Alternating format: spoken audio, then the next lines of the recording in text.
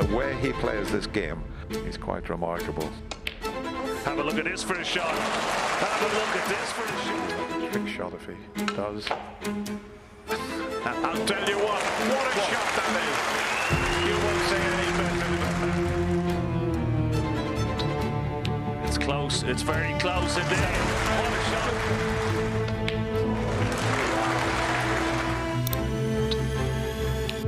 That is absolutely incredible. Listen to the crowd here.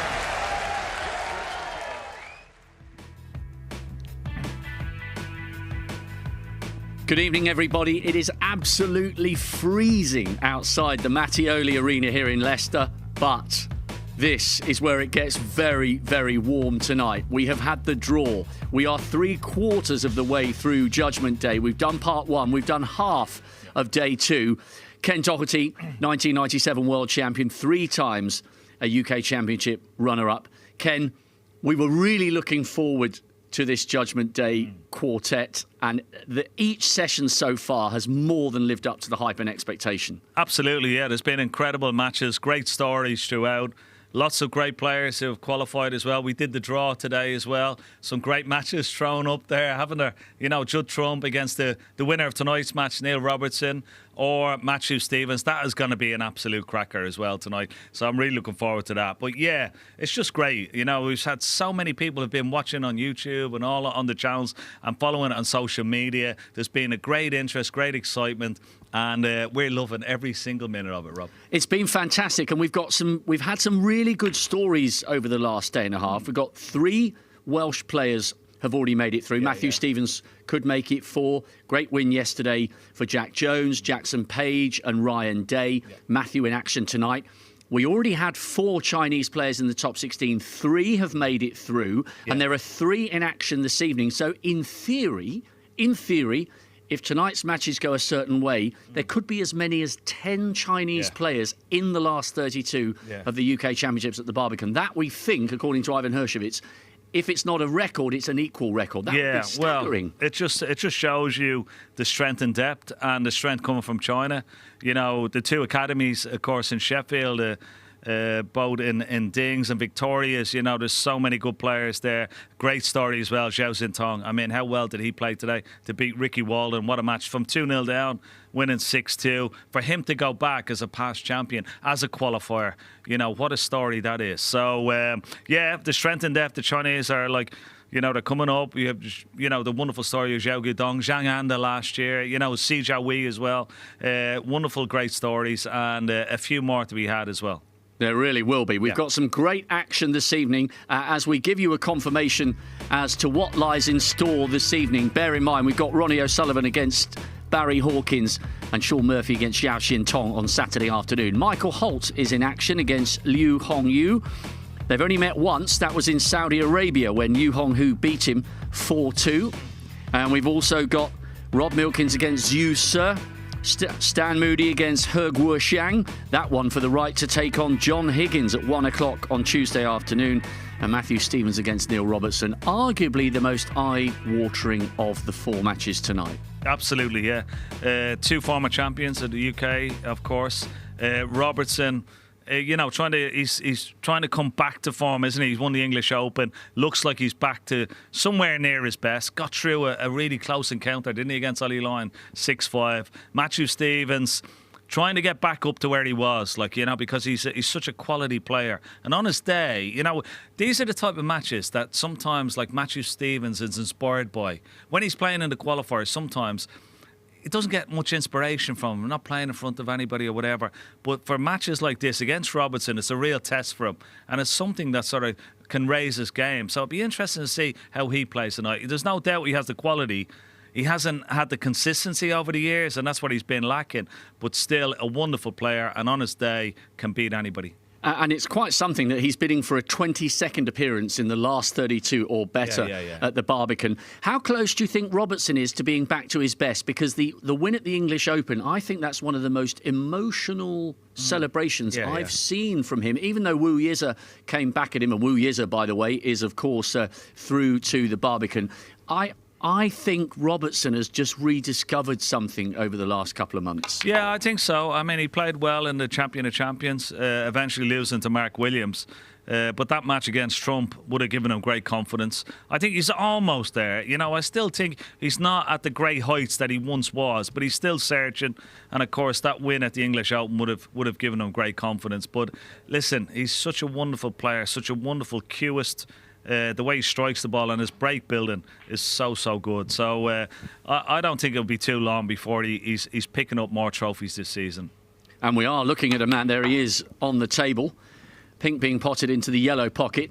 Neil Robertson has never lost a UK Championship final. Victorious over the defending champion Mark Selby in 13. He beat Wembo in 15 and then beat Judd in a late night, early morning decider. I think that last frame was over an hour behind closed doors in Milkins in 2020. So he's been there and done it, bought the T-shirt and lifted the trophy 3 times so far in his decorated career. We will hand you over now to commentary.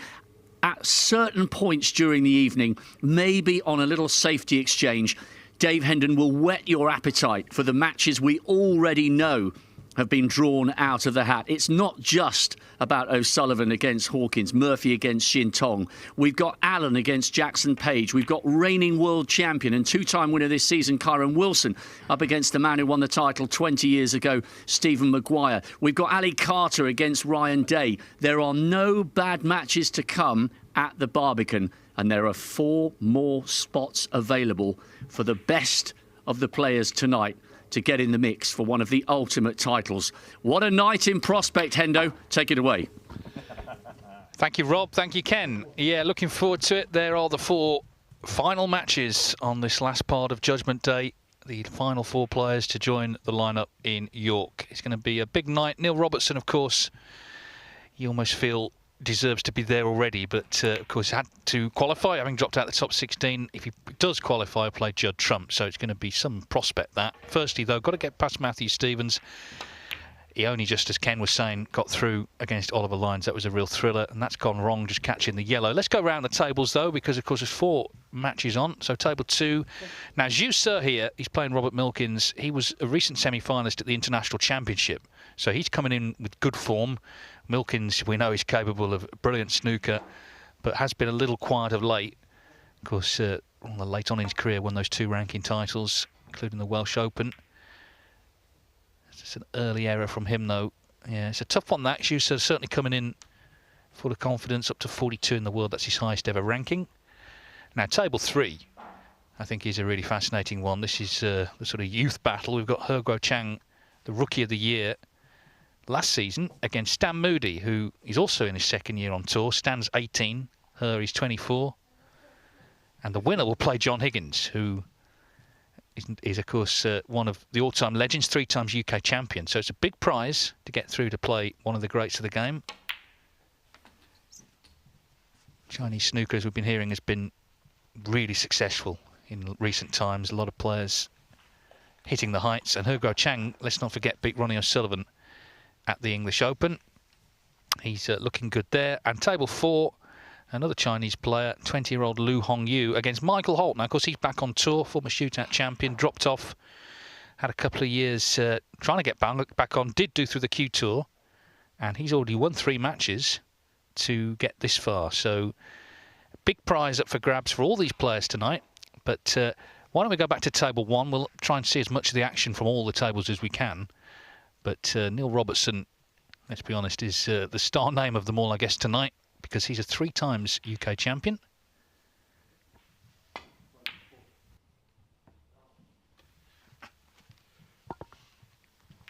And he's still in here in frame 1, looking to really hit the ground running. Stephen Hallworth alongside me once again. I mean, he's not won yet, obviously, but if he does, Judd Trump in round 1. Well, we kind of giggled, didn't we, yesterday and earlier on today about the prospect of some tasty first-round ties at the Barbican, and one of them was the potential for Judd Trump to play Neil Robertson. Obviously, they've had a little bit of banter on social media, a little exchange after the match. Nothing untoward at all from last week in the Champion of Champions. And, well, as you say, it could well happen. He's got to come past Matthew Stevens, though, this evening. Matthew Stevens has been there and done it all pretty much in terms of professional snooker. He's been around forever and he's still playing very nicely. And Neil Robertson, he was quite lucky actually, Neil Robertson. Well, not lucky, but he could well have gone out against Oliver Lyons, couldn't he, in the previous round. Won 6-5 in the end. So he'll be switched on this evening, knowing that these qualifiers can be potential banana skins. Yeah, I thought Oliver Lyons played brilliantly, actually. But Neil Robertson was strong in that last frame. I just wonder if maybe he's got some of the qualifying nerves out of the way in that match. That was his first match, of course. Would have been no ranking points available had he lost. But he needs to win this one. Obviously, he wants to be at the UK, but also to keep on track a chance to be in the Masters. Realistically, needs to qualify. So it is a big match. And his whole season could be transformed. Of course, he's won a tournament, but in terms of those really big tournaments, you know, you've got to be them to win them. And of course, he can win them. Neil Robertson, he has done multiple times. But this is the perfect start, really. You know, not edgy and lots of safety and scrappy stuff. Just getting in with a big break.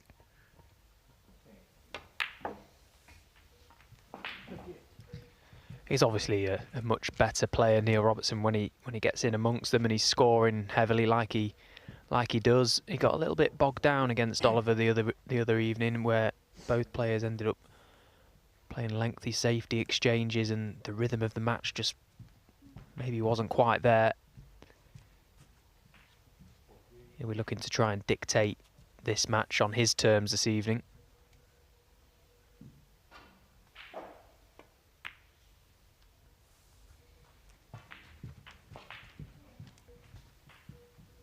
Perfect start for Neil. As he pots this bottom red, gets on the black, releases the next red, and that's this first frame pretty much done in pretty quick time.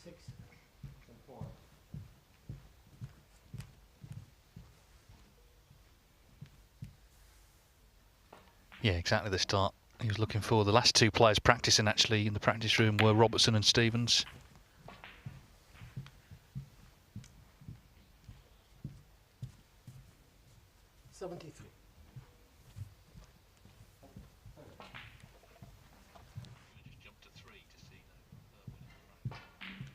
We can give Robertson this one. We'll try and get back if he's going to make a century, but we want to just keep across the action. So table 3, Guo Chang in the battle of the youngsters. Looks like he's about to go 1-0 up. This is frame ball against Stan Moody. He was in trouble against Anthony McGill, wasn't he? 4-1 down, but came through to win 6-5.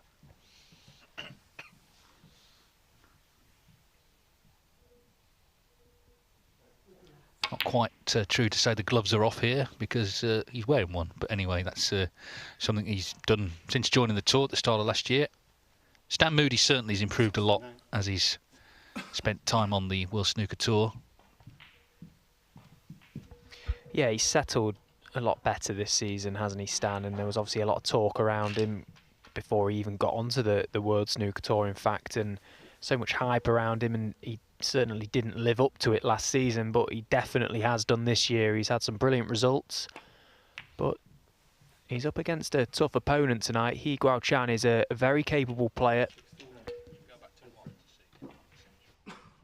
So has taken that frame, and in no time at all. Let's go back to table 1, see if Neil Robertson can make this century. I'm sure he will. He loves a ton. 962 he's had in his career, so he's 38 away from the 1,000. He may come this season. The Crucible would be the place to do it, wouldn't it? But of course, as it stands right now, he's not guaranteed to be there. He needs to get back in that top 16 and stay there. He was in after the English Open, but other results went against him. Xiao Guodong and Chris Wakeley went past him. But this is a great start. It's a good sign coming out frame 1, and if he pots this black, a century break.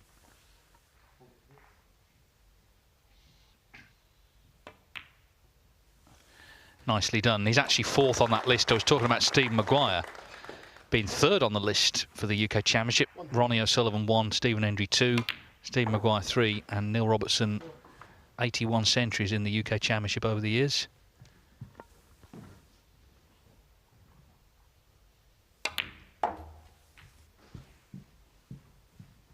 And he's got that sort of Stephen Hendry way of doing things. You know, Judd Trump at this point might start playing exhibition shots. I think Neil Robertson will just try and pot them because that's what he likes. He's a completist, isn't he?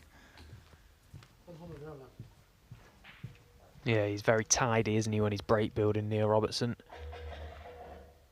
That's why he's one of the very best.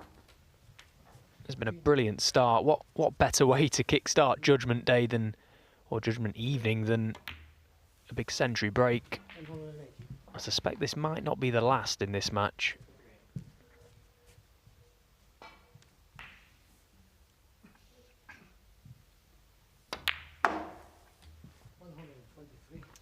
Of course, Jiaxingtong has the highest break, 146, which will apply for the whole tournament unless there's a maximum. Even so, what a terrific start. Maybe table 3 first, because he's about to win that frame, isn't it? So it's going to be a TC.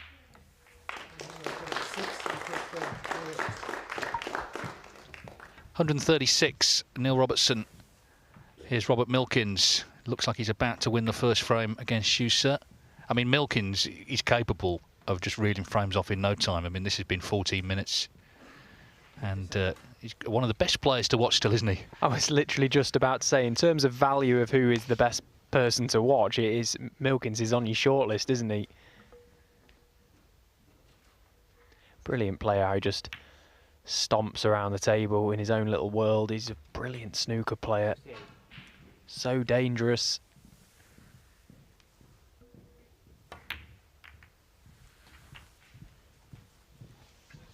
Yeah, it's been a quiet season. I mean, in terms of breaks, he's only actually made 1 century all season, but he could make another here, maybe. Again, the perfect way to begin the night. Milkins, quarter-finalist way back in 2002 in the UK Championship.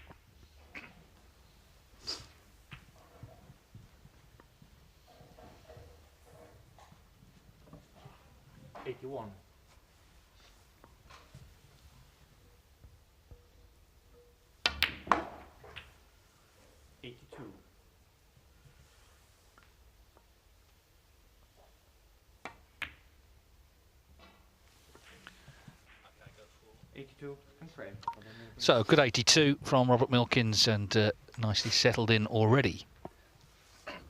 Table 4, Michael Holt. Be a great story if he could qualify again, having, of course, had to get back on the tour through the Q Tour. Up against China's Lu Hongyu.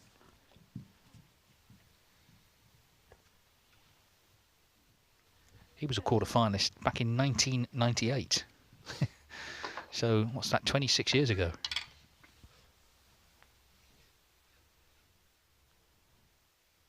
He doesn't look old enough, above anything else.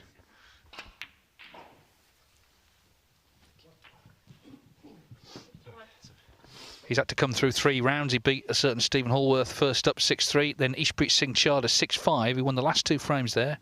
And Joe O'Connor, always tough to beat, 6-3. Yeah, he's obviously taken a huge amount of confidence from that first round win. Probably one of the biggest wins of his career.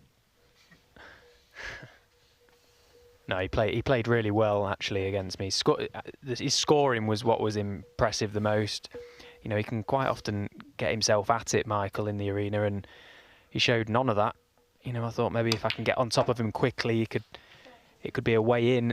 He shows weakness sometimes in that department, but he was very strong in all departments, and he's looked good. He's been practicing hard.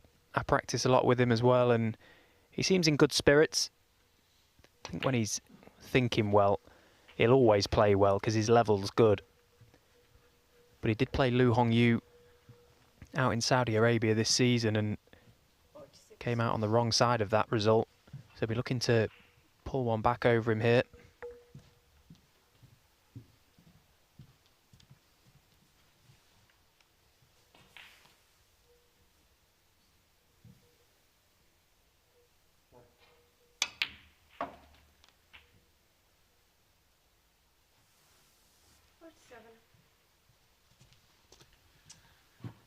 Well, he may be straight, but this red, does it pass the other one to the corner? He's having a good look. I mean, Michael will let you know if he's not happy. And it'll happen several times a frame, probably. On a good day. yeah, one of the real characters of the game, I think. You know, he's never really changed over the years. He's been a very popular sort of member of the players' room.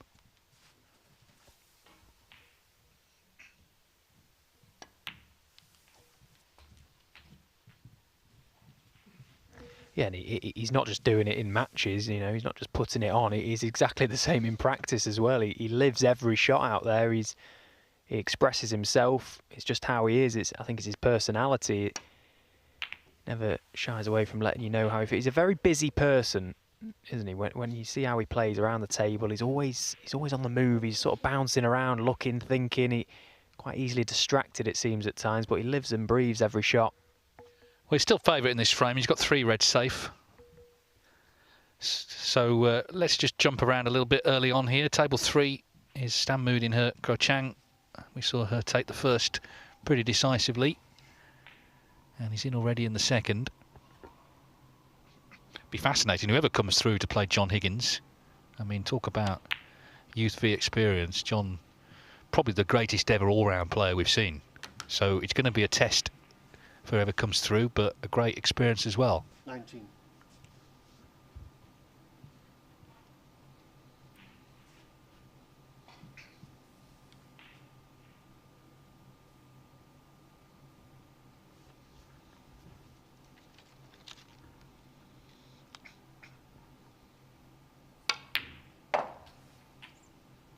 Of course, there are 4 Chinese players seeded to the venue: Ding Junhui, Zhang Anda, Si Jiaowei and Zhao Gudong, and 3 already qualified: Xiao Xingtong, Lei Pei Fan and Wu Yize. So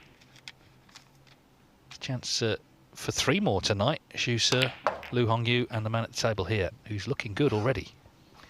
And this is now a wonderful chance to extend his lead early on in this match. 27. He's a very improved player. Very dangerous player. Of course, he beat Anthony McGill in the previous round, who Anthony actually beat him here last year. I like how he plays as well.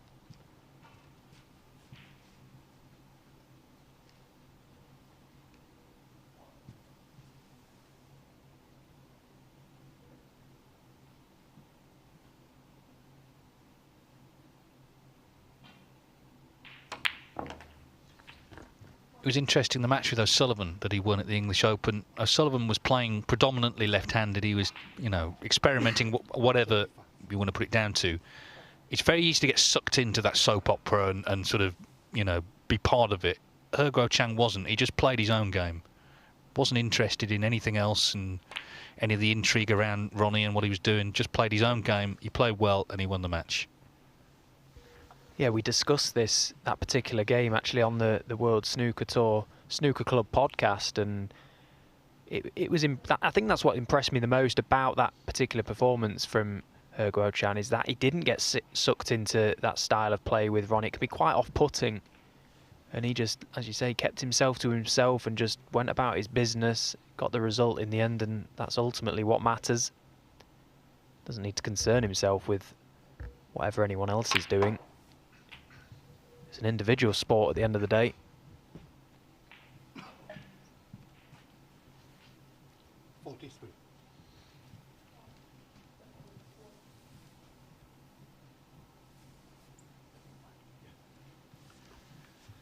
Asking for the cue ball to be cleaned. It's a lovely chance, this. Already 43 in front to take a 2-0 lead. We haven't really seen Stan at all, have we? Since we've come to this match, he's been sat in that seat. He'll get his chance. Played really well this week as well, particularly yesterday against Pang Junzhu, who he beat 6-2.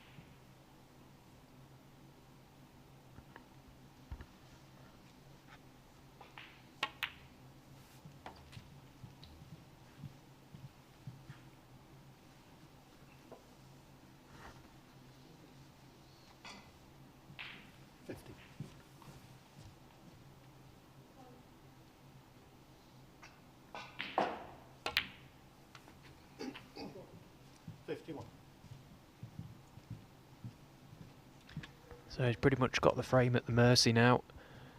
He's worked these reds nicely.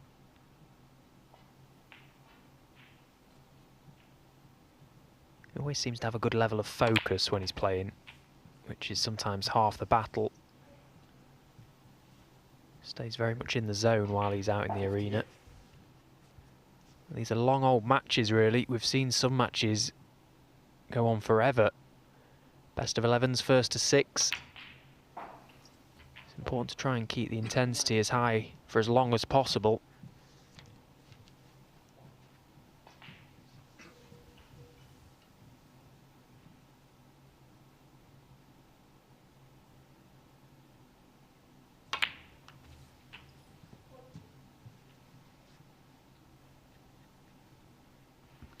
Two more pots then, and it should be 2-0.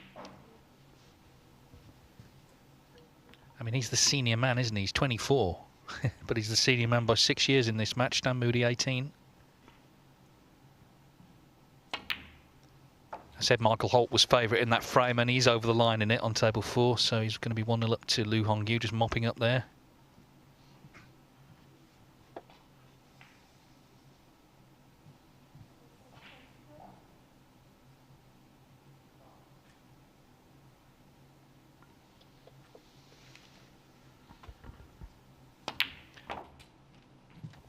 So that's frame ball, and it looks very much like 2-0. Let's go back to Neil Robertson, who's already made that century in the first against Matthew Stevens.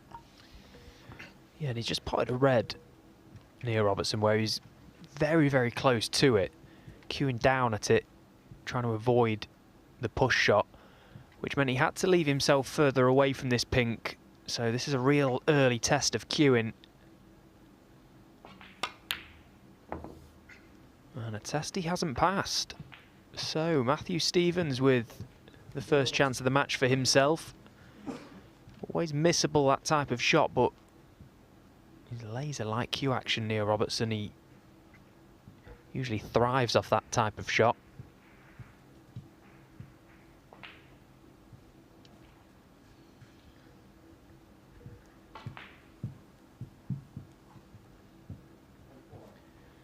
So quite an awkward setup down this end of the table. Actually, the black is completely out of commission at the moment.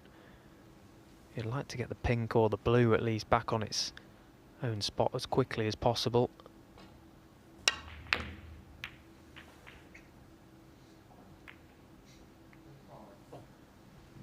Well, he may have found the gap for the pink.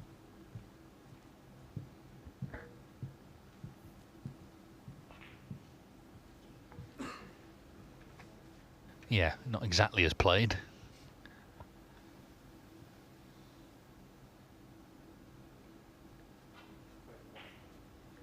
And this would be some shot to get back down the table for the reds. Oh dear, look at that bridge.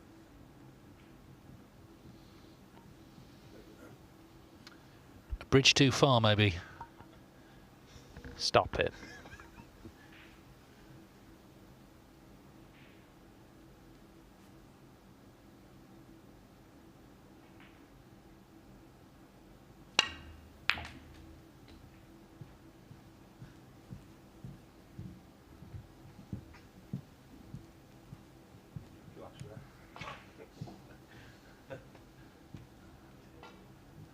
So 2003 was Matthew Stevens' year in the UK Championship. He'd been runner-up twice before to John Higgins and Mark Williams, but eventually beat another great, Stephen Hendry, 10-8 in the final. Amazing to think it's his only ranking title.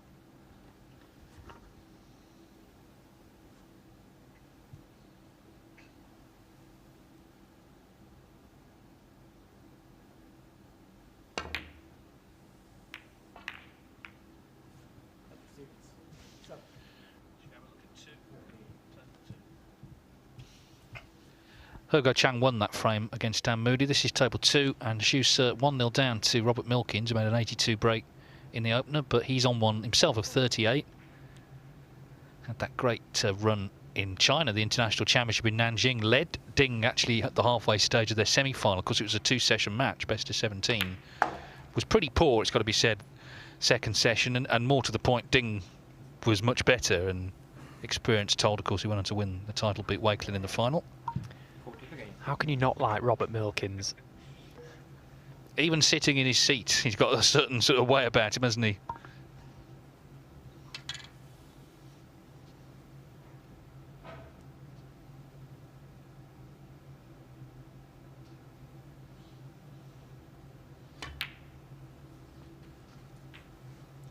We should just set up another camera in the arena, a Rob cam.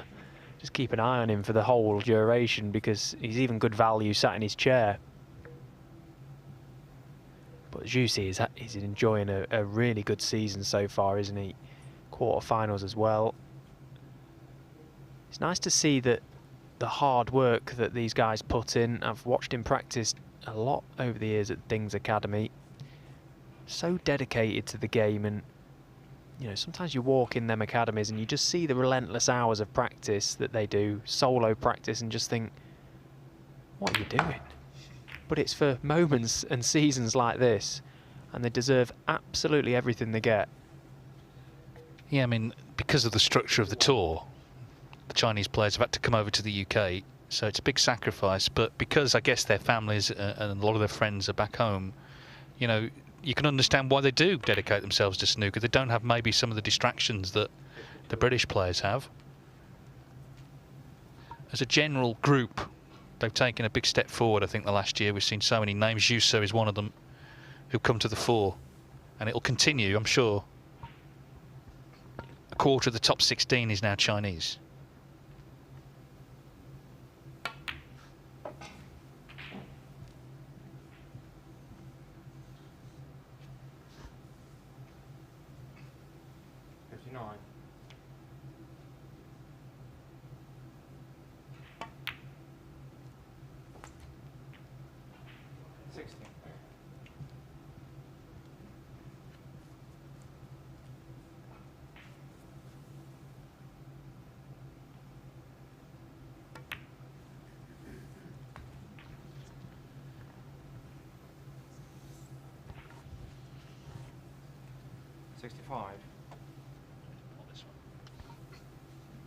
So this is frame ball, and a good response, and seems likely to be a free-flowing match. We'll see. I mean, they can tighten up, of course. We'll be back later, but now let's go back to table 3. Hergo Chang.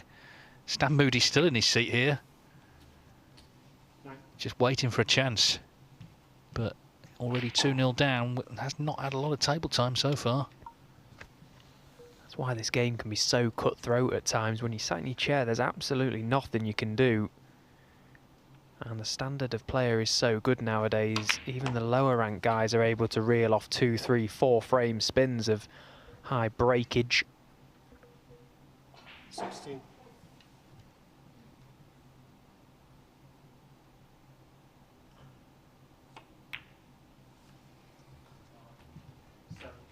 In terms of prize money accumulated this season, Stan and Herve both had quite similar seasons. Both done very well. This is a big game for both. And you can on this big night of snooker contact myself and Stephen, of course, on social media, on X, at Dave Hendon, at Stephen Hallworth. I'm on Blue Sky as well. And World Snooker Tour, at We Are WST. And at the end of the night, and it's been a long old week, hasn't it? Because we started last Saturday. So it's been best part of a week, really, 6 days. We will have our 32 players for the final stages.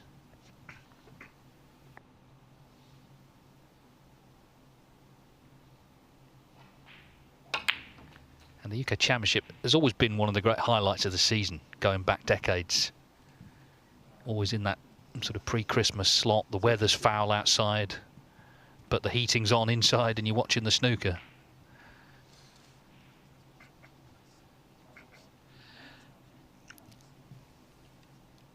We're just going to hop back to table 2 to see if Schuster can make this century break. He's still going on 95. 95. He's actually made 18 centuries already this season. from 56 in his career. He's been a pro since 2017, so he's made a third of his career centuries this season. So that just shows you, in terms of scoring, he's really stepped it up. And here's another one for the collection. Great start. I mean, Milkins could have had one frame one, couldn't he? I think he's realised as well that to be a top-class snooker player and be right at the top of the rankings, your scoring has to be good consistently. And he's shown us signs of that this season, as you say, to have made 18 centuries so far for a player ranked where he is very, very impressive.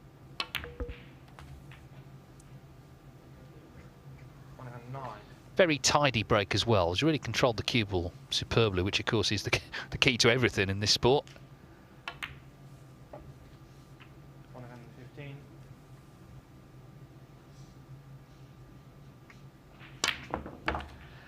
Well, the wrong ball went in, but 115 from Jussa to level up at 1 each with Robert Milkins.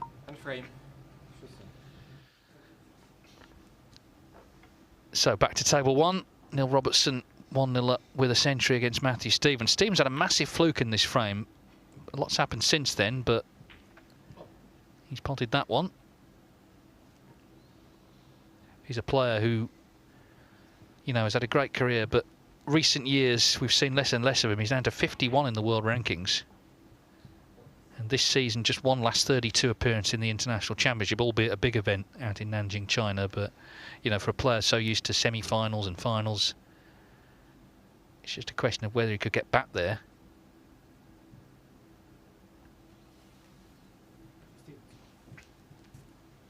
Although Stephen Maguire mentioned him yesterday, he said something rather interesting. He was asked about, you know, did he think himself he'd had a career that he, you know, when he won it 20 years ago, he would go on to have, and he said probably not. But he said, I always say to Matthew Stevens, the other players might have titles, but we've got memories. So read into that what you will.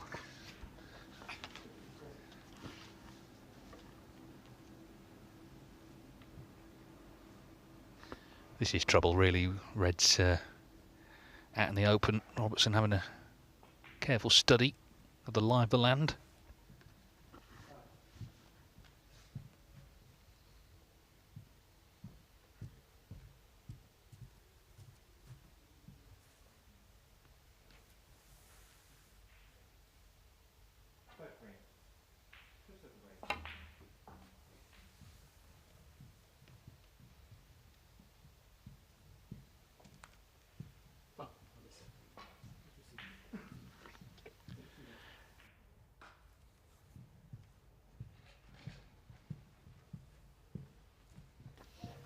Well, just while he figures that out, let's see if Hergo Chang can take a 3-0 lead. And this has been completely one-sided so far. 61-0 already.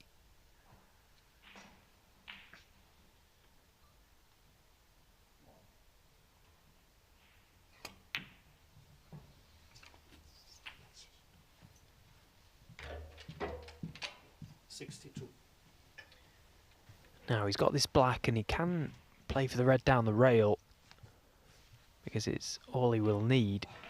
But this type of shot has been staying out this week. These pockets have been very nippy.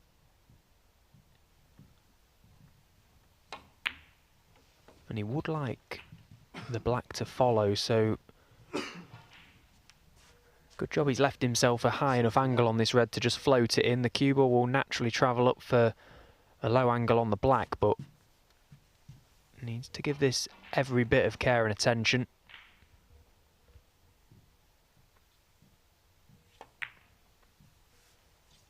Yeah, very good. Well, it's just a perfect start, isn't it? I mean, you can't really start a match better than this, completely shutting out Moody. I don't think we've actually seen Stan at the table. I mean, he has been at the table, just not while we've been coming over to this match.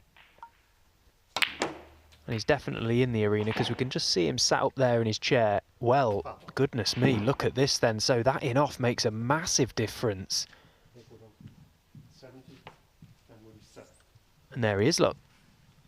Well, the frame was over, but for that, he would have needed a snooker. But as it is, 63 in it, 67 on. So this is very interesting. See it again, just flicks off the reds and looking in some dismay. Yeah.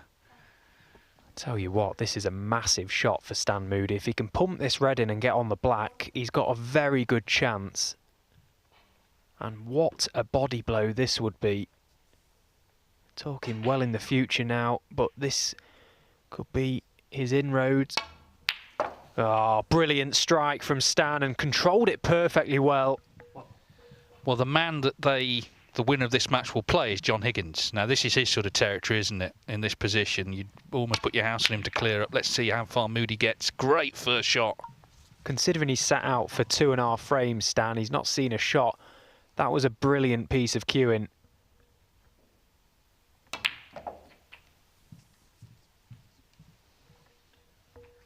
And it's this type of frame that is just so crucial in these type of matches. The big matches, the big steals, they really hurt.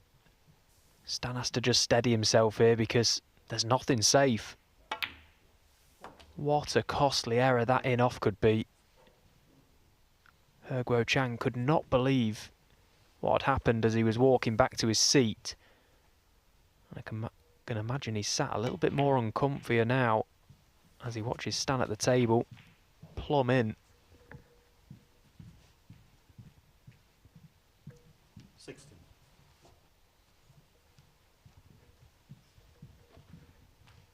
This sort of contribution at this stage of a frame in a match will show us a lot about the character of Stan Moody. Has he got the strength to make the big clearance? 17.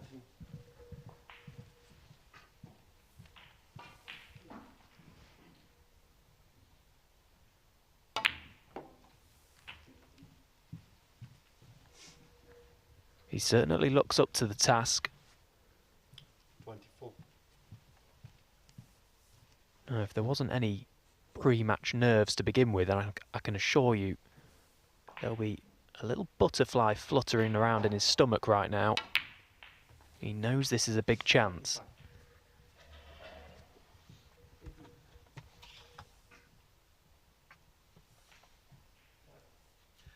Yeah, I mean, he was 3-0 down, basically, wasn't he? You know, but for the in-off, you needed a snooker.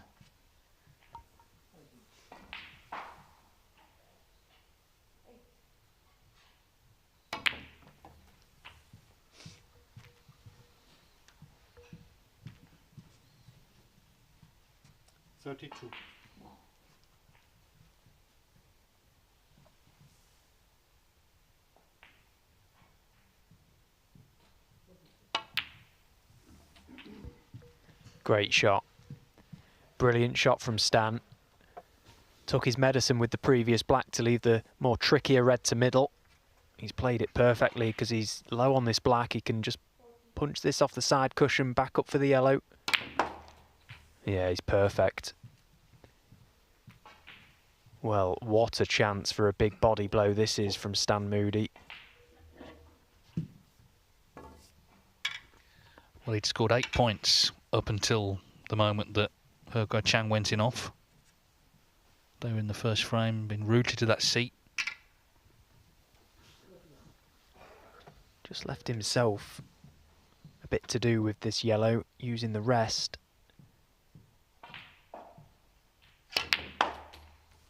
Oh, he could not have struck that any nicer. 42. He struck that like a dream.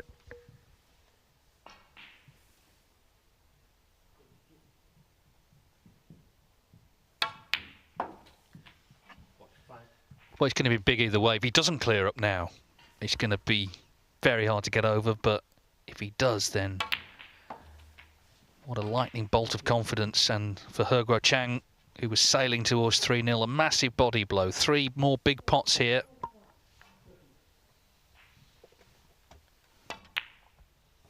Oh. 49. Well, now he'd rather He Guo Chang hadn't gone enough. That's really going to be difficult to get over. It was in his hands. He Guo Chang delighted to get the chance to put the blue away. After all that, it is 3-0.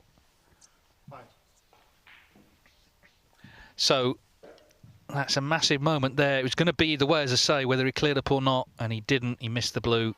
Long way back all of a sudden, isn't it, from 3-0? That is an absolute sickener for Stan Moody. Here it is again. Only pressure. That's all that was. Pressure. Yeah, well, we've seen plenty of it, and there'll be plenty more as the night goes on. Now, Neil Robertson is 1-0 up on table 1. He needs a couple of snookers here, though. 44 behind. Matthew Stevens has got himself into a strong position, just not quite officially over the line yet. You always, with the last red on, the free ball comes into it, and it's always that little bit of anxiety, I think.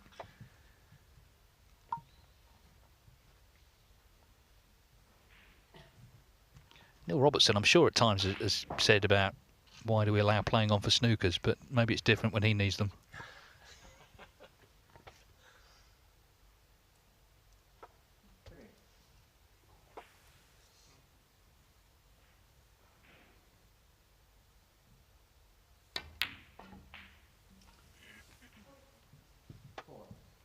Some good snooker balls here, but hasn't quite got him.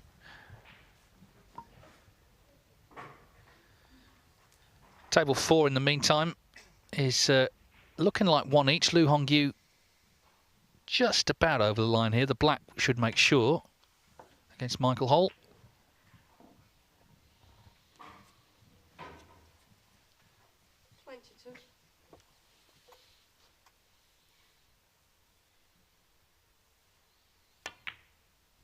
Yeah, that red definitely makes sure.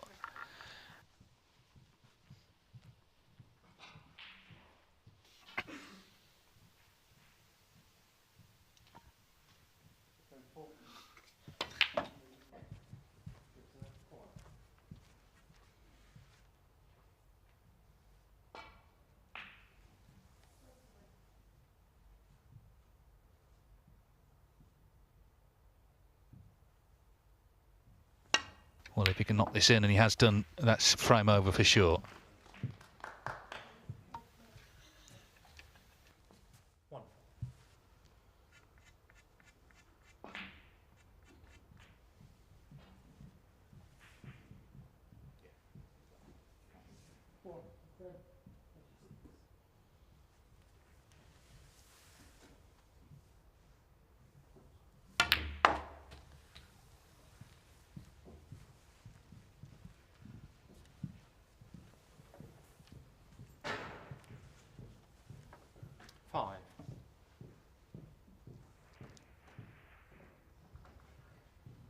The Milkman, it's almost like that's his name now.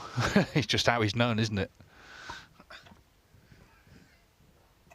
Of course, if he does qualify, he'll come out to I'm a cider drinker when he by the Wurzels, which always gets the crowd going as well. Because it's quite a big walk on in York. They walk down the steps, so it's actually longer than the Crucible to get to the table. And you can sort of stomp down the steps to the beat of that song as well, so it's perfect, really.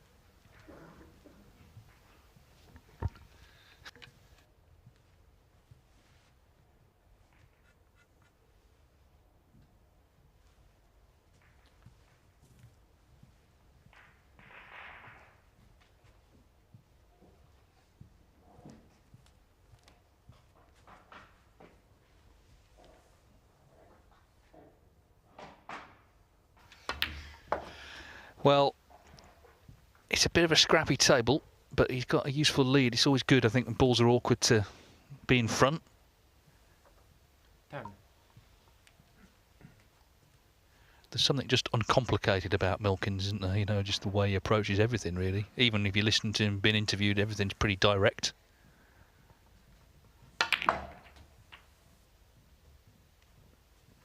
Well, his cue ball has flown towards that cushion. Just a reminder then of the scores, if you are just joining us, Neil Robertson and Matthew Stevens are 1 each. This match, of course, between Juicer and Robert Milkins, 1 each. 3-0 Herguo Chang. We've just seen a massive moment in frame 3 there. Moody missing the blue, attempting the clearance. And Lu Hongyu and Michael Holt, 1 each on table 4. Best of 11. These are the last 4 matches of Judgment Day. There are the scores for you on the screen. If you have Discovery Plus, of course, you can watch all 4 matches. And we're going around the tables here on our Judgment Day coverage. We've had record viewing figures, so thank you for tuning in. And let's hope for another exciting night as we see out these qualifiers.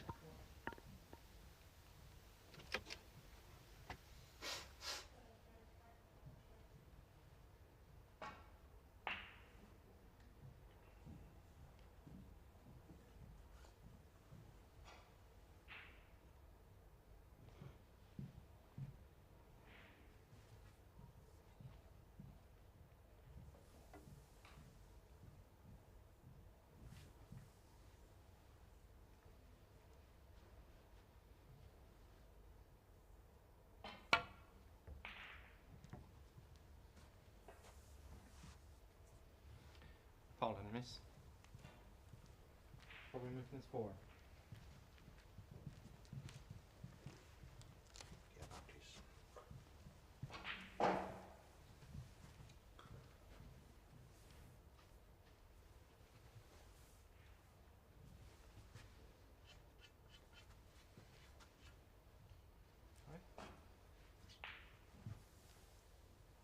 So it looks like this frame is going to take a little bit of resolving. He was obviously enjoying probably his best season to date. Very tough match against Robert Milkins.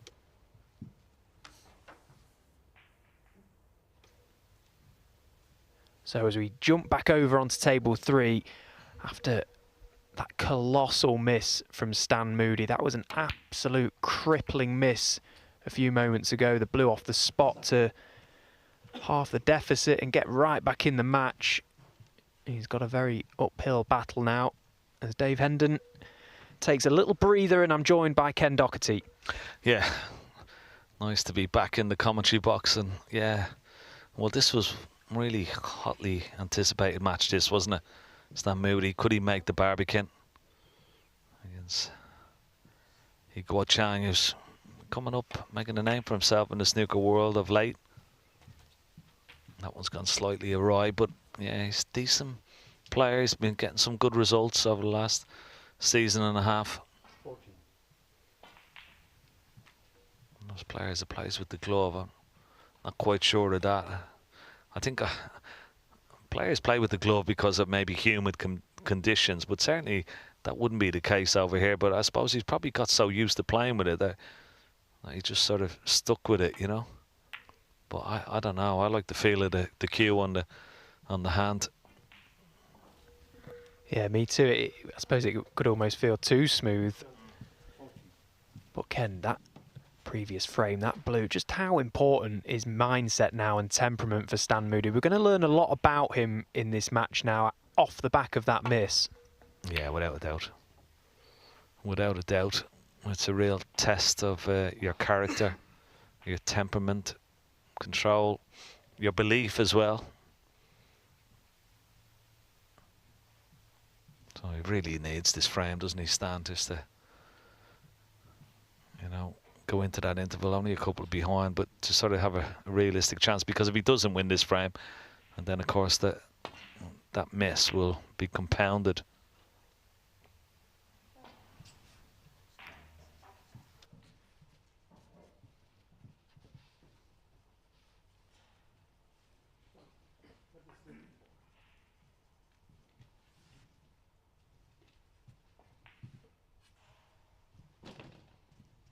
I do like the way he's been playing, Stan, though. I must say he's been, you know, getting some really good results against good players, and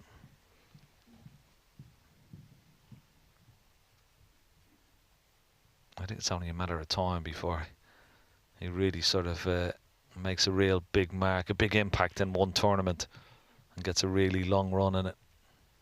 Got plenty of time on his side as well, which is great. After his first season on tour last year, it was a pretty disappointing campaign considering all the hype we'd sort of built up around him as he pumps in another beautifully struck long red. It was really, really good to see Stan actually put in some good performances this season and give us a glimpse into just how good his talent is, because as you know as well, Ken, it's not easy on the World Snooker Tour, and you can sort of be swallowed up very quickly, can't you, by the standard of players, but he looks like he's holding his own now. Yeah, and that's what we're talking about. Like sometimes, you know, in these open draws, you can get some really tough matches. Very hard to sort of build up a bit of confidence, and you could be running into really top players all the time. But this year, thankfully, he's had a few matches under his belt. He's beaten some good players. He's built a bit of confidence, got a few ranking points. And this is such an important visit for him, you know. I like his attitude, though, his whole sort of make-up, you know. He's a good lad. 14. Good people behind him. He works hard. And he's had issues, you know, technically and stuff like that, you know. Struggles sometimes with his cue action and stuff, but he just keeps on the table, keeps working. I've seen him up in Sheffield quite a bit, you know, practicing and putting in the hours and playing the other lads, and you know, really dedicated to his 21. to his sport. It's good to see.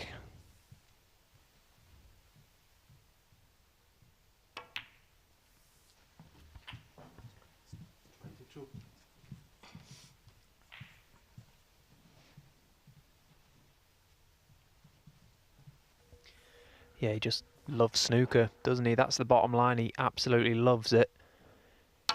He lives, eats and breathes the game. Yeah. He was made to play snooker. Stan Moody, he's been a very talented player right from a very, very young age. I remember when I first saw him, he must have been, what, 12 or 13 years of age, and there was just something about him. You could just see the talent was there. You never quite know if it's going to come good or not. But it's looking very likely that he'll at least keep his place on the World Snooker Tour this season. Hopefully he can break into the world's top 64 because it's been that good of a campaign so far. But at the very least, he'll hopefully get a 1-year spot, which means he will refresh a new 2-year tour card. Something to work on. Yeah, I think at this stage in his career, you know, that's probably a goal. Stay on the tour. You know, if he gets into 64, well and good. If he doesn't, try and get into that top 8 in the 1-year list. Keep his card and, you know, another couple of years experience in the bag and plenty to work on for the new year. But yeah, still got a few tournaments. 36. Plenty of opportunities. I think he's going to be a real force. You know, he's still, as I said, he's got plenty of time on his side. He's got everything going about for him, you know, and he can only, you know, get stronger and get better. But this is a big visit for him right here.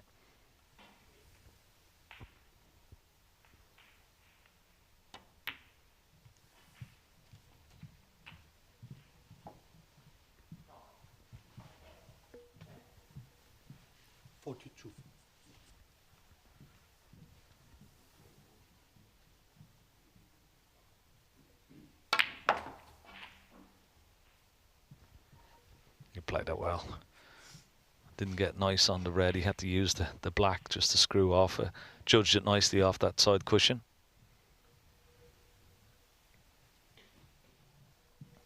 Already he's shown, like, and it sort of tells a little bit about him already, you know, about his character, how well he's taken these. You know, a good long pot. He must have been, you know, devastated after losing that previous frame. Good long pot to get in. And he has himself in a nice position to maybe win the frame from this chance, and that tells a lot about his character already. 49. Absolutely. If we didn't have the luxury of seeing the scoreline at the bottom of the screen there, and if we only had Stan Moody's body language to go off, the way he's conducted himself for this visit, considering what had just happened in the previous frame, we might have thought that he was actually the one leading in this match. It's been a very positive break so far.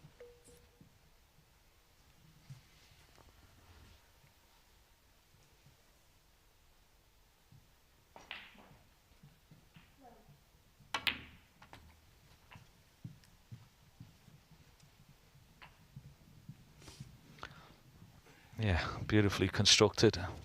And these two loose reds, left and right of the pink, I mean, if he gets these with high value colours, then it should see him over the line.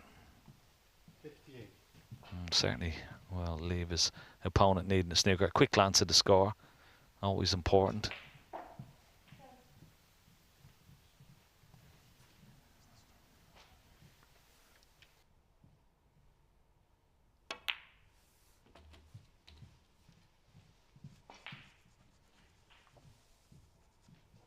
63.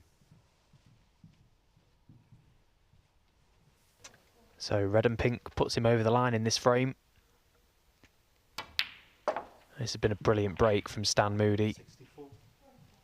Deserves a pat on the back for this contribution.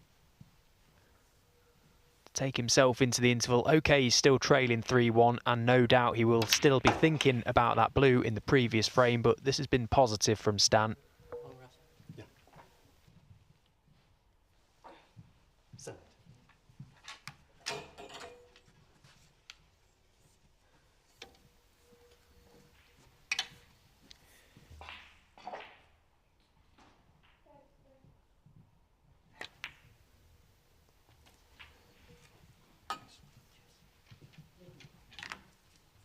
$71. So the outside chance of a century break still on here for Stan. He'd like to be able to pop this black and just stun in between those two reds somewhere near the cushion. Give himself a shot of the red to the opposite middle or the red down the rail. There's a good line. He can just float this into the middle pocket. Quite an acute angle. 78.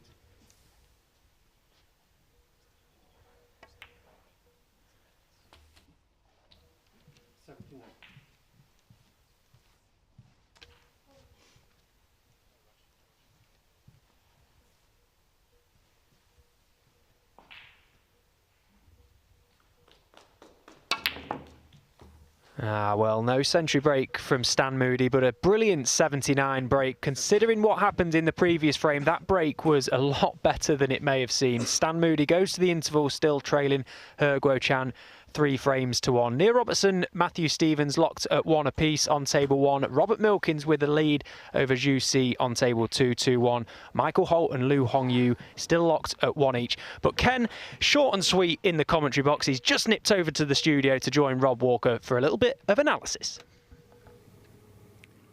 Well, Ken, what an impressive frame that was from Stan Moody, because, as Dave Hendon just set up in the green room, with a miss like that on the blue, it's not inconceivable that a player's head completely goes for the rest of the evening.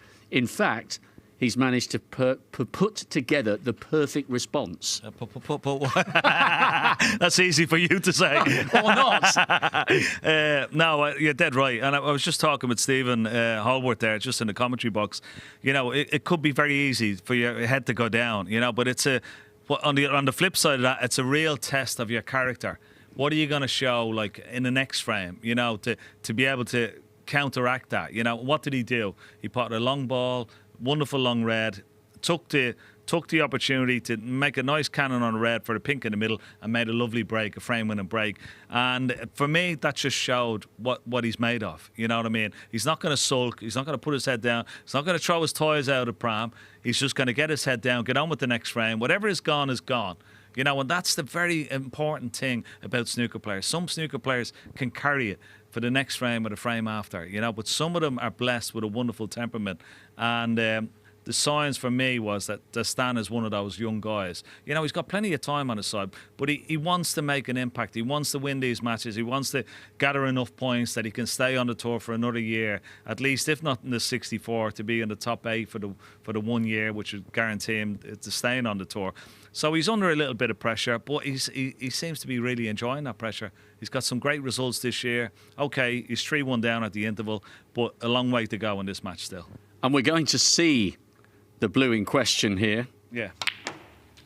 I mean, this is very unlucky. A good shot on the black, trying to dislodge the pack and stuff like that.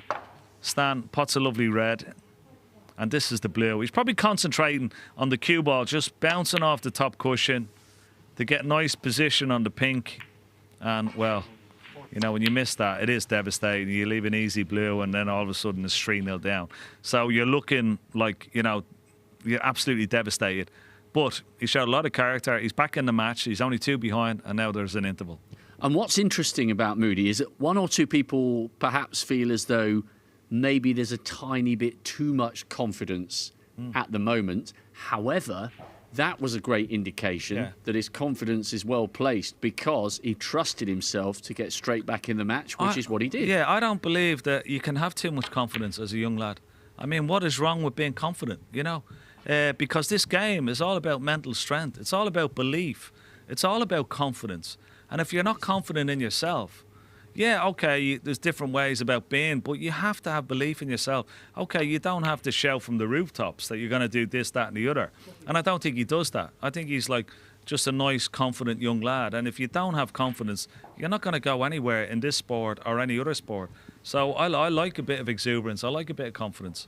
And speaking of confidence, Neil Robertson, I think that's one of the great facets of his game. He's not afraid to say, listen, I'm one of only 3 or 4 players in the world that can do X, or I'm one of only 3 or 4 players who had thought of that shot. And I think he's lost a little bit of that confidence in that gap. Remember their wonderful comeback against John Higgins for the Tour Championship title in 22, and then the drought through to this season's English Open. I think a little bit of that confidence had gone, and I think that confidence is quickly on its way back. Yeah, well, first of all, I'd like to say I don't think he's in one of 2 or 3 players in the world that can play certain shots. There's about maybe 6 or 8 of them, I would say, put in that bracket. But that's what he says sometimes. Yeah, I know, but that's what he does say. I totally agree, yeah. But I don't think, I wouldn't agree with that. But what I would say is that he is one of the best players that's ever played the game. You know, he has been lacking a lot of confidence. Maybe the English Open is going to give him a little bit back. I still don't think he's at his very, very best. You know, there were signs you know, throughout the season so far that it is coming back slowly, but I still think, you know, to get to the level of what Judd Trump has been doing this season, Karen Wilson, Ronnie last season, he hasn't really played that much this season, but to get up to that level, and even Mark Williams up to his standard, that he's got to sort of, you know, get another title or really have a good sort of deep, long run in another big competition to get up to that level. I don't think he's right there at the moment because his standards were so high over the previous years. But I do believe that he is one of the best cueists and one of the best players I think that's ever played. Are you surprised, Matthews, in his seat here? Because he did, he's got one on the board, but he's been rooted to his seat for the last little while as Robertson carves out this very useful visit. Are you surprised that, bearing in mind Neil is now on, 24 ranking titles, and he's done the Masters, he's done the Champ of Champs. Are you surprised he's only won the one solitary world title? Yes, absolutely, totally surprised. And I think one of the factors is down to that he so often has criticised the Crucible that he doesn't feel comfortable there. And when you sort of criticise the Crucible, you're not comfortable in a certain arena, it's in your head before you even go there, you know, and I think that has been part of his downfall. You know, if I was sort of advising sort of Neil Robertson, I would say to him, you should embrace the Crucible. You know, embrace that history and part of that history that you have been by lifting it and winning the World Championship there. He's in a very unique and elite group. And no negativity going into the Crucible. He should say, I'm looking forward, I can't wait to get there, it's a great place. But from over previous years, it's always been negativity going to the Crucible. It's too small. I can't walk into the shot. This has happened or that's happened. You know, I'd say, look, it's a wonderful venue. You've lifted the World Championship. You must like it. You must have liked it there that year at least. You know, certainly did against Graham Dock. Exactly. So don't make any excuse. Just get out and try and win it again. You know, but if you have negativity about a certain venue, and we spoke about players who love playing in certain venues because they've had success there. He should go out there and embrace it, you know, and enjoy the challenge of it, you know, and make that more of a sort of an incentive to go on and try and win another World Championship instead of sort of making excuses or sort of, talking it down a little bit more. And I think that sort of breeds negativity and it doesn't breed confidence at all. Well, it remains to be seen whether Neil can become a multiple world champion. We've got Rob Milkins on the screen. It's been, by his own standards, it's been a pretty torrid season so far. But come the big ones, Ken, he does tend to put it together. And we shouldn't forget, he was within a whisker of beating Ronnie O'Sullivan in a decider. He had the initiative. He had the opportunity at 5 apiece in what we call the second round at the Barbican, the last 16. He had his chance to beat Ronnie and couldn't quite take it. Yeah, but he's a wonderful player, isn't he? Oh, brilliant guy. He's great what a character. Watch, the milkman, you know what I mean? He's just and when he won in Llandudno against Sean Murphy in that final, I mean, I think everybody on the tour, even Ali Carter, took the bonus. Even he said, he was pleased for him because he's such a wonderful guy. He's a great character. He's got great charisma. I love the way he plays. He's so exciting to watch.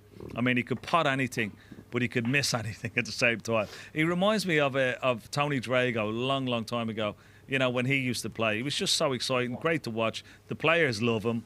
And, I'd love to see him back there because when he plays well, I mean, he scores so quickly. He's just incredible, And I do. It's great. It'll be great to see him back to playing somewhere near his best. I totally agree. I mean, the manner in which he won Gibraltar with the the well documented issues that he'd had, and then to follow it up, and the manner in which he hung on against Sean Murphy for the Welsh Open title, bearing in mind that there was the, whatever it was, 100 grand, 150 grand bonus on the line. I thought Rob Milkins' Welsh Open title last year in 23 was one of the great modern day stories of snooker. And a mark of how popular he is, there was nothing but admiration and praise for the fact that he'd won his, whatever it was, 250, 280,000. He's such a great bloke, and he's brilliant to watch when he's in the balls, and this is encouraging. You can only imagine how many siders he had after that 250,000. yeah. One Probably or two. Quite a lot, I would say. Yes. But he's a wonderful character, and he's great for the game. He really is, and he's at the table. Remember, the prize for the winner of this one is an opportunity to take on Ding Junhui on Saturday evening. Ding is a 3-time UK champion, and he's been in the last 2 finals, losing out to Mark Allen with a big lead in 22 and trying to come back at Ronnie last year, although Ronnie became there's an example. the oldest There's champion. an exact example about Ding Junhui, a player who absolutely loves the Barbican. He's won it there a few times, been to the final the last 2 years, and that's the thing about certain venues with certain players that they feel so comfortable in, and they play their best snooker, and Ding is certainly one of those in the Barbican. He really is. So, Ding lies in wait for the winner. Rob Milkins, on a half-century break so far, looking to close out a 3-1 win before the mid-session interval. Stephen is in the box. The final instalment of Judgment Day Part 2. Stephen, I hope you've enjoyed it as much as Ken and I have. It's been absolutely electric, and there might be a twist or two of drama yet to come. Yeah, thank you, Rob. Absolutely loved the drama this week. It's been sensational stuff, and it doesn't end there yet because we've got still 4 more matches to decide the 4 final places to be booked at the Barbican come Saturday, and we've just left Robert Milkins over on table 2 to join table 4, where it's getting very, very tense between Michael Holt and Liu Hongyu. Holty, with a big lead in this frame, has seen it reduced, and we've ended up on a little battle on the final colours. Big, big moments on table 4.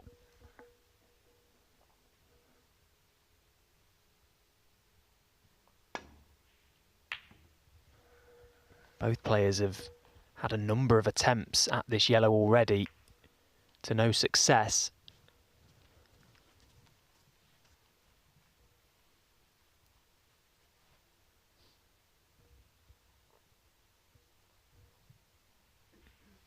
And come the end of a match, particularly these longer matches, this type of frame can really be the difference.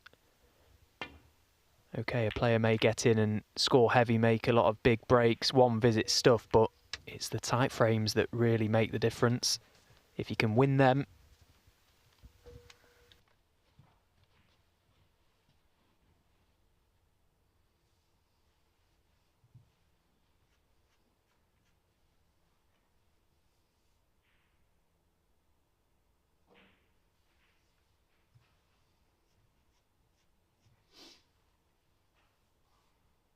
and Ken, a lot's been said about Michael Holt's temperament over the years, and he'll probably be the first to admit that in pressurised situations it can let him down at times.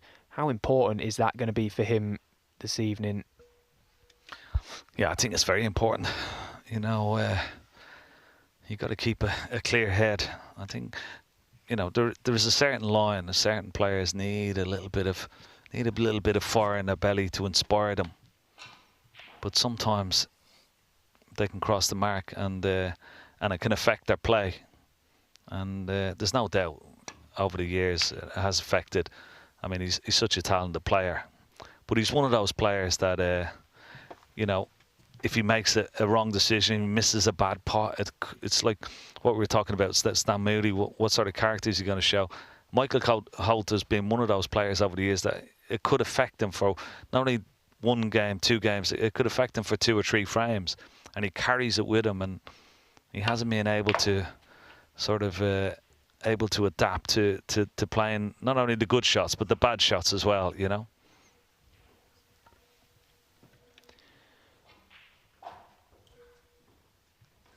Well, it's getting very tense on table 4. We'll keep you up to date with that as it happens, but we're just going to quickly rejoin Robert Milkins on table 2 because there's a possible big steal on again.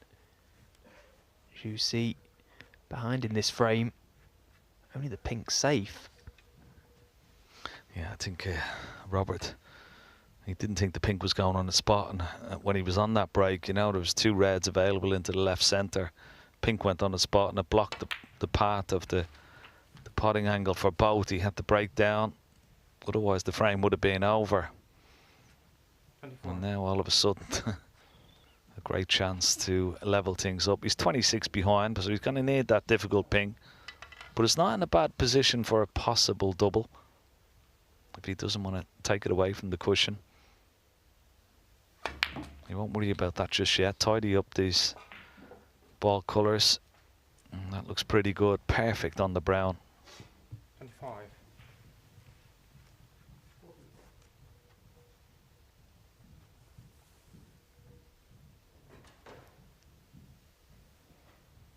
Already, I mean, if I was in this position myself, and I'm sure you would concur, Stephen, you'd be thinking about position on that pink.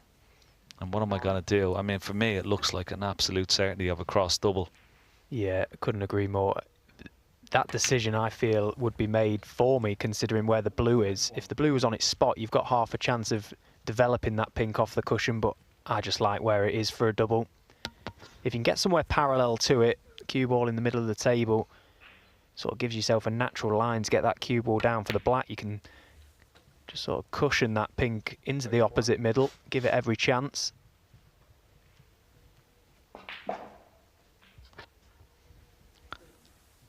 Yeah, he's got to bounce this cue ball now off the ball cushion. Somewhere between where the cue ball is now and the brown would be ideal. Just leave himself a nice angle.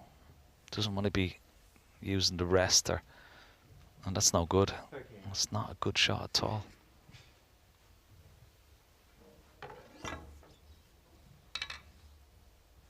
Not quite sure what he can do here. Is he going to screw back towards the pink? Can he get that cue ball in a position where he can play the double now? Needs a lot of top spin.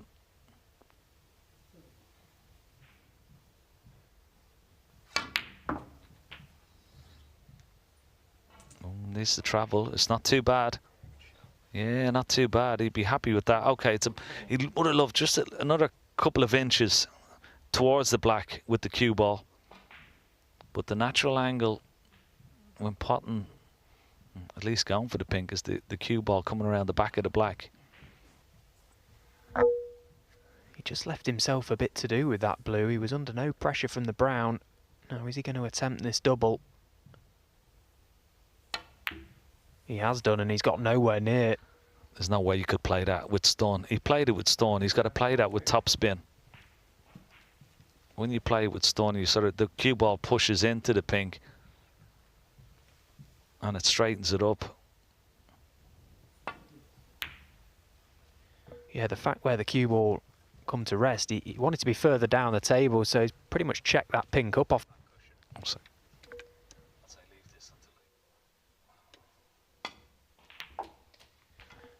Well, here is the end of the Michael Holt and Lu Hongyu frame.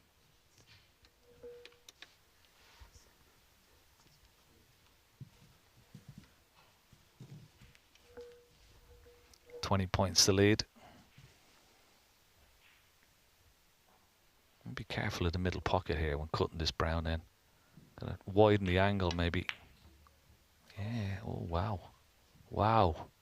What a miss. He's got away with it. He's got the snooker. I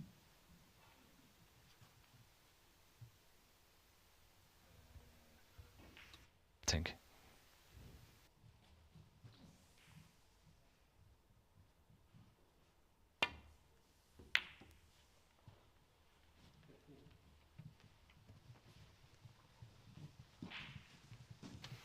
Right, let's go back to Robert Milkins. As you see, Milkins has just missed the pink, so now all of a sudden he's going to need pink and black.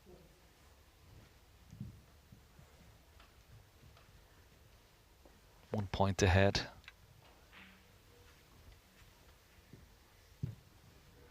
Big frame as well. The frame that will take the players into the 15-minute break. Robert Milkins has left this pink for Jussi. He can play it in such a way that he can just stun the cue ball across the face of the black. Can cue this positively, punch it in. One good pot here and surely he's going to be perfect. He's just steadied himself. You can see there are some nerves out there. Sticky hands.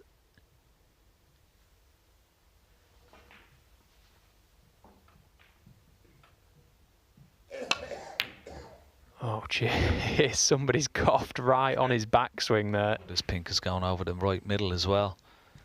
Oh, it's a double whammy for him.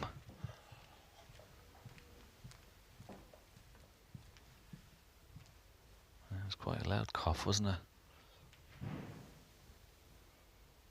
But as I said, 1 point ahead. He needs the black. Needs a bounce. Looks okay. Needs a bounce. Oh, a little bit short. 7 points in the lead. Black to go 3-1. It's there. Well played. What a massive frame that could prove to be. 3-1, the Milkman leads. Back to 4 in the frame that just refuses to end. Michael's had a number of chances to kill this one off. Not able to do so just yet. Still 20 points the difference, 22 remaining. That black is obviously in Michael's favour at the moment. Can he finally put this brown away?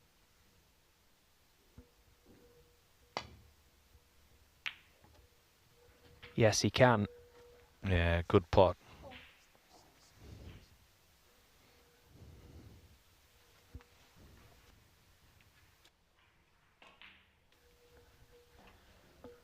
So snooker's required in this frame, but we are going to head back to table 1 and just try and catch the end of this one before they head to the interval. Oh, as Neil Robertson on a break of 51 was going so well to extend his lead to 3-1 in the interval.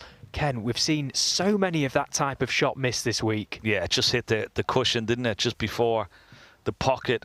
And once it hits that near jaw, no chance of going in. And what a chance now for Matthew Stevens. Could be a huge blow that he could deliver to his opponent. Something in the audience just disturbing him slightly. But yeah, only one safe red. The one closest to the right-hand side cushion. Just needs a little bit of an extension on the bottom of the cue to save him using the rest. And even that red that's, as I said, it's close to the right-hand side. It's not really that close, so there's plenty of room behind. So it makes it a little bit easier, but a lot of work to do. 50 points behind. What a big frame before the mid-session interval.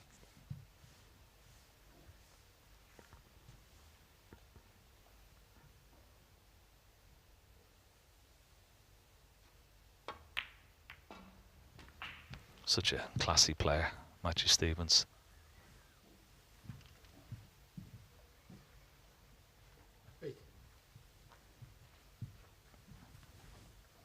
Well, he's played the cannon there, but he never looked at the red. Would have passed by the second red, so that was an error straight away.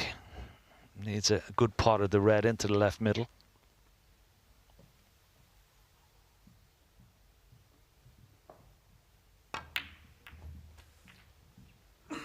It's not too bad. Knocked a red towards the left centre as well. And I tell you what, if he's got an angle on this pink, he may be able to take that red away from the cushion on the right hand side. Cushion force, just kick the red away into the middle of the table. It was a free shot, wasn't it, with the red being over the middle pocket. He's played it lovely. Now, what a chance for Matthew Stevens. 50.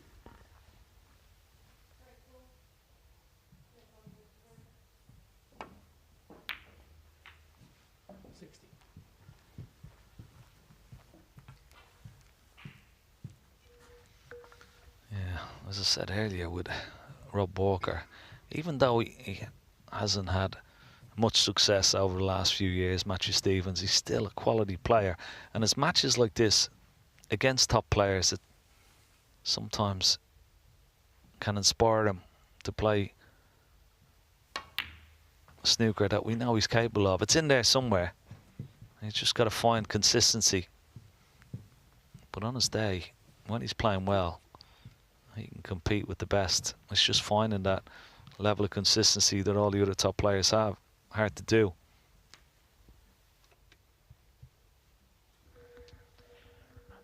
And it's very important that Matthew doesn't let Neil have it all his own way tonight. If he can keep the pressure on him for as long as possible, it at least makes Neil earn it. This is a massive clearance. Yeah, and it's like frames like this that, you know, they can sway matches and give him that little bit of extra belief, Matthew Stevens, and also it just knocks your opponent back a little bit. Neil Robertson was having it all his own way. Misses one red. And Matthew can come in now and clear up and win the frame from this visit. Well, match on.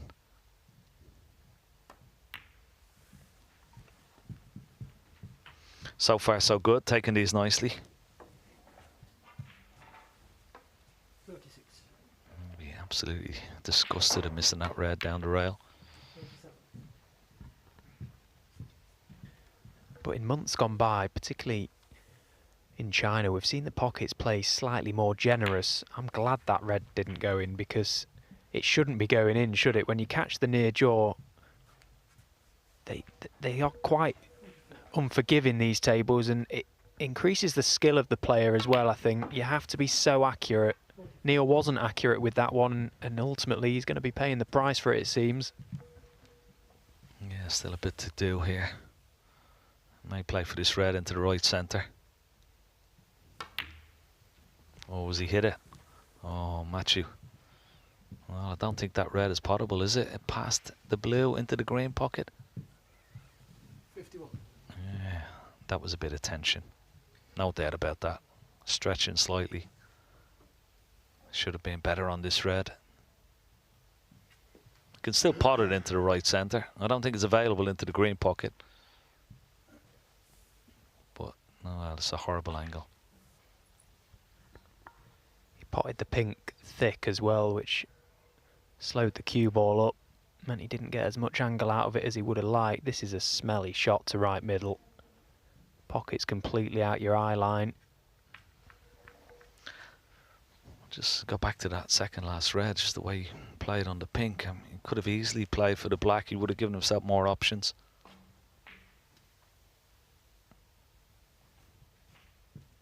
What does he play? How does he play this? With a little bit of screw, just short of the left middle. Try and hold that cue ball.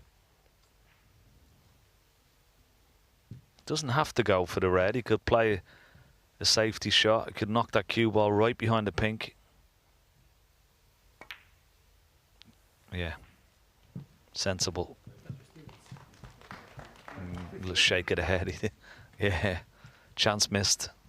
And that little ripple of applause won't make him feel any better about that visit. He's not happy the fact that he's had to go back to his seat and play a safety shot. He wanted to kill the frame off at that visit. And how many times do we see a frame come down to the final red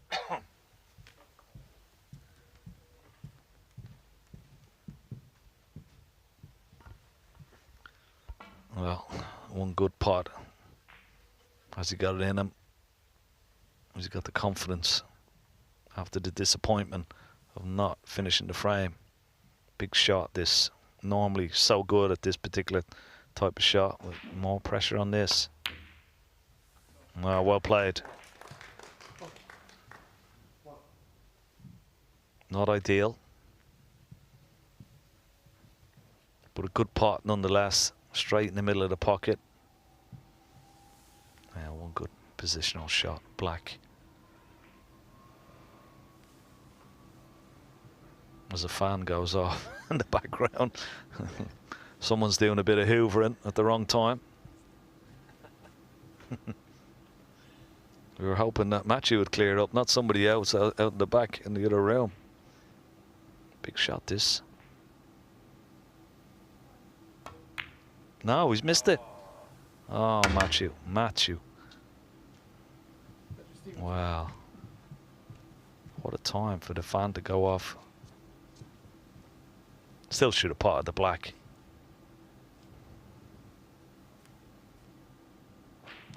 Wow, he'd be disgusted.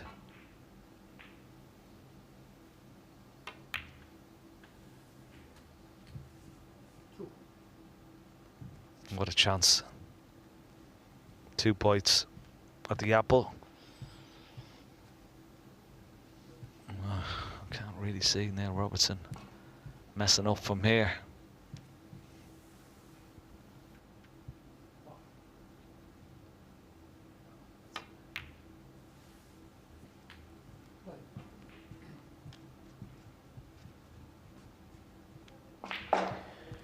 Well, Neil's just taken an extra second here just to steady himself. He knows full well just what a big frame this could be in the context of this match. Send Matthew Stephen into the interval. Far from a happy man.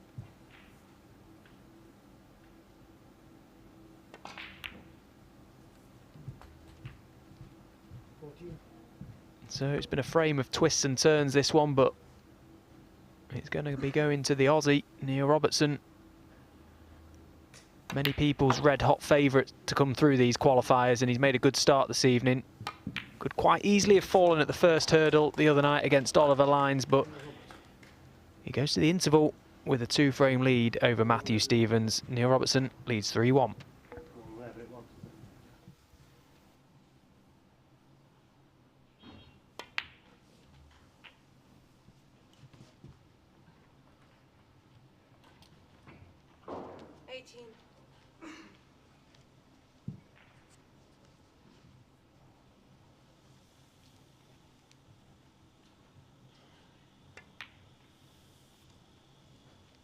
So Stevens taking a little break after that drama there in frame 4, and we're back on table 4. Michael Holt and Lou Hongyu. Lou looking to level up.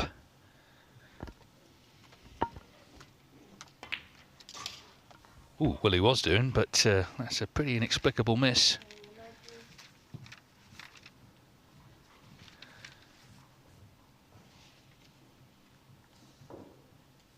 Michael Holt sort of racing to the table there as well.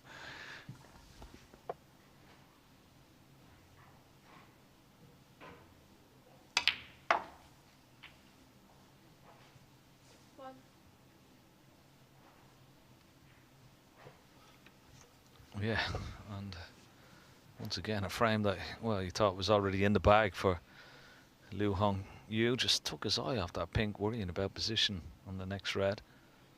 It could be costly.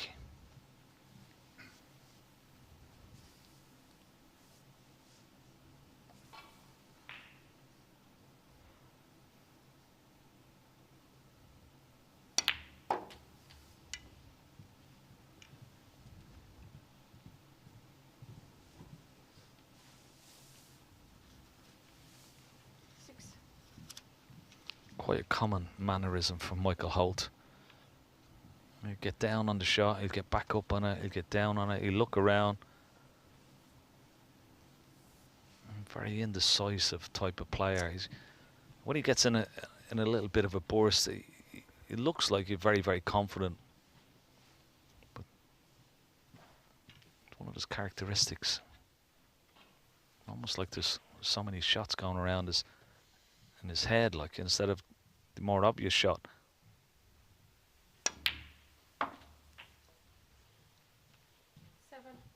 Well, I tell you what, it's one way of getting on the green. He wasn't playing for the green there, but I tell you what, I'd be happy. He's got a nice angle on the green to get back down for these reds as well.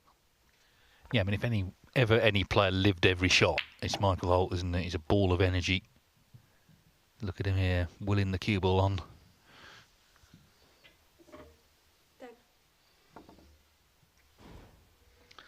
Yeah, they say some players are quite hard to read, aren't they? Their persona, but it's not the case with Michael Holt. Well, not at all. You like your poker, Ken. You wouldn't mind playing against Michael, would you? You definitely know when he had aces, would you? He'd be fidgeting in the chair. He couldn't wait to get his chips in the middle.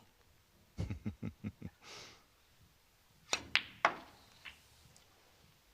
almost read him like a book. Well, I'll tell you what, he's played that beautifully. Great shot.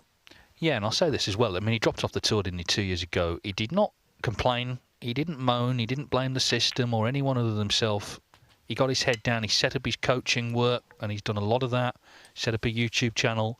Just got on with it. It wasn't beneath him to go and play in the Q Tour. He just got his head down and found a way back on. So all credit to him.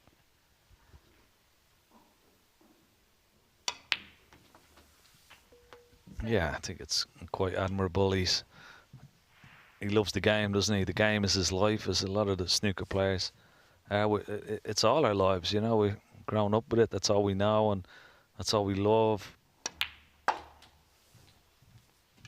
Outside of family, of course, and friends and stuff like that. But yeah, I mean, we just want to play, and he is one of those examples. He just loves playing, and it's great to see him getting involved in the coaching and passing on his knowledge and everything that he's learned over the years, his experience, and he's got plenty of it. Yeah, I'm not surprised he's done well at it because he's very personable, you know, he's easy to get on with, and he's had a lot of testimonials from people he's helped. No one can help him right now, though. It's up to him to try and get to 3-1, and it was a very surprising miss on the pink from Lu Hongyu. 28.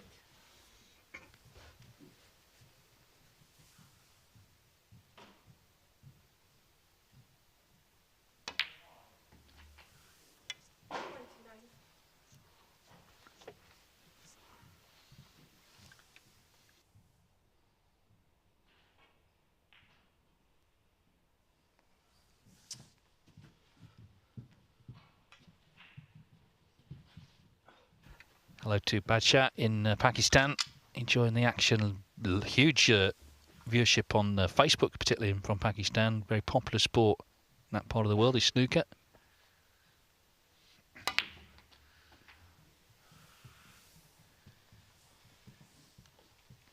Well, couldn't get nicely on the red, so this frame still very much in the balance. It is 4-1, by the way. Hergo Chang now. He's won the first back from the interval against Stan Moody. And Robert Milkins and Juice are just returning. Milkins 3-1 up there.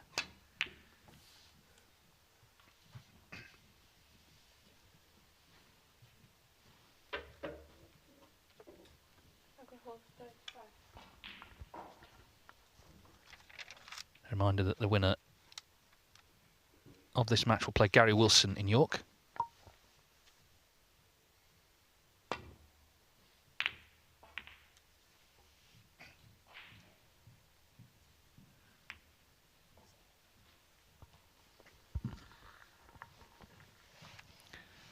Well, we've had a question in Ken about your nickname, the Darling of Dublin. I mean, the clue is you're from Dublin, but what about the Darling bit? I don't know where that came from. I mean, obviously because it's a D and it starts with a D, but it was the great Alan Hughes.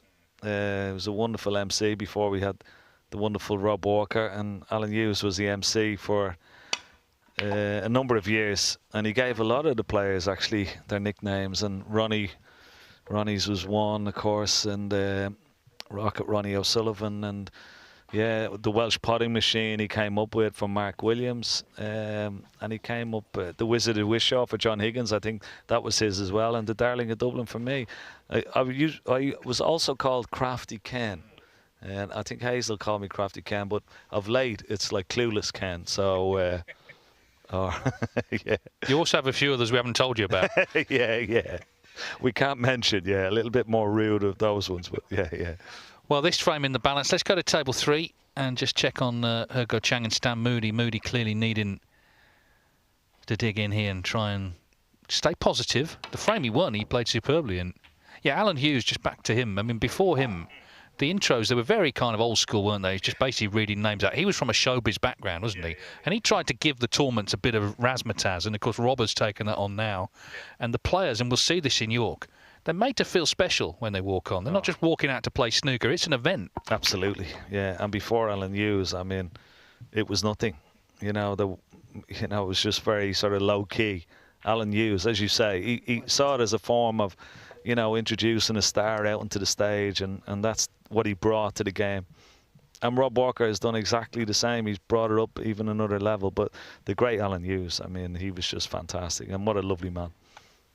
Lovely, lovely man. And yeah, gave a lot of players in the 90s all their nicknames, and we're all grateful for it as well. We hope you're well, Alan, if you're watching in. We miss you, and yeah, hope you're still enjoying the snooker. He was brilliant, but it's quite funny. If he couldn't think of something to say about a player, he would just say they've got a solid all-round game. So have you ever heard that? You think, oh, great. You can't think of anything else. Whereas actually, a solid all-round game goes a long way in this sport. Stan Moody looking to stay solid here. Not out of this yet. It's best of 11. If you can keep Hergo Chang on 4, still got every chance. I remember one time, it was quite funny. It was Willie Thorne. He was introduced as one of the greatest, the biggest break builders in the game, and he was playing a player. I won't mention his name, but he was from the early 90s, and he was only about 4'10" tall. And after introducing Willie as one of the greatest or the biggest break builders in the world, and he says now one of the smallest break builders in the world. But it was quite funny.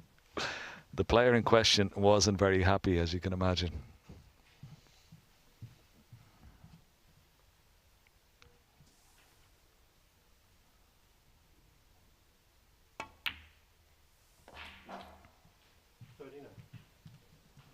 So break goes to 39.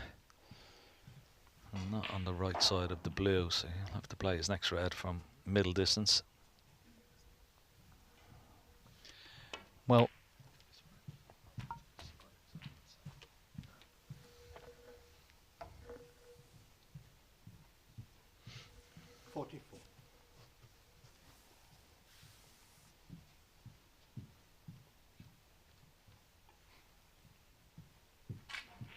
yeah, that's the problem. Being the wrong side of the blue, he has to play this from mid distance, and now adding a little bit of onto the end of the queue. Yeah, lovely shot. Good stuff, this. As I said, I'm talking about Stan Moody's character, he's got plenty of it. There's no doubt about that.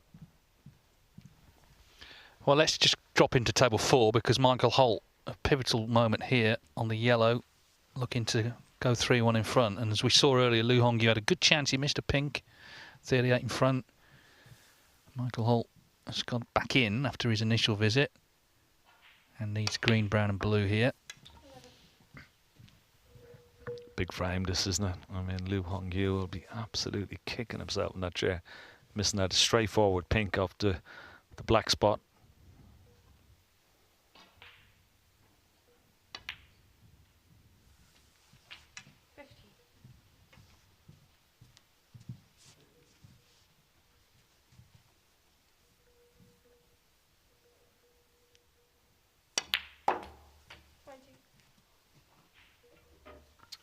Well, it's been a long road back, hasn't it, for Holt? Dropping off tour 2 years away. He started here in the first qualifying round, but he's 3 frames away now from qualifying for York and taking on Gary Wilson at the Barbican.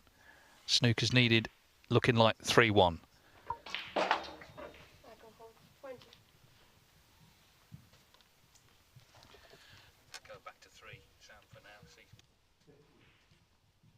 So let's go back to table 3. We'll let you know further snooker he's got there, but Stan Moody still going here on a break of 58. It's an important moment in the match for him.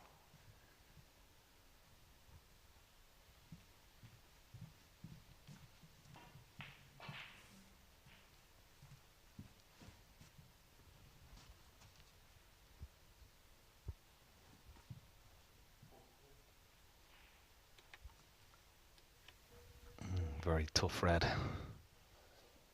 Got to really cue this nicely. Can't see a lot of the pocket either, so and if he misses it, he may leave it. Yeah, very tough shot. It's actually, well, maybe a little bit fortunate. Could have been nicer.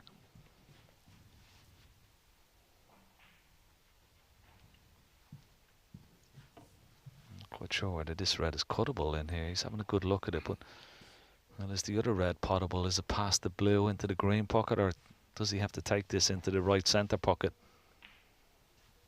The red that he's closest to.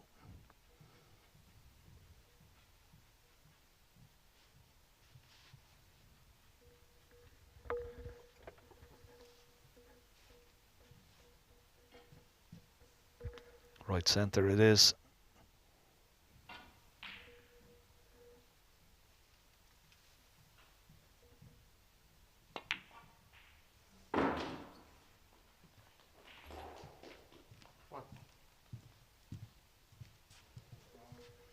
It's a wonderful pot, and he's played it in such a way.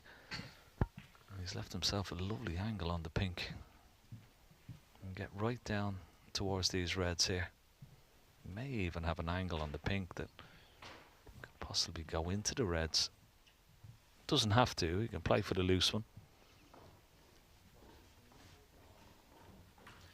Just to confirm, Holt did win that frame, so 3-1 at the interval against Lu Hongyu.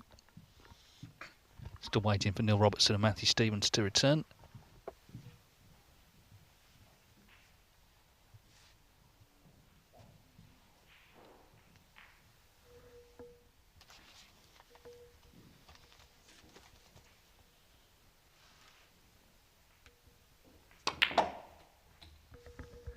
Decided to go into the reds. Now how's his look? That's unfortunate. Okay, he may be on a red into the right corner, but look where the red has come. It's one of the reds has come up and blocked the path of the black.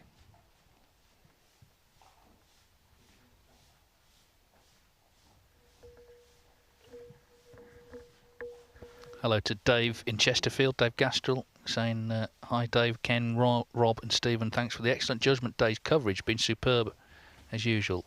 Looking forward to the tournament Saturday. Got two tables on screen here. Robert Milkins, who was in a moment ago in this frame, he missed a green, so he's 26 in front, looking to go 4-1 up. Just got in again. Sergo Chang cuts that red in. And wow, he's still in business there. But Milkins, certainly if he can get to 4-1, starts to strongly fancy the job. And Juser has been the man in form of late.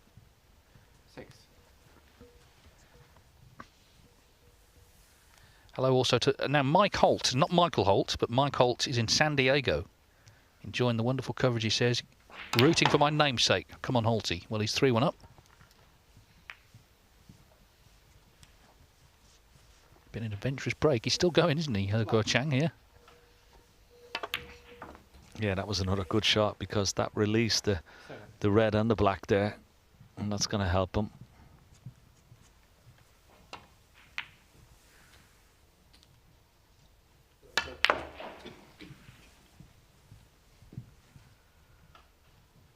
What a lovely shot from Robert Milkins there from the green. Look at that. Beautifully controlled. Couldn't have placed it better with his hand. Wonderful shot. Samantha Childs on X says, thanks to everyone for the brilliant commentary this week. It's been fascinating as well as entertaining. I hope this sets a precedent for qualifying rounds in the future. Well, Samantha, message World Snooker. Let them know how much you've enjoyed it.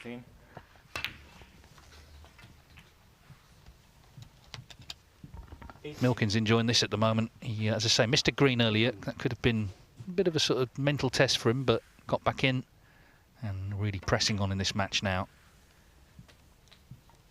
21. You can lose table 2 now and go the line. Yeah, so 4-1. So let's concentrate on Hergo Chang here, trying to fight back in this frame. 40 behind.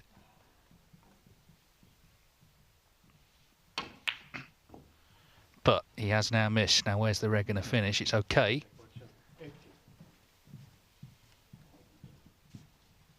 Moody coming round to see if he can, if the red pots to right middle.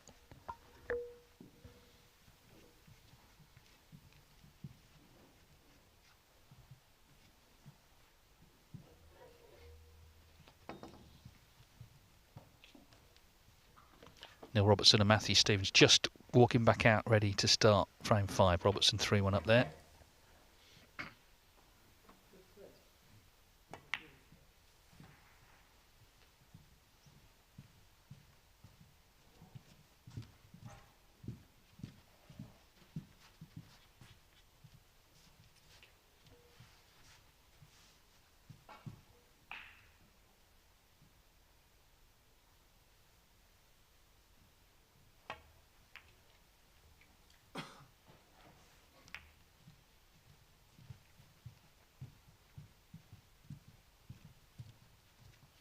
Just for a moment, I thought that kiss was going to send the cue ball in tight behind the brown, but not the case. Moody already had a look at the plant earlier on. Well, seems to be playing it as a shot to nothing. Well, he's had a look at it anyway. He does have this habit sometimes of getting down and getting up again.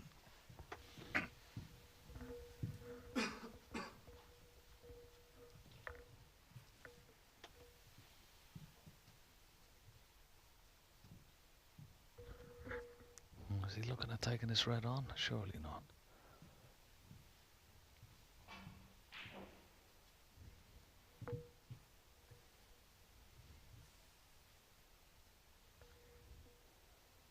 Dangerous.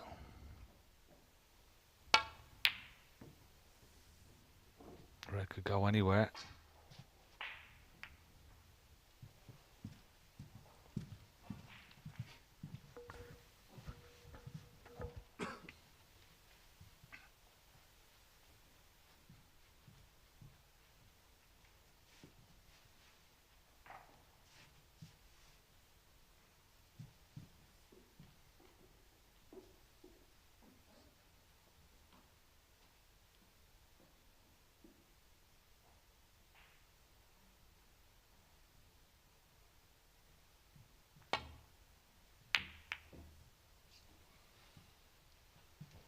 Got very close to it, but didn't leave it on.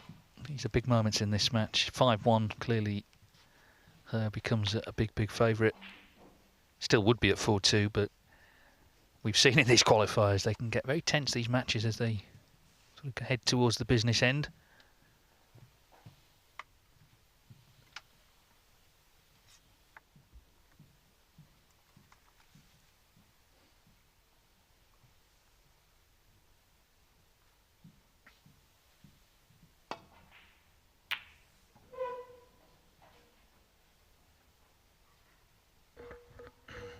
Was the wrong shot for me there. Could have played a little delicate shot off that red next to the green and try and hide that cue ball behind the green. Giving a free shot to his opponent. No pressure on this. Won't be leaving anything if he misses it. You'd always expect him to get a shot like that. Green, waiting. Now, what a chance.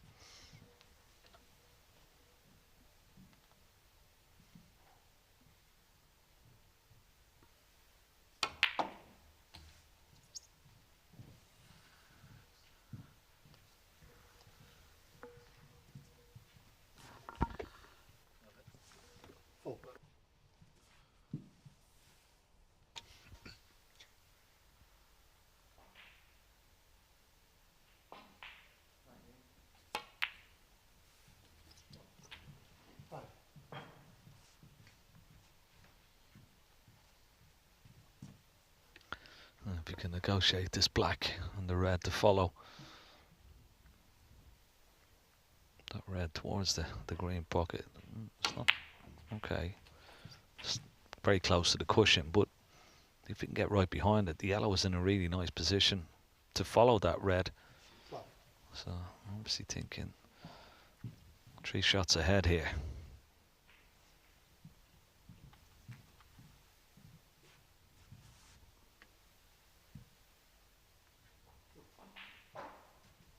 Must be on the left-hand side of the black as we look. So like the cue ball is going towards the red.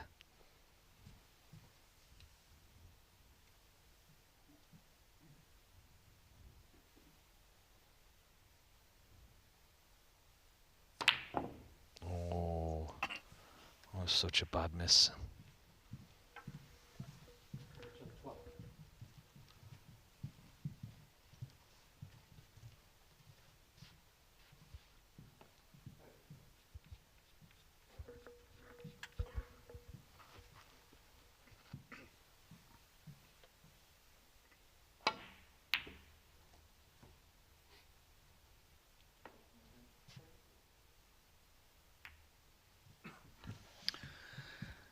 Well, he's got another chance. He's slightly hampered maybe on the cueing, but Stan Moody didn't get that safe enough. As I say, though, he's just having to raise the bridge hand.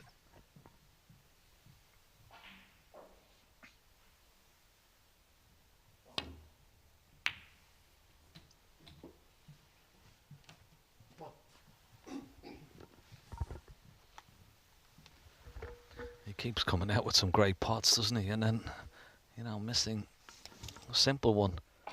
You never expect him to. Now, back on this red. As I said, he doesn't have to do much with it. Nicely behind it. He can just drop the red in.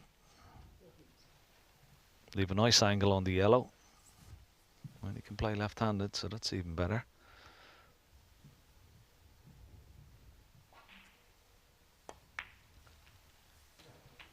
Well, could have played that a bit better. Try to get that cue ball away from the cushion and leave a better angle on the yellow.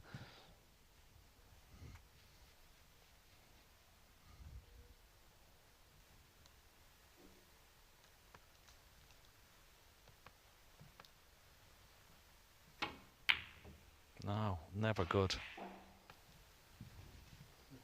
That red was, well, it was a really poor shot.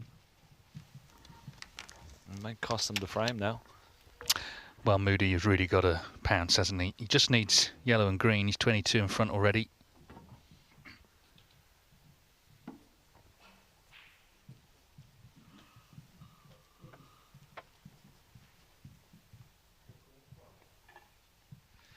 As I say, he's got to try and keep Guo Chang on 4, put pressure on, try and close the gap, punish mistakes if he makes them. 2 pots then to win his second frame.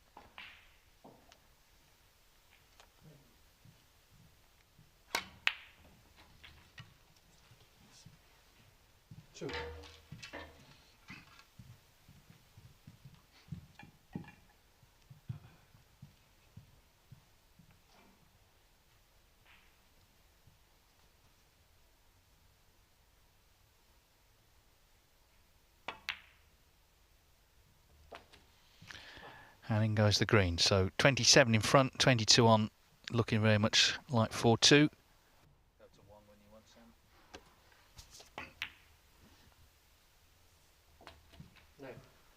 Yeah, we can give Stan that one.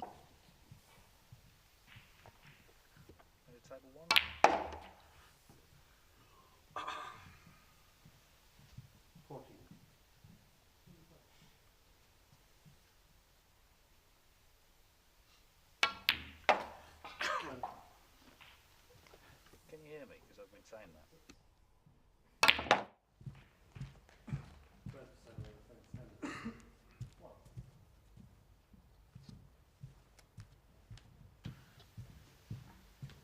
So Neil Robertson back in, 3-1, 26-0 in frame 5.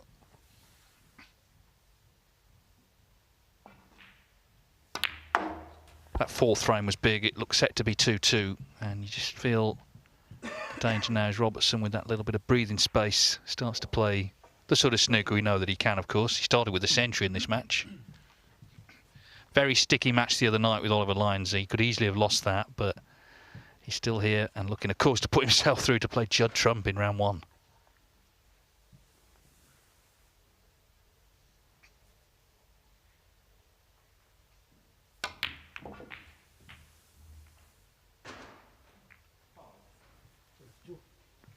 but that didn't work out.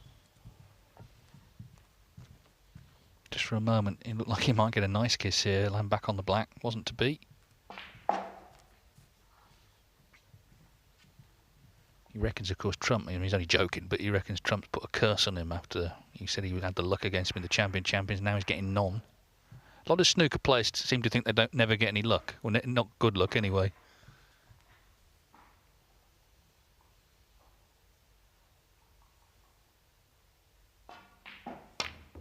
Wow, that was thin. Good grief. Where's the white, though? Oh, dear. Well, maybe he was right about the curse.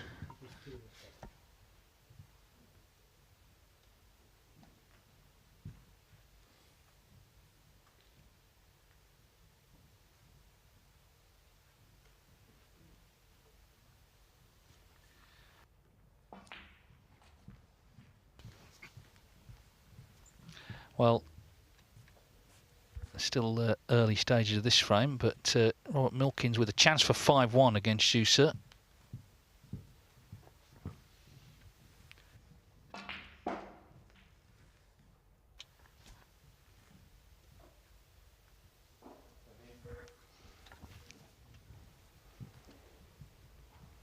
Mm, 27 in the lead, just part of the red, so he's on the blue. Just not top side. We've got to drag the cue ball back somewhere where it is now.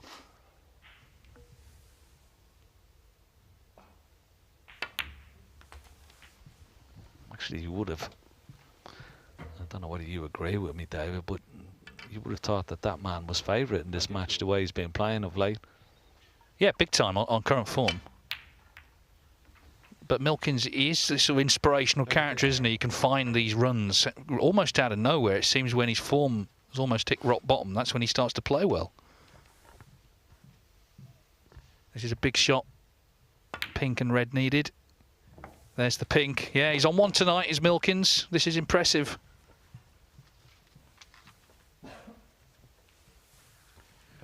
The winner plays Ding Junhui at the Barbican. And it's looking very much like we're going to be hearing "I am a cider drinker" ringing out. Yeah, and all the crowd stamping their feet. I wonder how many ciders he's drank over the years. We don't have stats on that, Ken. Maybe Phil Yates might. He's a stat and everything.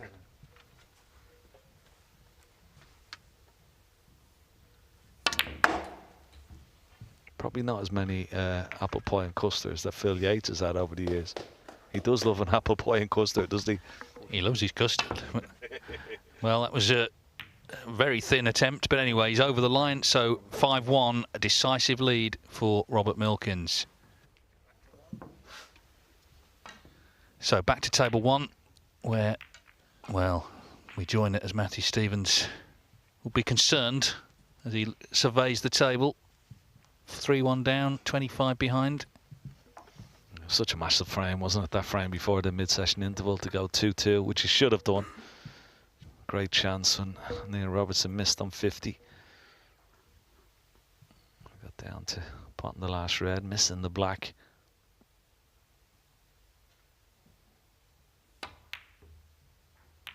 Would have been a great steal, but Neil Robertson, yeah, struggling to get over the line in this frame.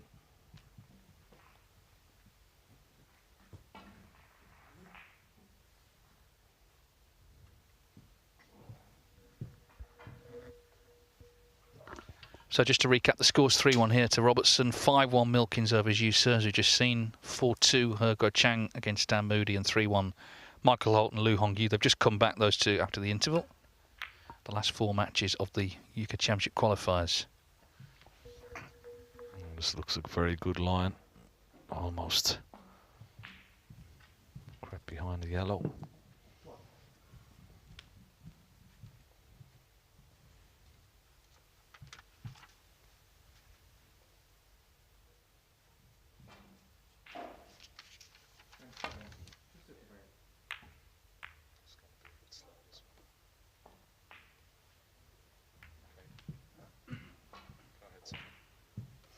Here we go, table 3, back to Stan Moody and Hey Wu Chang. I'm seeing a lot of these particular reds missed along the top cushion. Hey Wu Chang missed one in the previous frame. His pockets are playing pretty tight. Yeah, nicely played. Nice angle on the black as well. You can play a little cannon on the red directly above the black if he wishes, or you can play for a loose red.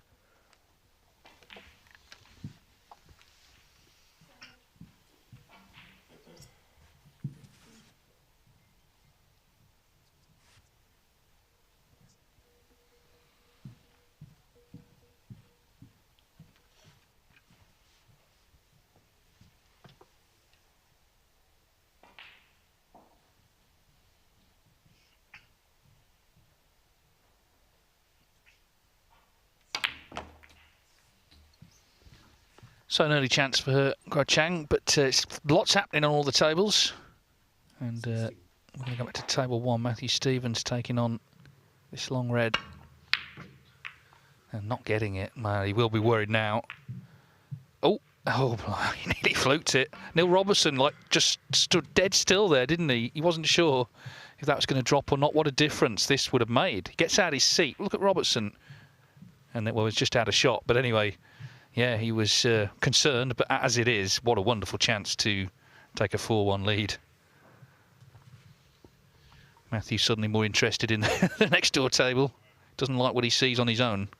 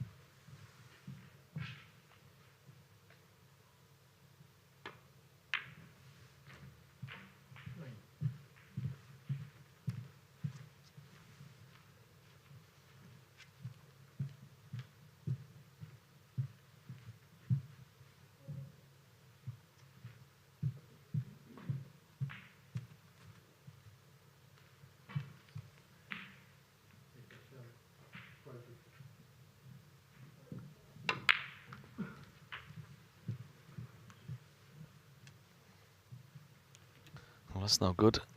Doesn't look like a very favourable angle on the red to get back up for the black. He doesn't play that too well. Does have that red over the yellow pocket, but not, you know, you think it's straightforward. Not always straightforward getting out for a colour when the red is so close or in the jaws of the pocket. There you see it. Not great at all.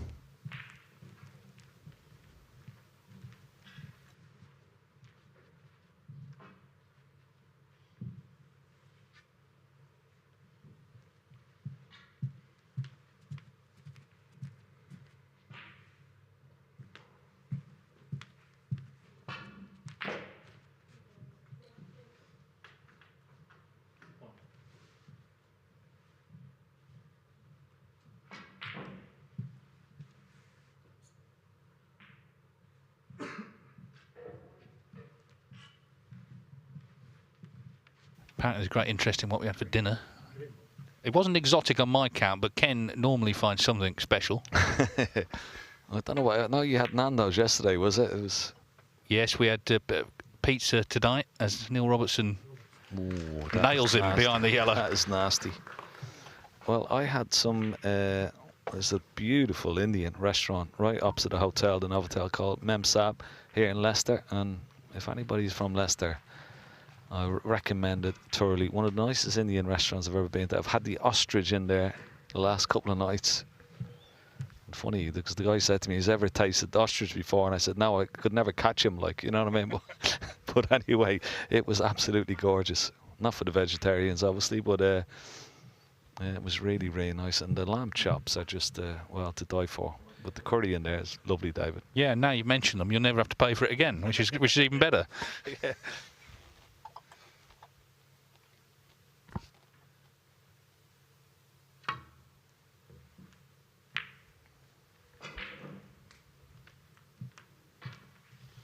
So Matthew Stevens has escaped, and well, we'll see what damage he's done there, but we want to keep across everything, so we're going to go to table 3. Stan Moody, he's back in now. He won the last frame.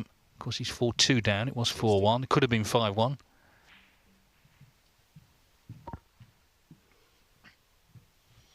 Must be so exciting. I mean, he's only 18 to be playing a match to get into the final stages of the UK Championship. Oh, it's brilliant, isn't it? It really is. And I'll tell you what, the way this match has gone, I mean, Guo Chang has missed his chance to go 5-1.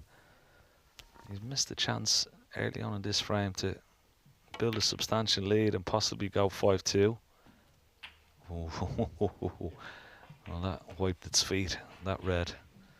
But if Stan Moody, he's in a good position here. If he can snatch this frame as well, well, that would exert extreme pressure on his opponent, and then anything could happen from there. When you don't take your chances and they're presented to you and come back to haunt you, and, well, if Stan Moody can make a frame and a break from this position, okay, it's not going to be straightforward, but there's plenty of loose reds available. But it would really, as I said, put a lot of pressure on his opponent.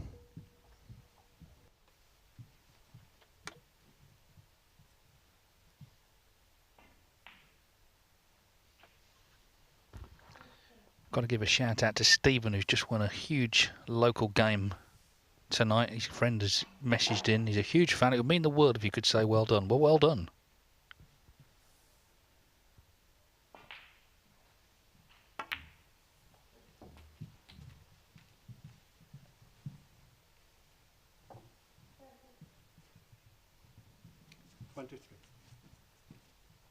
Sal says, are the players asked about their nicknames and if they want to keep them? Not really. You're giving them and that's it.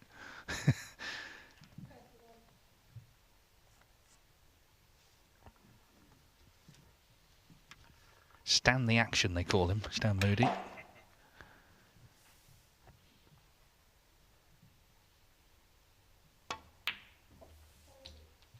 Starting to look good now. I mean, he had that big body blow, obviously in frame 3, missing the blue, but as I said at the time, you know, the best of 11s, quite long matches really, and there's time to recover. Stand the Action, Moody. Who gave him that? It wasn't Rob Walker, was it, surely? Don't think so. I think that sort of came from his junior days, is my understanding. 29.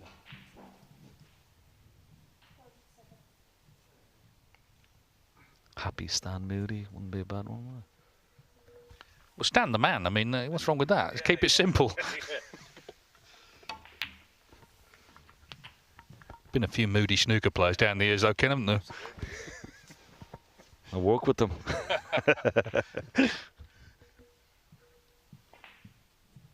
Just to say, Lu Hongyu is going to be 3-2 down to Michael Holt. He's dominating frame 5, so he's pulled one back there.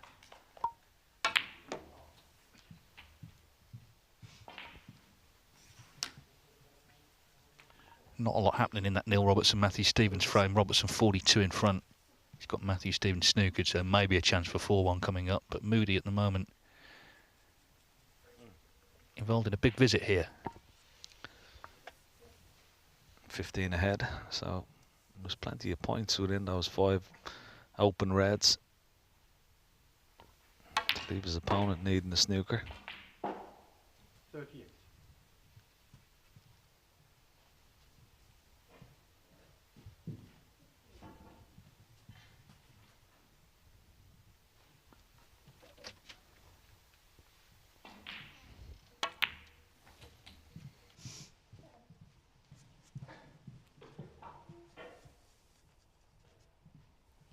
$43.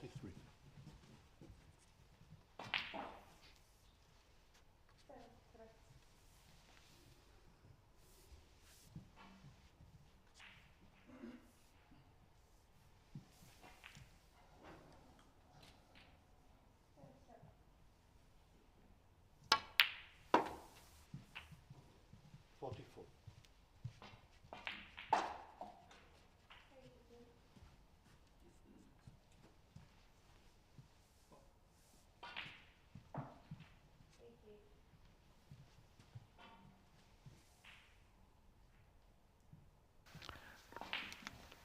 Well, Ken's gone to sample another of Leicester's Indians to see if he can get another free meal. But Stephen, he's never off duty. 51. I wonder if we're ever going to get offered a free Indian. Yeah, it looks like he's starting to play nicely here, Stan Moody. This game could have quite easily have gotten away from him by now.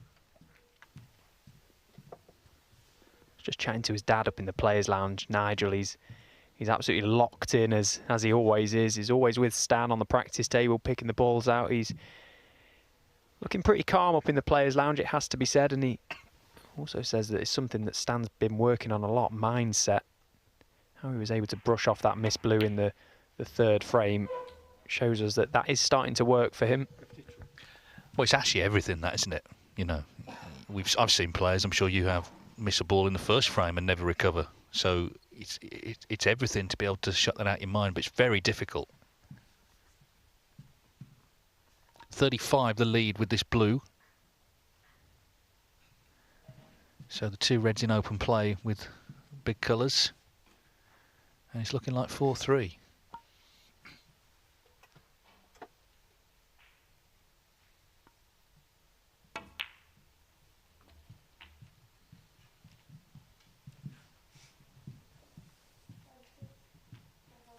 $57.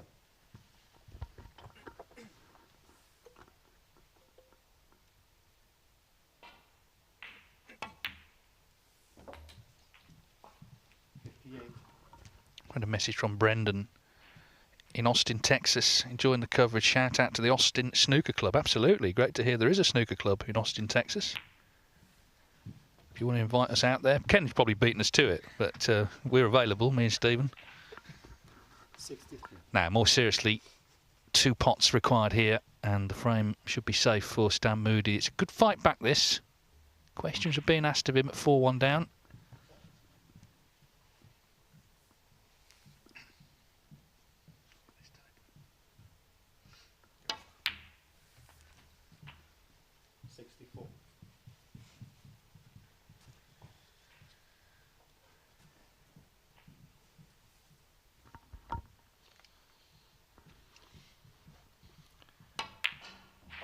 And then it goes. So he's done well here. He's been an excellent break, and he leads by 49 with 43 on. So even without this red, you'd fancy him to take this frame.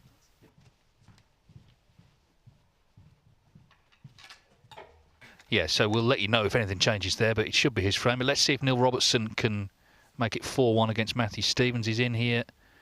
This black has put him 55 in front with 51 on, so that was frame ball. The frame just before the interval seems like it was a very big one for that man, Matthew Stevens. He had a chance to take us level at the break.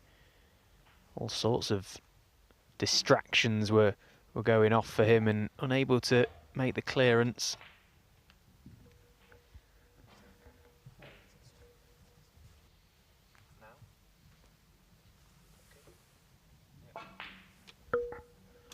You always want the extra red in this scenario just to sort of stop any playing on.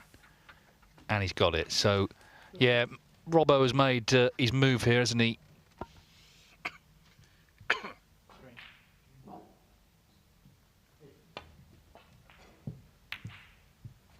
And that is 4-1.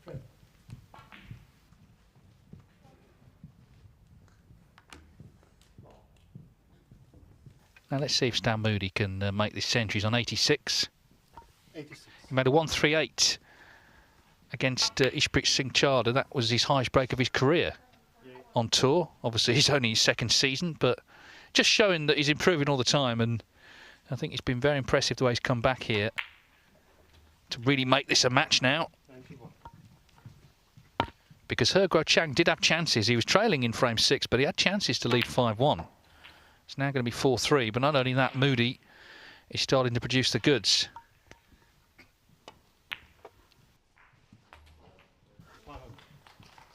There is the century. Terrific stuff from Stan Moody. And this match absolutely fascinating. Remember, John Higgins, you may even be watching, but he is waiting for the winner of this one. Yeah, clearance of 113 from Stan Moody. Now, table 2, Zhu Se is 5-1 down to Robert Milkins, so right up against it here. Leading by 20 points in this frame, but misses that one.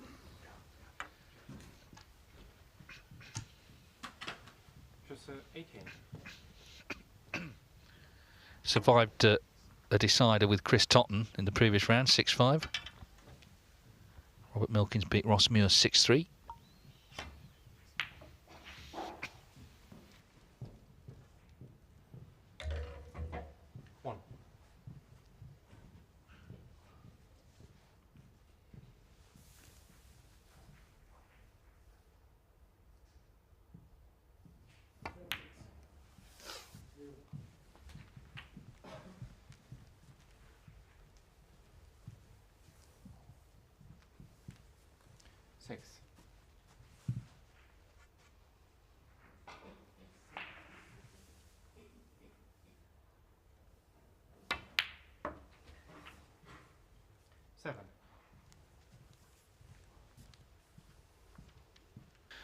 Well, it's a chance to get it won. I mean, it's quite a difficult table, but I think Milkins has looked very strong tonight.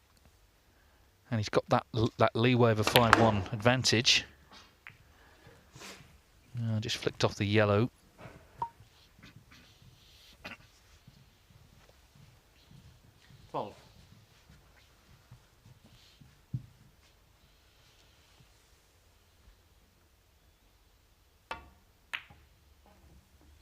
Well, he still potted it.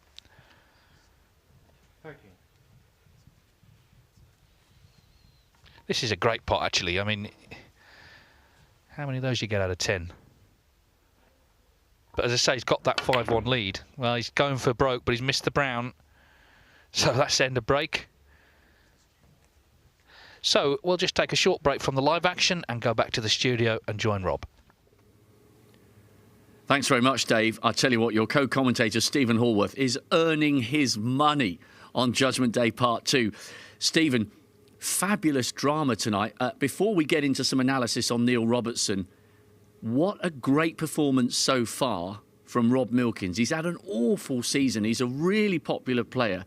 This would be a big win for him and a timely return to form for some useful money ahead of Christmas and some useful ranking points for the rest of this season. Yeah, absolutely. It's been a bit of a struggle this season, hasn't it, for Rob? And look, in my opinion, he is one of the best players to watch when he's in stroke. He plods around that table in his own little world, but make no mistake, when he's in fluent stroke like that, he is so good to watch, so dangerous as well. He's playing Zhu Se, who's like enjoying probably the best spell of his career to date. So 5-1 up, Rob, looking really sharp, and what a reception he'll get at the Barbican if he gets through it.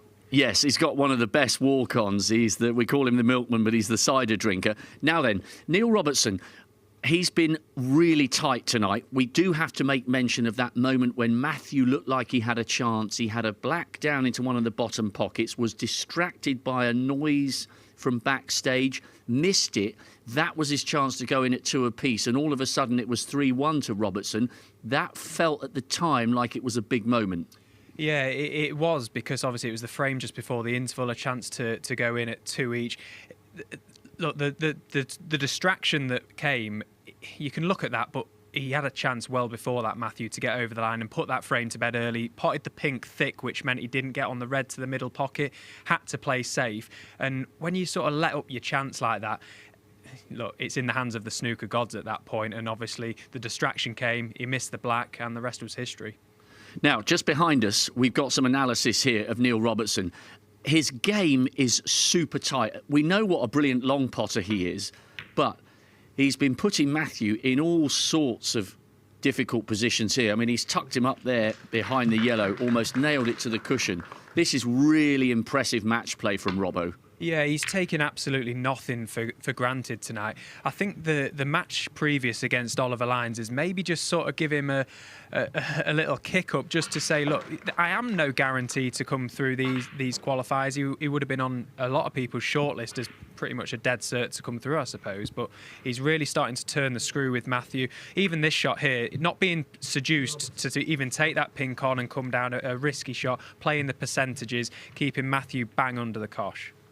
How much of that do you think is down to the influence and the friendship with Joe Perry? Because I spoke to Neil at the Champ of Champs, and he said to me, I think my all-round game, my safety game, my match play game is better than when I was supposedly at my peak. How much do you think that is down to Joe? I think it's got a lot to do with Joe. Yeah, Joe's obviously a vastly experienced player who knows every trick in the book. You know, he's seen his way around a snooker table so many times in his career and knows everything there is to know. So Neil's obviously learnt a lot from Joe, and he's just sort of trying to instill that part of his game to Neil. Obviously, we know how dangerous Neil can be when he gets in amongst the balls, and he's one of the most devastating scorers we have. And add that with the tactical experience and knowledge coming from Joe, it's a force to be reckoned with. It really is. It could be one of the dynamic partnerships, and that looked like it was the perfect moment for Rob Milkins to strike and get himself over the line. And you wouldn't have expected that miss, because he's been brilliant for most of this evening. He's looking so comfortable, isn't he, Rob, out there? There's just been the odd miss here and there, but, you know, you're going to get that in these Judgment Day qualifiers. It's pretty brutal out there in the arena, but at 5-1 up, he's cruising, and bar for any sort of outrageous things happening out there, which can happen, of course, he's going to be booking his place at the Barbican. But Judgement will certainly believe he's capable of turning this round. Good run to the International Championship semi-finals, lost out to Ding, who then went on to win the title, and Ding lies in wait for the winner of this one on Saturday night. Timely return to form for Ding, wasn't it? Hard to believe it had been 5 years. I know he won the 6 Reds last year, but that's not a ranking title. He hadn't won a ranking title until that International Championship victory since the UK when he beat Maguire in 19. That's a long time for a player of the class of Ding to go between ranking titles. Yeah, but it just shows that class is permanent, and, you know, he's always going to be there or thereabouts. He's got a lot going off, Ding, now. You know, he's at a stage in his life where he's got a young family and he's got other priorities, and he's obviously got an academy in Sheffield where the likes of Juicy have spent honing their talents and practicing hard. You know, there's all these externals going on for Ding, but great to see him back in the winner's circle. He's actually my tip for the week again. I love Ding. He's one of my favourite players. Always seems to go well in York, and, you know, I'll be really sort of rooting for Ding this week because he's a great guy. He is, and he'd be bidding for a hat-trick of finals, because, you know, he made it to the final against Mark Allen and had a sizable lead. It was probably one of the best sessions of snooker of Mark Allen's career to come back and win that in 22, winning the UK title at the third time of asking, having finished runner-up at the Barbican in 11, and then I think to Ronnie O'Sullivan in 2018 as well. And then Ding had another great run to the final last year, losing out to Ronnie. So he really does seem to produce his best in York. 21. Well, Dave Hendon, we were thinking before that misread that this was going to be Rob Milkins wrapping it up and getting himself back at the Barbican for a last 32 heroes reception. However, that lapse in concentration appears to have proved costly for this frame. The battle goes on. Yeah, and I have to say, Rob, Judgement had lost a lot of discipline before that. He'd played a couple of pretty wild shots, and he looked like his sort of heart wasn't in it, but he is still in it. It's 5-2. Matthew Stevens trying to stay in it here. He's on a break of 62, 4-1 down to Neil Robertson. But looking good to pull one back, and a clean frame for him. One visit stuff. That's what you want. This is frame ball. with a big break still on. Matthew Stevens, it's now 21 years, 2003, since he won the UK Championship. He'd been runner-up twice before that to John Higgins and Mark Williams.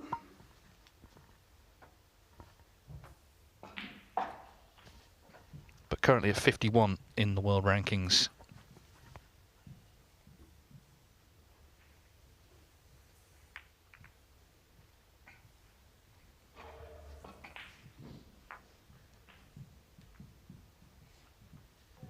This frame just 8 minutes old, and Matthew Stevens getting in almost immediately with a lovely break and just sending a signal to Neil Robertson. His head is still up and he's still capable of winning these one visits. He's missed that, but 76 will do very nicely. So that's 4-2. Lots of action still going on. This is table 4. Michael Holt 3-2 up against Lu Hongyu, 40-0 up in this next frame with, you've got to say, good chance to press on to 4-2.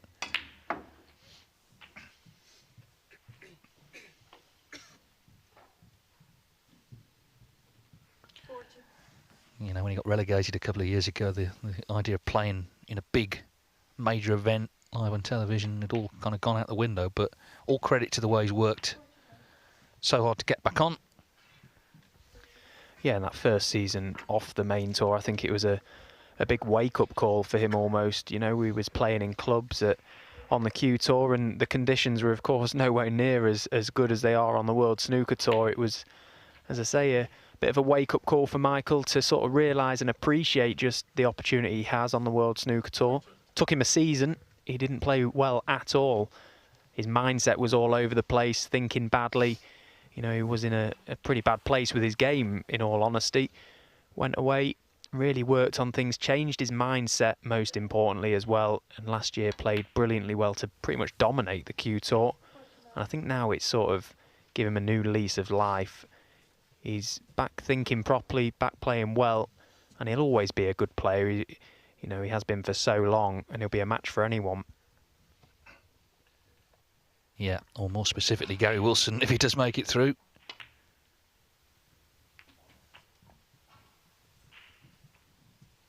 Not ideal here.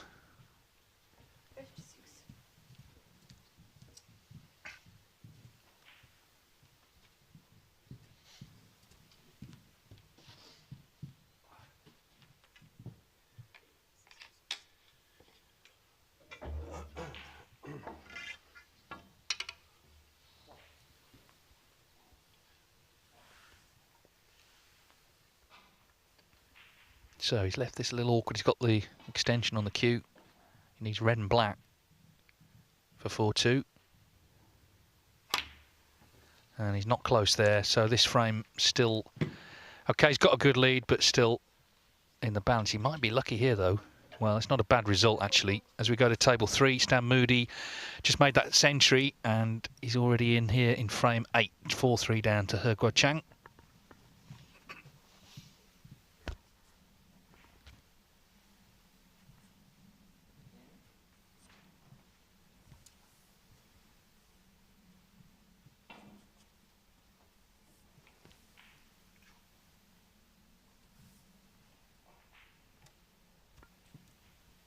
I tell you, we saw Lu Hongyu in that snooker. His escape has left the world on for Holt, who's already 63 in front, so it's surely going to be 4-2.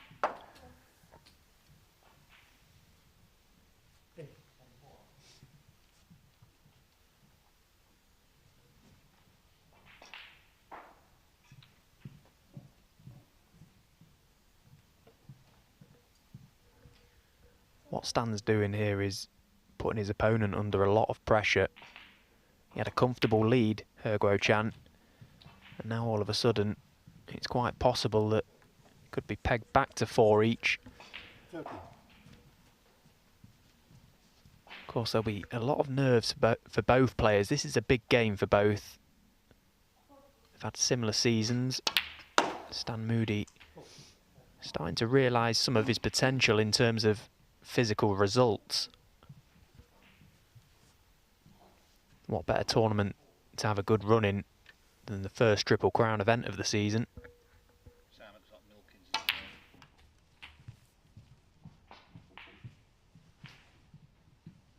Well, we're just going to leave this table for now because Robert Milkins has a great chance to get it won against Hughes. So he's on a break of 45, and look at the balls here.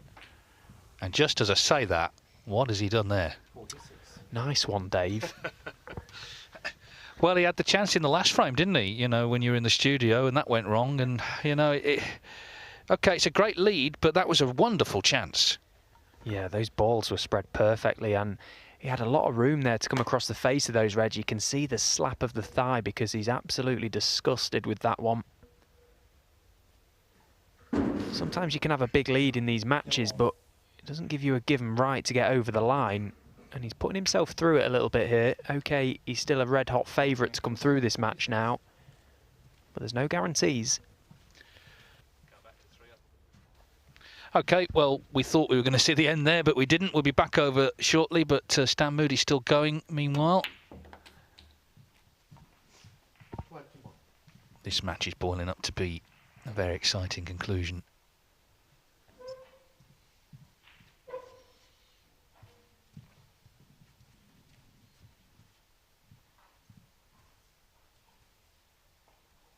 And just the small matter of a date with the Wizard in York.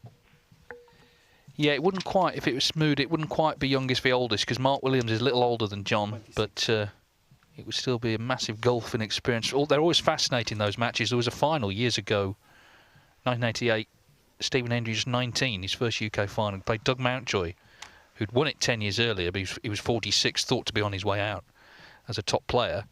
Now, 46 now is nothing, is it? That's Mark Williams winning the Champions last week at 49. But, you know, you kind of always think youth will triumph in those circumstances. But Doug Mountjoy played brilliantly in that final and got it won.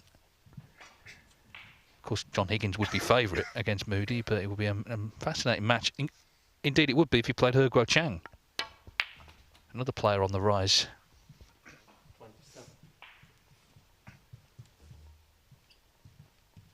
But let's be honest, we have been looking for young British talent. There's no shortage of young Chinese talent. We're looking for the next sort of generation to come through. And Moody had not a bad first season, but it wasn't particularly stellar. He's certainly getting good results and putting in good performances this season, which means he really should stay on the tour. It feels like he's been at the table for a long time here, Stan, for very little reward, but that's because of the situation down this end of the table. A lot of problem solving to be done here. You can see the clogs turning in Stan's brain, just trying to work it out, plan his route.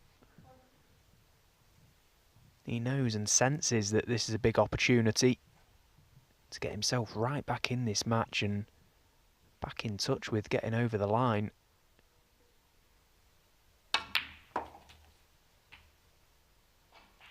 There'd have been a lot of anticipation from him and excitement in the build-up to this game, thinking about the prospect of walking out and being introduced at the Barbican, and then to make such a costly error early on in the game and go 3-0 down. It'd be very easy to go back to your seat and think, well, this obviously isn't my day, and get downbeat on yourself, and next thing you know, the game has gotten away from you. He's done the complete opposite. He's shown us his battling qualities here, Stan.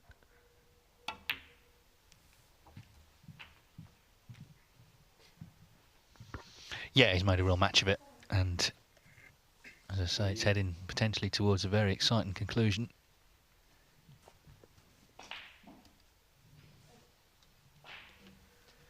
Looks to have landed himself a little bit in no man's land here. He's got red to left corner, which is pretty awkward cueing from the side rail, and it needs a bit of work to get out for a colour.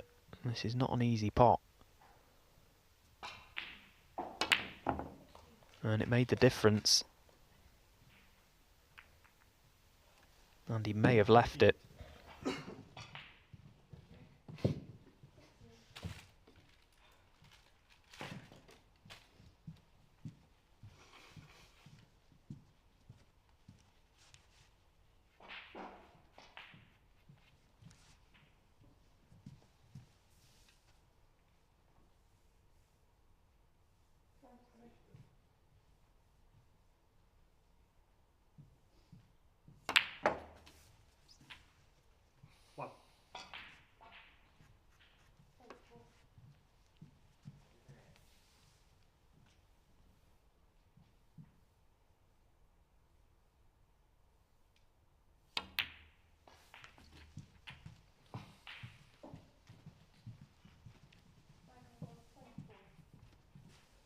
7.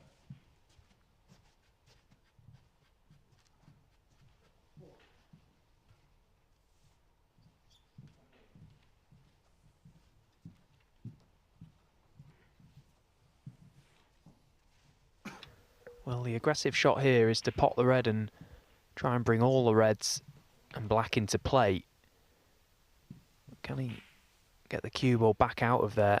Can he screw off the reds?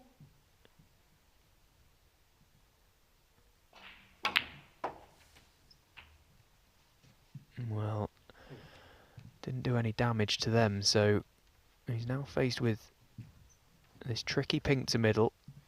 The red far left of those by the black will pop to this left corner.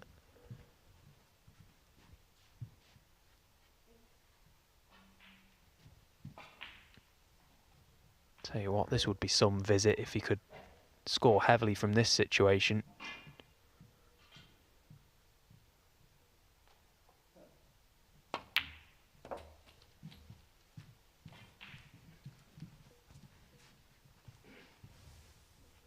So we can't avoid the cannons on the red now, which means he is going to be bringing more balls into play. This is all about the cue ball. Can he control it? Find a nice angle on his next colour.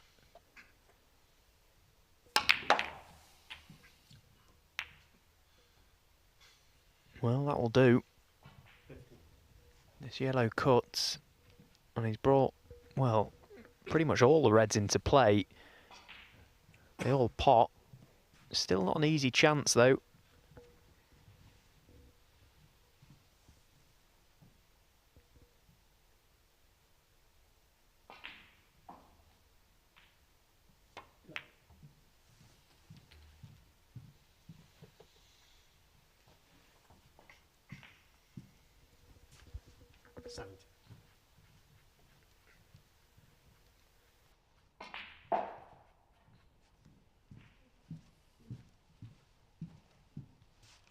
Just to update you on table 2, Jus has made a 43 in response to that Milkins 46, so it's 3 points in it, 2 reds on. A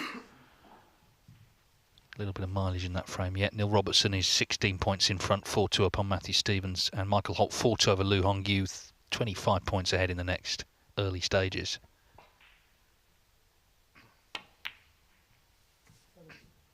Ooh, the red is not there. He wasn't absolutely ideal on it. He'd done well to get that far, actually, but Stan Moody like a rabbit out the trap there, wasn't he? Couldn't wait to get out of his seat.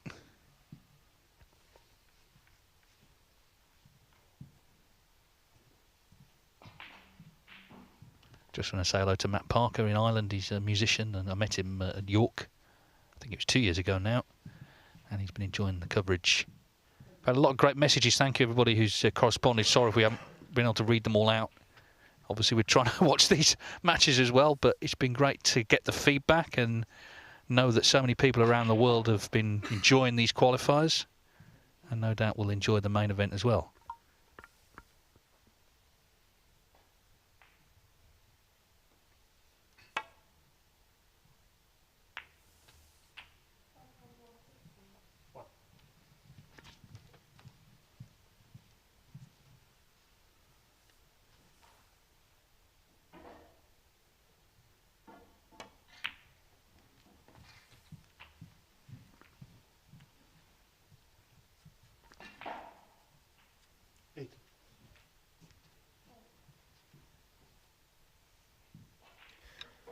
So he's looking at potting this red to the middle pocket and then possibly trying to get on either that red there that he's just pointing his cue or the red on the top cushion closest to the right corner pocket. He'll need both, so it doesn't matter what order he takes them in. He'll just work that out now. He knows that he needs both.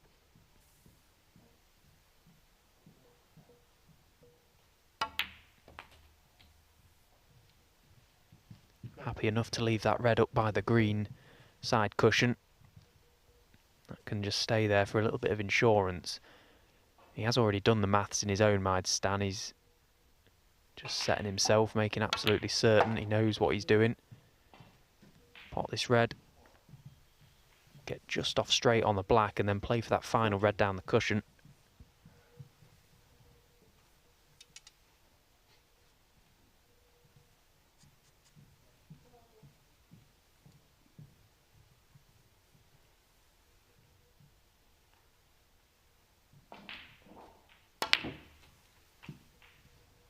Yeah, that looks to be absolutely perfect. Doesn't need to do too much with this now.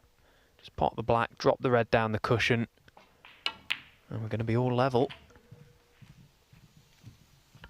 Yeah, another very interesting frame. They both had the early opportunity. Guo Chang, we saw him miss that red to left corner, and now the right corner is the pocket. Stan Moody wants to see the red disappear into. And then it should be 4-4. Oh, it wriggles in. Wasn't sure at first. He sort of styled it out there, didn't he? Walked around as if it was always going to drop. Black to make sure. And he'd be 51 in front with 43 on. So Stan Moody's done really well from 4-1 down. He's going to level up at 4-4.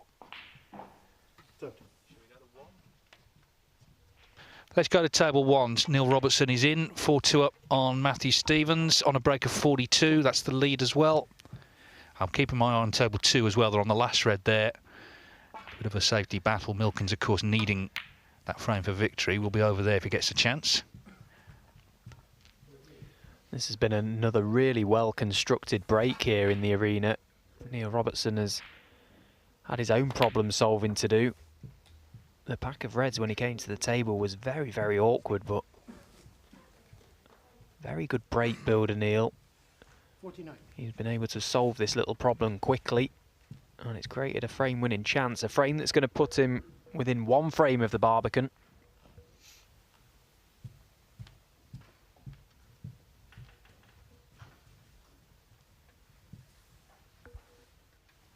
Yeah, within one frame of playing Judd Trump in round 1.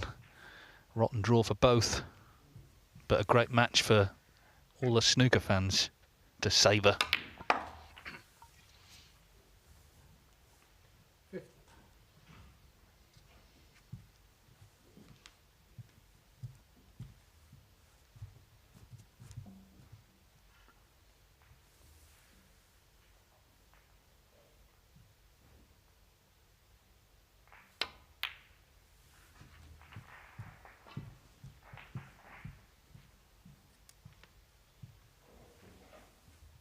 There's Guo Chang as well.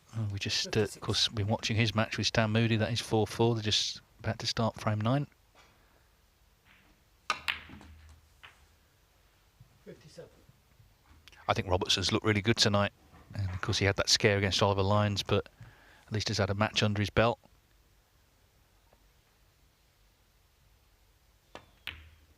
Yeah, he's not taken any liberties whatsoever with the game tonight. Neil Robertson, he's obviously well aware of the capabilities of Matthew Stevens still, but he's done what he's had to do so far. If he pots this, let's go to 2. Okay, so that frame should be safe, but there's real drama on table 2 with Robert Milkins and Zhu Se. They're on the yellow. It's 5-2 to Milkins. Zhu Se 15 in front. And it's slightly awkward, this. Hopefully we can get there in time to see it. It's a big shot. 7. He's potted it. And he's on the green. 71.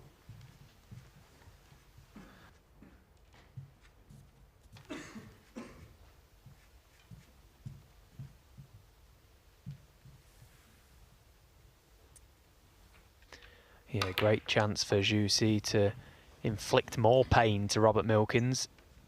It's never a straightforward task, is it, getting over the line in these Judgment Day qualifiers? No, and he's had clear-cut chances. We've seen them. Milkins to win 6-1 and 6-2, but that isn't great. Zhu Se is struggling as well. He's 20 in front, so he still needs the brown.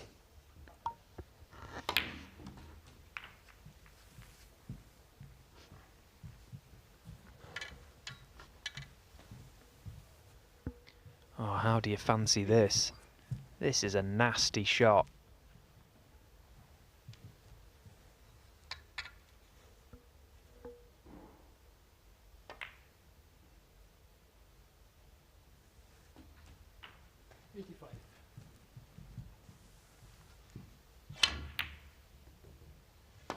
Yeah, and he wasn't close. So more drama on table 2. He struggled tonight, and as I say, at 5-1, he kind of looked like his race was run. He didn't look comfortable and he was a little bit going through the motions. Of course, he's suddenly dug in a bit since then. Now, can Milkins knock in one good brown here? Yes, he can. That's vintage Milkins. So what a chance then to get this one. Well, that was struck. What a shot that was from Rob. Pumped the back of the leather. 9. And it's looking like we're going to be seeing Robert Milkins plodding down them steps at the Barbican. Getting the crowd going with his intro music. He brings a lot to it, Robert Milkins. He's a bit of a fan favourite. I'll be delighted to knock this black in. He's our first qualifier tonight. It was a great brown, wasn't it? As I say, vintage Milkins. And he's got the job done. And he'll be delighted to go forward to York and take on Ding Junhui. Now, Neil Robertson has made the century here. It's his second of the night while all that drama was going on. So 5-2, real breathing space for the 3-times champion. And a big favourite to set up that, well, incredible match with Judd Trump. 180.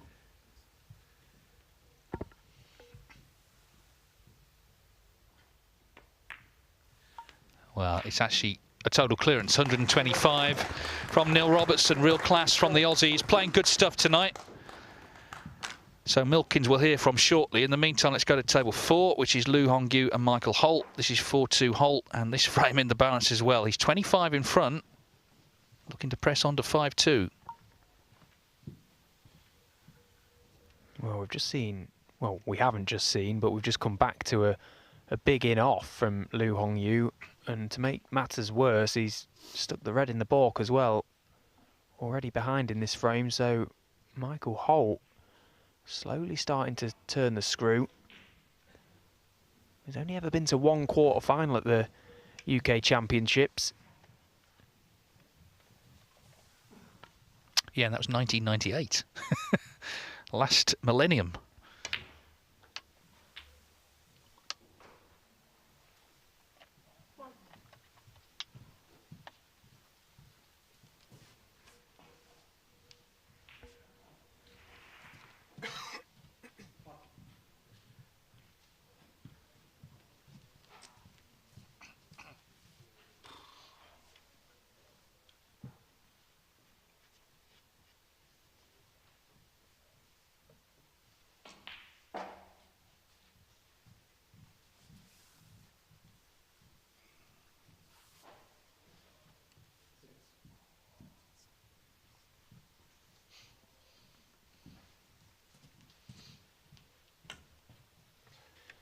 Well, considering he had ball in hand, Michael, he's played a very low, below par shot on the blue. He's left himself with a bit to do here.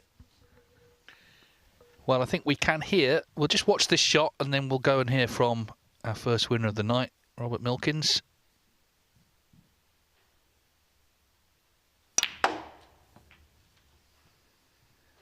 How's it looking?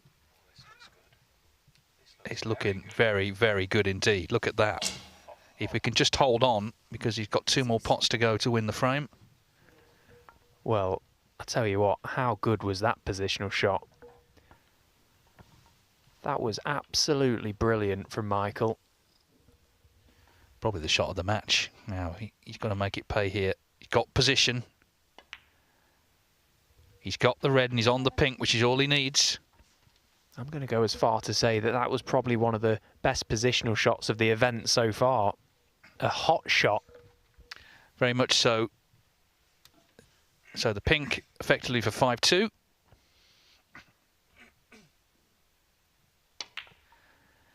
Okay, it looks like 5-2. Let's go to the 2 Robs. Games. Well, we're just deep in conversation. They almost forgot to start the interview. Great work there, Hendo, and what an important frame that could turn out to be for Michael Holt. Michael Holt, who made the quarters in the late 90s. What is it about these old guys? Rob Milkins first played in the last 32 of the UK Championship in 1996. Rob, many congratulations. Massive win tonight. Back at the Barbican. And what a perfect time to turn around what has been a bit of a miserable season so far. Yeah, it's been a bit of a shocker, really. But, you know, I've lost a lot of close games. 4-3, 4-3, 5-4 the last few games. I think I was 4-1 up against Zach in China, and I didn't really get a shot, you know. And to be honest, I'm a bit careless at the moment. I'm not killing frames. I'm not still. I haven't got the confidence, and you know, I should have won that frame easy. You know, in practice, I'd have finished it off, and before I know it, I'm looking like going 5-3, and then it's game on. You know, it shouldn't have been that difficult, but I'm glad to get over the line. Brilliant brown as well. Yeah, I mean, yeah, like I knew the brown, if I pot the brown, I'm perfect on the blue, and then pink and black, you know, I'd be disappointed not to clear up from there. But yeah, I mean, the brown, it's probably a 2 and 3 shot really, or three. Yeah, you should get it really, But you're back at the Barbican. It's Saturday night. It's you and Ding Junhui. I mean, the atmosphere is going to be absolutely rocking. People love watching you, and you weren't that far away from knocking out Ronnie O'Sullivan, last year's eventual champion, when you had him, you know, up against the ropes a little bit in that decider 6-5. So you tend to produce great snooker when you go to York. Yeah, I mean, I love the place, you know, not just the actual venue, but the actual city as well. It's really great. This time of year as well, coming up to Christmas, it's got that spirit about it, and yeah, there's probably no better place to play actually. You know, with York as well. You know, I like playing at the Crucible, but if you put everything all together, I think, you know, the Barbican takes some beating. And it is quite remarkable that, you know, I know you've had your peaks and your troughs in your career, but it is remarkable that 28 years or 26 years after, 28 years after you first played the last 32 of the UK Championship, you're still getting to the business end, to the big stage. It's amazing. Yeah, well, I come in that generation of players, you know, that golden generation. We're all the same sort of age, and the standard was so good then. I'm not saying it's not now, but you are finding that a lot of the Chinese players are coming through now. They're probably hitting the same sort of... well, our game was big in the 80s, 90s, and it's probably like that over there now, and over here it's not so popular. Well, we're getting there, and it'll be a sellout crowd for you on Saturday night. You'll get an amazing reception when you come down the stairs, and I gather you're going to go straight up to York tomorrow. You're not going to go back to Gloucester because you're on Saturday night, so you're in the groove. You're going to arrive there with confidence and momentum. Yep. Looking forward to a wonderful night on the big stage. Yeah, I mean, yeah, I said to myself before I played, I booked the room anyway for the afternoon, just to get my head down for a couple of hours. I drove up this morning and I said, if I play Saturday and Sunday, I'll if I win, obviously, I'll stay overnight and then go straight up. But if it would have been Monday or Tuesday, I think I'd have had to go home. But yeah, I'm really looking forward to it. You know, I've got nothing to... Well, I have got a lot to lose. I got about £40,000 at least to make up on everyone else, I think, so far this season. But, you know, it'll come. It's just... It's hard work out there for me. It's not coming natural. A lot of stabby shots, you know. It's not my normal game. But it's like this. What happens when you get on a losing streak? You know, I've been in this position a million times before. It's not very easy to get out of. I had a big win against Jordan Brown in Northern Ireland, which sort of stopped the rot. And yeah, I'll beat Rossmere and I've won today. So you know, if I get to about a semis or quarters, I'll be really happy. Well, listen, you have, as you say, you've stopped the rot. You're back at the Barbican again. You'll get a great reception. I can't wait to introduce you on Saturday night. Cheers. Rob Milkins, the pride of Gloucestershire, up at the Barbican again. Great stuff, Rob. Thanks a lot. Cheers. Yeah, if ever there was a man for Saturday night, it's Rob Milkins, isn't it? We'll be seeing him against Ding now. Stan Moody was 4-1 down, but he's come back to 4-4. He's at the table here on a break of 29, 22 in front in frame 9. So this has turned. Of course, it can turn back, but at the moment... he's in the ascendancy. It is, as we know, 5-2 Michael Holt over Lu Hongyu. We saw that. And 5-2 Neil Robertson over Matthew Stevens. Nothing potted in their 8th frame there.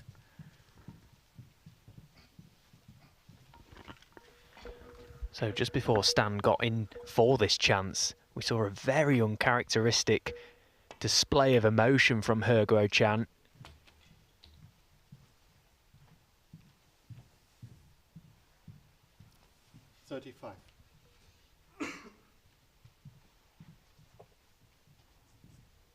Temperament is everything when you're out there in the arena, and here it is. He was nicely in, Mr. Black off the spot, and absolutely well is his cue off the side of that cushion. Dave, how is that cue still in one piece?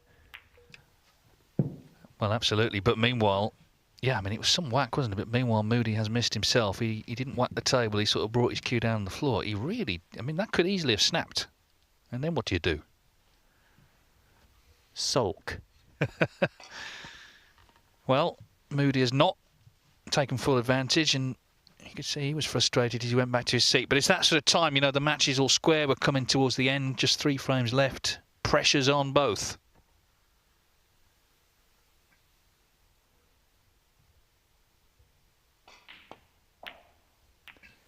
Yeah, the pressure is certainly mounting now, and that miss from Stan Moody came out of nowhere, really. I was just about to say it's starting to look like Stan has got Hee Guo Chan exactly where he wants him now.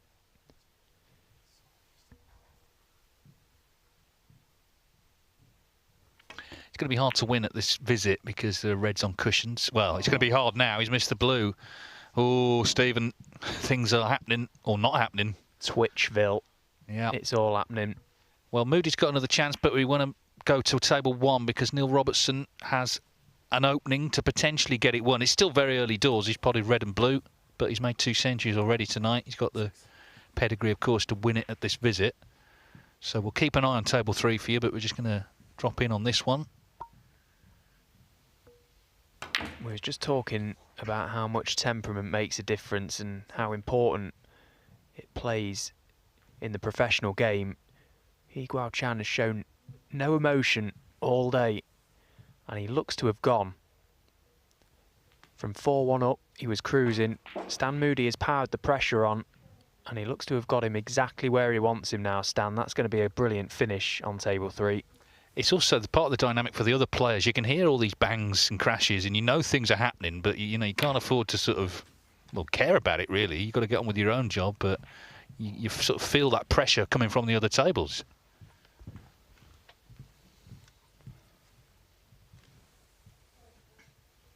And there's no better feeling as a player than seeing your opponent lose their rag out there in the arena. As long as you can keep hold of yours, you feel like you've got a good chance. As we know, these best of 11s, they can soon turn, and there's so many twists and turns. Neil Robertson, though, relatively unscathed this evening. He's played nicely. This is a good chance. Yeah, he's just plotting a course. He's looked cool tonight, I think. He was a bit under it, wasn't he? Well, more than a bit against Oliver Lyons, and could easily have been knocked out there. But having survived that one, he's looked confident tonight. Played well tonight, I think. A bit concerned about the cue ball here. That's not great, really. Thank you. Michael Holt's also in the frame. He needs to get it won. We're going to try and keep you across as much as we can here. There is Holty.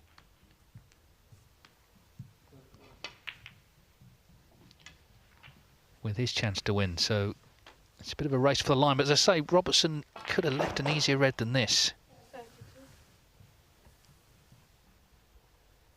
And I can tell you, Stan Moody's 45 in front with 4 reds on, so not too far from making it 5-4 there, but nothing's a given in that match at the moment.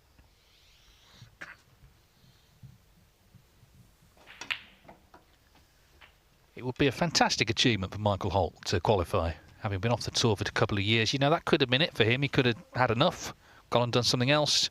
But even just coming back on and, you know, getting used to it again, the step up from the Q Tour to the Pro Tour as Robertson breaks down. So to qualify for one of our major events, that would be some achievement. Yeah, and he's won a couple of games this season, Michael, but would probably have expected to have done a little bit more. So this really could be a catalyst to a run of good results. Just to kick-start things for him this campaign. What better place to do it than the Barbican?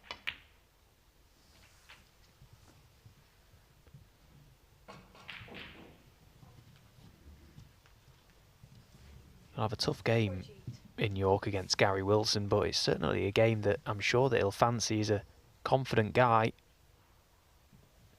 Been around for a long time as well. Still got to get the job done here, though. He's within touching distance.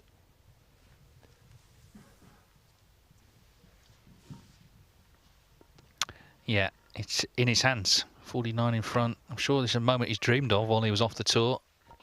Having to watch the tournaments, of course, not being in them after so many years. And apart from anything else, his whole year was kind of set around these tournaments for, 25, nearly 30 years. This time of year, be getting ready for the UK. Obviously, in the spring, the World Championship. That all went away. So it was a way of sort of adjusting to that. But he's adjusted fine. He got on with it. I said earlier with Ken, he got on with it, didn't complain, started coaching, and has found a way back on.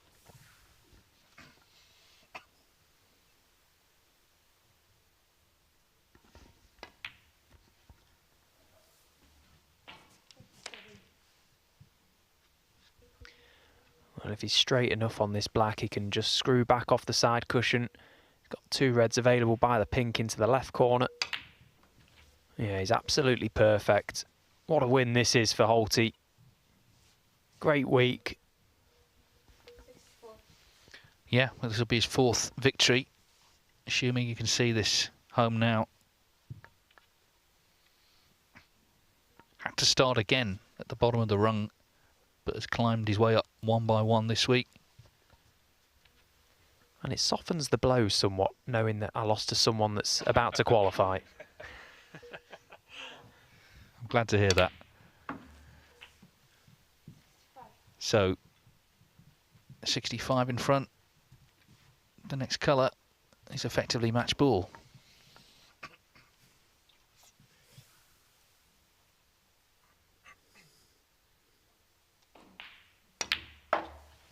Well done, Holty. It's been hard work for him, but he hasn't shirked from it. And his reward, he's going to walk out York next week to take on Gary Wilson, the reigning Scottish and Welsh Open champion, in that wonderful atmosphere at the Barbican Centre. Back in the big time.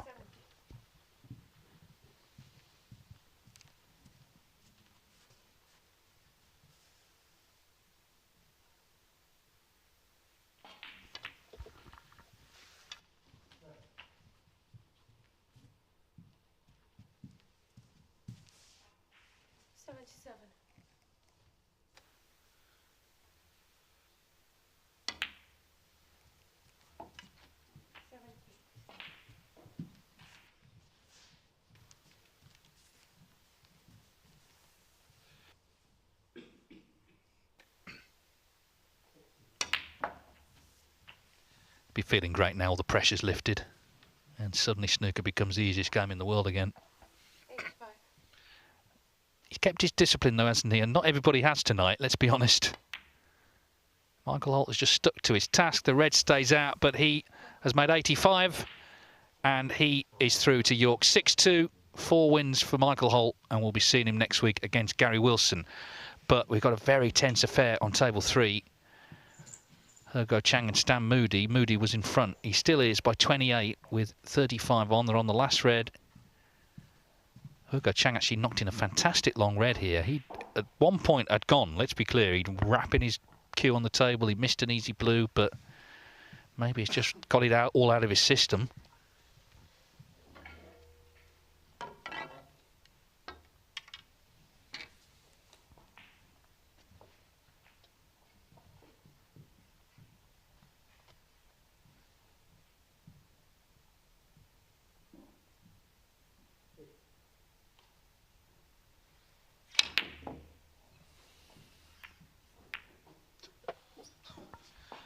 Save all your kisses for me. 70.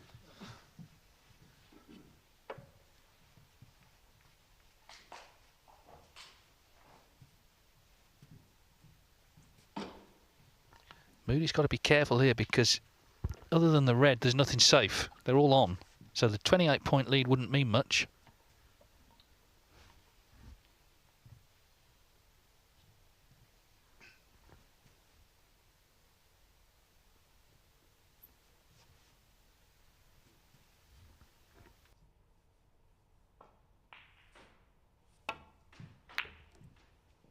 Well, he's gone for the back double, And he's got it. What a shot that was from Stan. Very brave at the pace he played it. If it had caught that top jaw, that would have been left on. Brilliant shot from Stan. Took a minute to decide what to actually play there, and well, what a great decision that was. Very brave, stayed with it. Look at that. Good. Always a nice feeling when you sat right down the line of it, although look at that shot he's played. That was very below par. Yeah, so He Chang needs a snooker. Could have been in one. Seemed to be a lot of balls to snooker behind. We'll let you know what happens there, but Neil Robertson's back in with a chance to get it won on table 1. And you've got to say, Stephen, it's a really good chance now. Yeah, not the sort of player you want to leave in this sort of position. Neil Robertson. Well, hopefully before he can wrap this up, we'll hear from Michael Holt. Well done to him. He's with Rob. The hitman is back at the Barbican in the last 32 for the first time since 2015. Hard to believe. Really? 2015. Really? Yeah, I was all happy. You just depressed me there. They're really that long. But yeah, obviously great to get there. To win 4 matches is tough in today's game. I battled. I think I was a bit lucky in my game there. I think that scoreline flattered me a little bit, but got the balls in the end, and that was it. What does it mean to you to be back in the big time? We've got massive ticket sales for the Barbican. I think the energy has raised a level since you last played there, where it's such a prize to get there now, straight down to 2 tables. This is the real gravy up there in York. It's going to be amazing. Absolutely. Obviously, they probably hoping that I'd qualify. That's why they bought the tickets. Yeah, but yeah, it's great. Obviously, we're dropping off, coming back on. You know, it's a big day for me, really, because to get back into like a big event like that, you know, and play at the venue, it's great. It was tough dropping off, but you know, I'm sort of proud of myself. I got back on, and yeah, just want to go and enjoy it. I just want to take the shackles off. I'm a good player, but if I can take the shackles off, you know, I can put anybody over my knee. And it seems as though you're enjoying it more second time round. Yeah, I'm still having my moments where I'm driving myself mad, which, you know, just angry with myself because I just want to play like I can, you know, and it's hard, and I know that, but generally my attitude towards it is better. But I still sort of get myself at it at times. I still get angry with myself for making silly mistakes. But, you know, I'm always trying, always. Oh, listen, there'll be so many people delighted for you. And I can't believe it's 25 years since you made the quarterfinals. It's so long ago. You beat Drago en route to the last 8. Yes. Them were the days, 1st to 9s, weren't they? Yes, 25 years. I mean, you know... That's bonkers, isn't it? I haven't aged a bit. So. You haven't? Gary Wilson, Monday night. Yeah, I don't care. You know, the sort of Alan Partridge meme where he just goes, that's how I feel about it. Obviously, there's certain players that are in form you'd like to sort of avoid maybe, but you're playing a top 16 player, brilliant snooker player, so I just got to concentrate on me.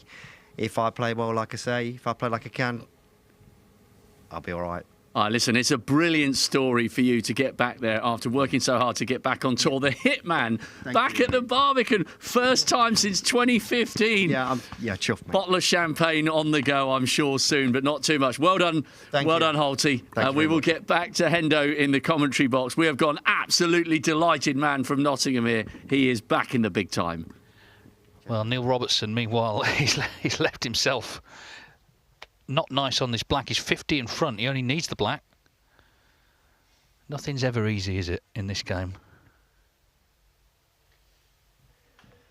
Yeah, and he's looking at the thin snip, but it looks dangerously close to the in-off in the middle, so maybe refusing this. Well, he's gone for it. He's played a brilliant shot. It looks like the winning shot.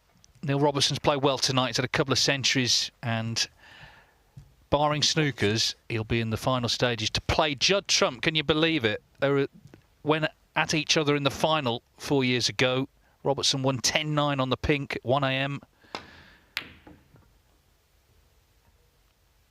So 2 snookers needed. And I can tell you on table 3, He Chang has got the snooker he needed against Stan Moody. So they're on the brown, but he can win now. There's 20 in it.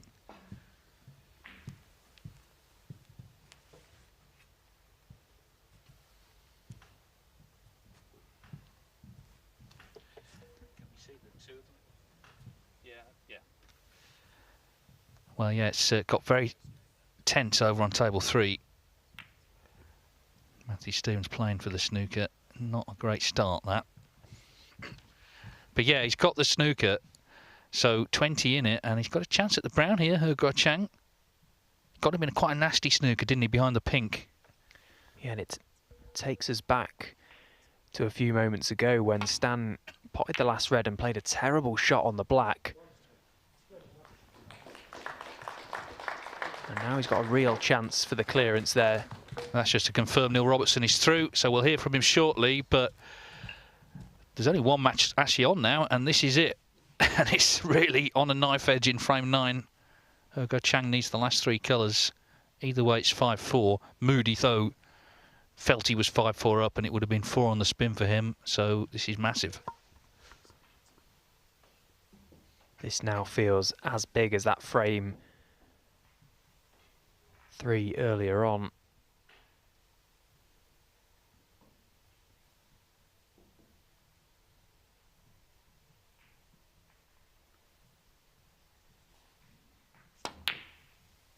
Yeah, that's a brilliant pot under pressure from He Chan.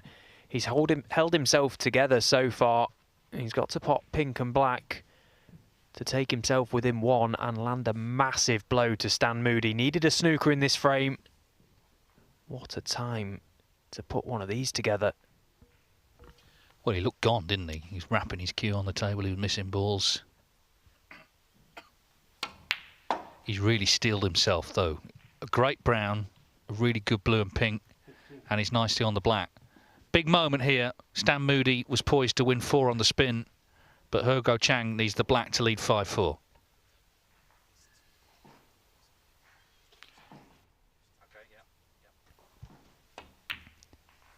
And there it is, big moment out on table 3.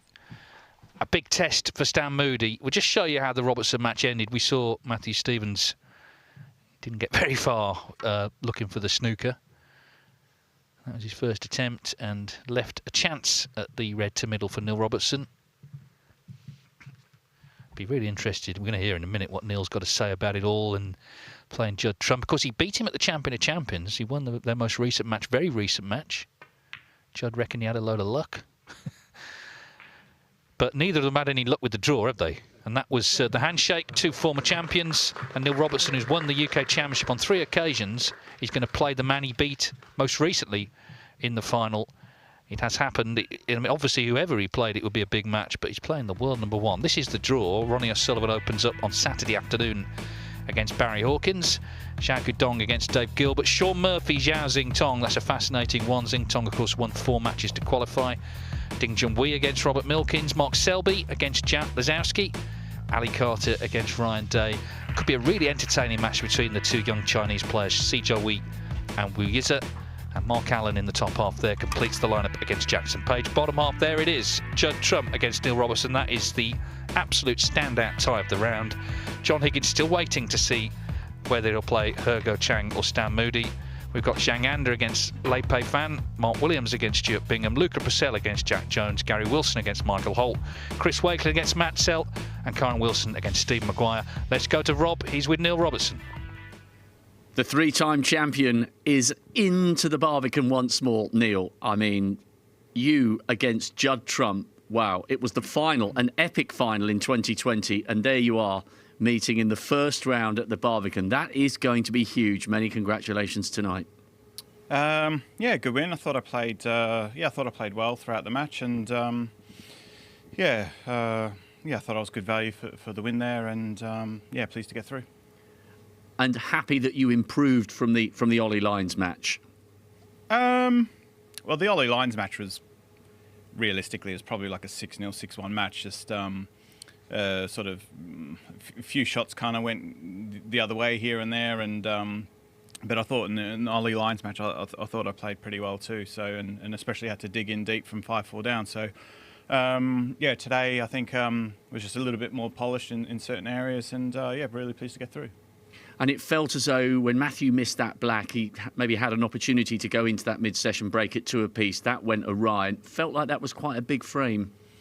Yeah, it was, because I missed a really tough red along the cushion on 50 odd, and yeah, that would have put me 3-1 up. And then thankfully Matthew didn't land on the last red properly, and then he was a little bit unlucky on the black because the heating kind of machine turned on sort of right as he was about to play the black and distracted him a little bit, and then he missed it, and then left him with a good chance to lead. And yeah, 3-1's it's always nice going into the interval when you got a lead.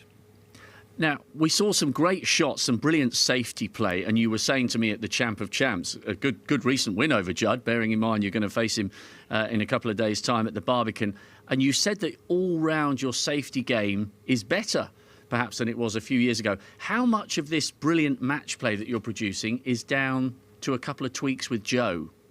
Yeah, a little bit, but it was something that I thought that I needed to do anyway. I think that the game has changed a lot in the last couple of years. I was just joking around with Mark Allen in China, sort of chatting about things, and I just said to him that I was like a year behind the meta. You know, it's not really about sort of thundering in long balls and scoring really heavily. It's about denying your opponent scoring opportunities, and Judd sort of insinuated that before our match in the Champion of Champions, talking about my long potting, and that the key to the match would be his safety play. So whereas a few years ago, Judd would be talking about, you know, an all-out attacking kind of match and see who can get him first. So the game's changed a lot, and I think that Mark Allen and Judd have, you know, improved their safety so much that I think that the rest of the tour is sort of looking at that and realising that's probably the best way to go about things at the moment. How much of an edge does it give you going into what is arguably the pick of the round, you against Judd, the fact that you've won that match most recently at the Champ of Champs? No, it doesn't give me any edge at all. Judd's very good at sort of putting losses behind him, and in fact he's sort of even more motivated. You know, so yeah, look, we have, you know, we've had some great games, we've had really tense games, and yeah, you know, he's someone who I always really enjoy competing against. You know, it's always on the big stage whenever we play, and it will be no different in York. Well, I mean, it's just got everything. You've both won titles already this season, and we've got this subplot of you trying to earn your spot in the Masters, and that door is still open at the moment, courtesy of a great win here tonight. Yeah, that's not really important though. The important thing is that I'm, you know, playing really well. Won a tournament this season. You know, I think I started the season with the cutoff before the UK somewhere in the 30s. So to even have half a chance tells you that I've done an amazing job so already this season. So we'll see what happens. But you know, I just got to sort of try and get home and pack and then head up to York.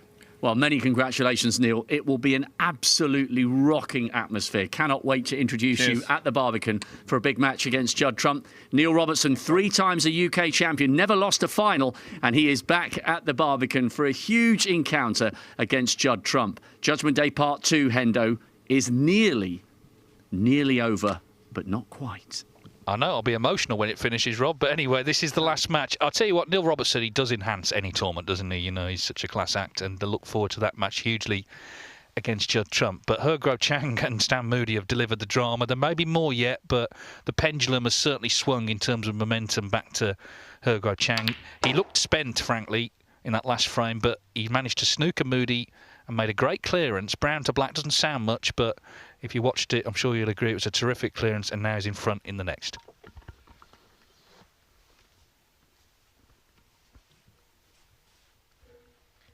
It's actually had a bit of everything this match, hasn't it? It's had big breaks, it's had twists and turns, we've had frames won needing snookers, we've had missed pots when you think they're an absolute dead cert to win the frame. What is going to happen next? Surely a black ball finish, deciding frame. Come on, it's what we all want.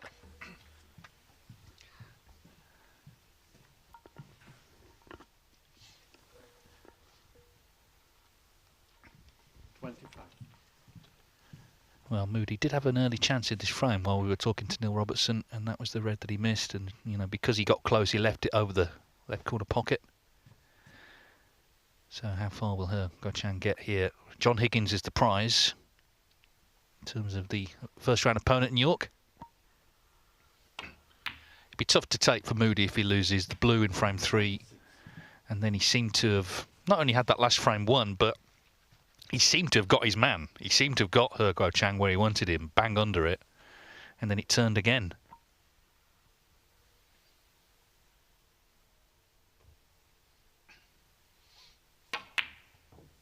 But it can turn back.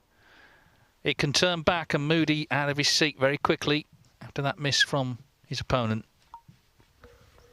Now he has to play the red here, Stan. Well, he's got options. He could play up for blue, but I think the play is to get that black back on its spot.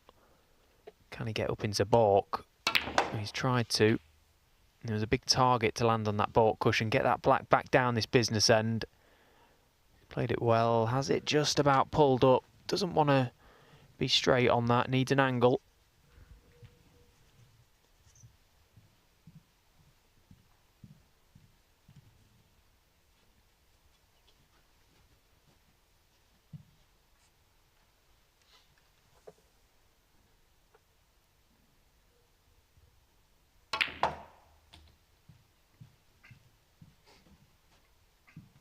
Oh, he's played that very nicely. Brilliant control.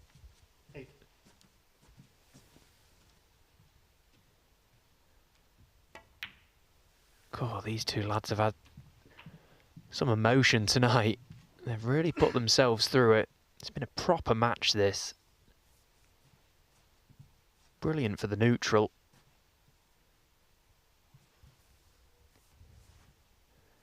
Now he's got the big shot here, Stan. High black into the 6 reds.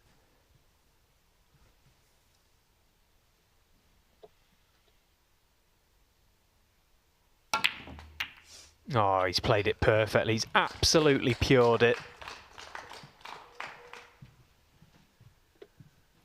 16. Yeah, you heard the applause. There's still quite a few people here.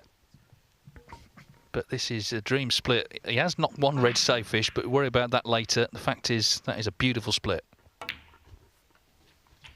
Well, we're going to get a deciding frame finish. I'm sure the neutrals out there who love their snooker would love to see another frame and the excitement of 5 each. It's no more than we deserve, Dave. And it is about us, isn't it, ultimately? And what we want.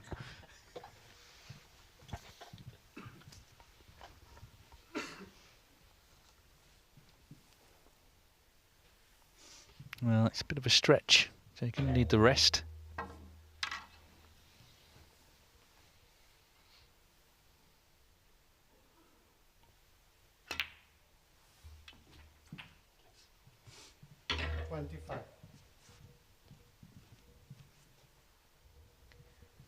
So he's got quite a big area to play into just underneath where his arm was there. Just looking at these 3 reds to middle. Quite a big circle of space he can play this cue ball into. Needs it to run on a fraction. Well, puffs his cheeks and lets out a big sigh there, and I'm not surprised. That was a poor shot. Big area to land in there, and he's completely mishit that one. Now he's faced with this tricky cut back to the middle pocket. Cue ball going into a red as well, unless he can get enough purchase on it to avoid it. Oh, he's played it well. Brilliant shot. On an absolute knife edge, this frame, this match, this last qualifying match of the week. We were started on Saturday morning. There's been so many matches to plough through, late finishes. I was talking to Rob Spencer, the tournament director, earlier about a couple of the post 1 AM finishes. All eyes now on this last contest.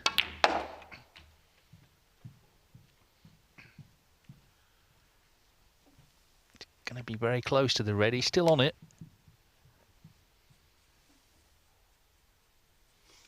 38.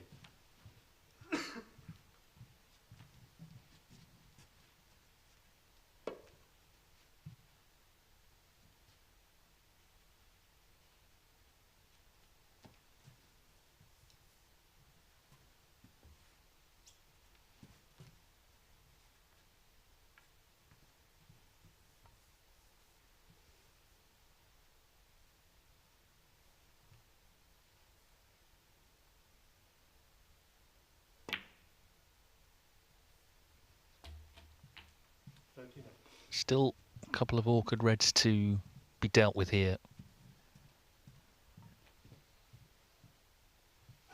Got a very busy style around the table. In a way, sort of like a mini Michael Holt in some ways, isn't he? You know, he's very kind of heart on sleeve about every shot.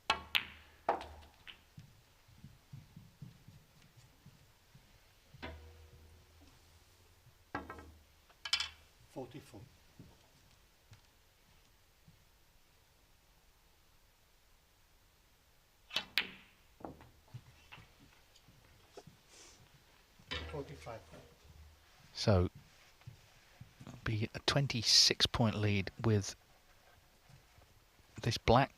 Still needs a couple of reds. This is where maybe the hard work starts.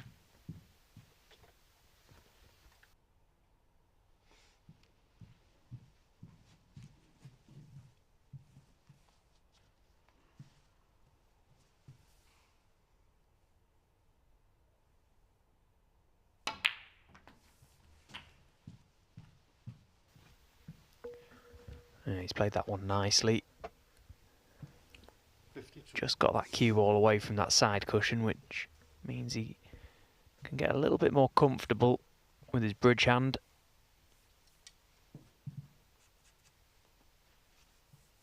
No, he's come around to have a little look at where he wants to leave the cue ball. Going forward for the black was not really ideal, so back up for the blue.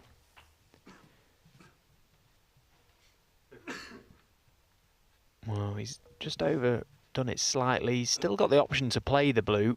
He also has the option to play the pink and try and chip that red off the cushion.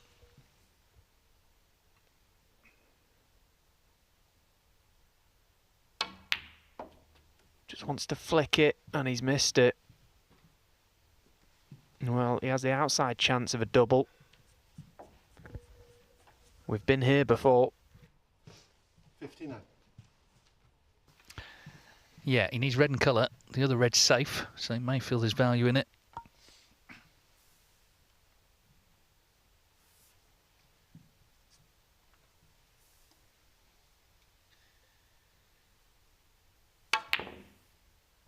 There's value in it, all right. What a shot. And he's on the black. We're going all the way here in the last match of the qualifiers. How ironic that the winner of this match takes on probably the best doubler in the game. Stan Moody has doubled a couple of reds in this match absolutely brilliantly. Deserved a decider. This has had everything. Well, 2 snookers needed, and remember he lost the last frame after her needed 1 snooker, so he really wants to make sure if he could get rid of this red.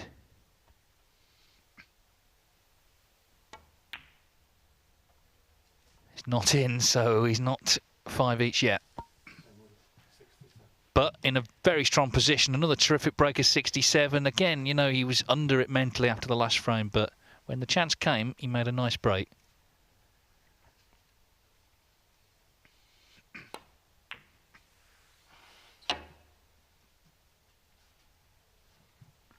And he's not in a snooker. So we know the identity of 31 of the 32 for the Barbican Centre in York next week. Well, back 2 days' time starts. There are actually still some tickets available. Several sessions sold out, but there are tickets available. wst.tv/tickets for the information on this event and all the others as well that are on sale. Hugo Chang needing 2 snookers. He's in one himself.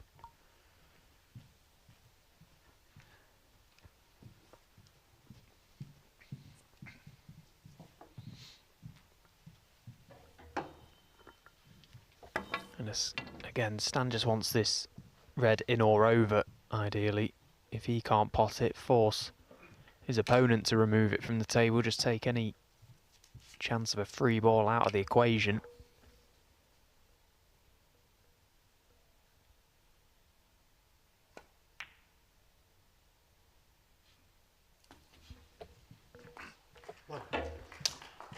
That'll do nicely. And I think Hugo Chang has conceded. Yes, he has. So 1 more frame then to bring you what a thriller. Hugo Chang 5, Stan Moody 5. And Moody just leaving the arena between frames. It's been a dramatic few days here, and we've got... You always kind of get one, don't you, that goes the distance, and it's going to be Stan Moody against Hugo Chang for for us here tonight. Just to confirm tonight's results, Neil Robertson's beaten Matthew Stevens 6-2. Robert Milkins has beaten Jusa 6-2. Michael Holt has beaten Lu Hongyu 6-2. Just while we got a moment, just shout out to the guys from Matchroom Media. They're just behind us, absolutely crammed into a little room in front of loads of screens. They've been bringing us all the coverage. Done a great job, guys, over the whole week and certainly the last couple of days as well, as we look at the results. And Sam Fletcher as well from World Snooker, our glorious leader. Thank you for all the work as well. They're the results confirmed, but one still to be decided. Hard to sort of say. I mean, Moody, what I will say for him tonight, he's had a lot of setbacks and has kept coming back. I've been so impressed with Stan Moody's temperament and desire to keep pushing, keep trying and never give up, because there's been a number of times, like you say, that he could have thrown the towel in and just thought, you know, it's not my day, I've missed my chance, you know, got angry with himself kind of thing, but he hasn't. He's kept pushing and he's earned himself a one-frame shootout for a place at the Barbican and a date with the Wizard. What more can you want? Well, it's dreamland stuff, isn't it? I mean, for both, but particularly Stan, you know, who's new on tour from the UK, obviously would have grown up really looking up to John Higgins and would have been so used to seeing the UK Championship on the BBC. And now he's one frame away from playing Higgins in the final stages. Hergo Chang as well, of course, Rookie of the Year at the World Snooker Tour Awards last season. Be big for him as well. He's already beaten Ronnie O'Sullivan this season. So these are huge moments for them both. And needless to say, we will be staying for however long the decider is. You're never quite sure what you're going to get in a deciding frame. But we're about to find out when Stan Moody returns. You can see there's a few diehards remaining. There's Bart Tornell, the referees. Shout out to them as well for the job they've done. I mean, they've had some very long days. These best of 11s often are lengthy. But as ever, they've done a very professional job. Several of them are going to York. Some of them actually have already left to get ready for that on Saturday. But obviously, Bart has to stay for this frame. Go on then, Stephen. Put your neck on the line. Who's going to win it? I'm going to say Stan. I think, you know, I've been so impressed with how he's conducted himself in this match, and I just think he might get the reward for staying positive.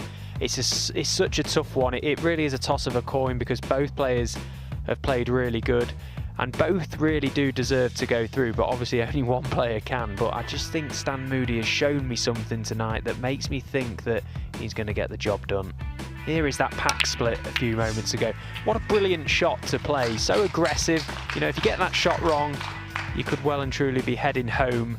He got it right, stayed aggressive, stayed positive, and that's what he's done all day. Fair play to him.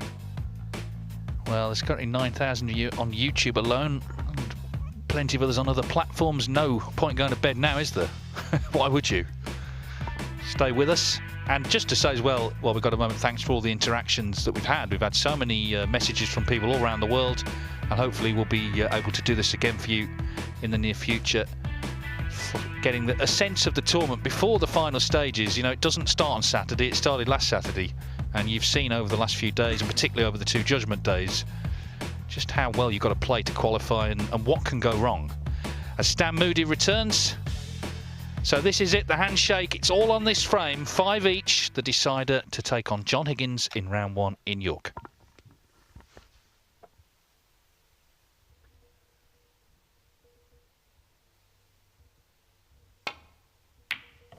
It's amazing how important that break-off shot has become in recent years, particularly with how good players are from distance. He's made a pretty good job of that loose rogue red that often pops its head out. Not a straightforward shot for Stan Moody.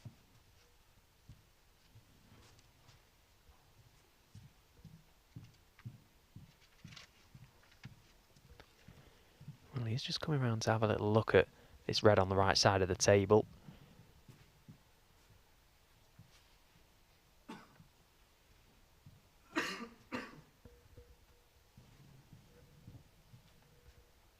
Not got very many straightforward safety shots available to him, so he's weighed up the value. And once again, is it time to attack?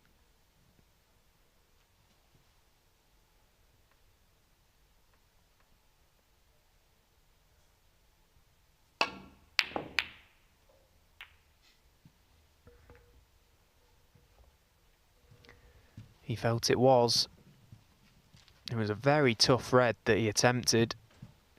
Felt he had no other shot. So the first chance of this deciding frame, first good chance, I suppose, falls to Hee Guo Chan.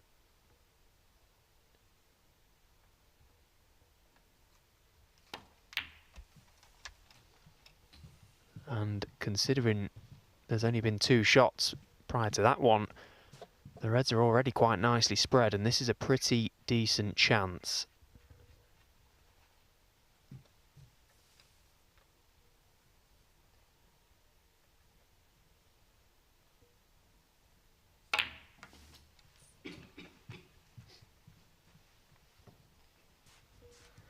Black available into both corner pockets.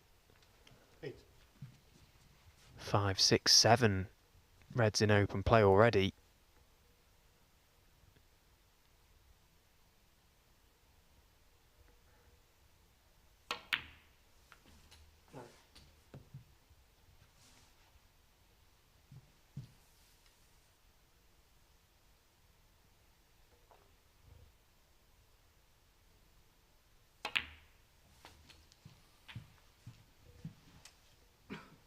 A lot of this game is very much about what you tell yourself when you sat in your chair, and Stan Moody took a long time out of the arena. Hee Guo Chan was just sat there talking to himself, telling himself, going through his routine. He's got the chance.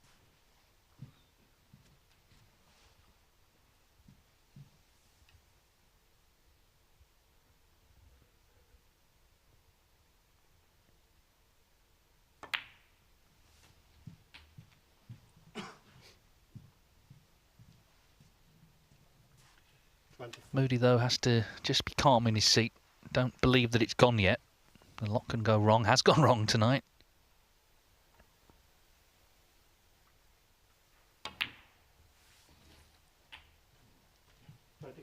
Already felt that was a slightly dodgy contact.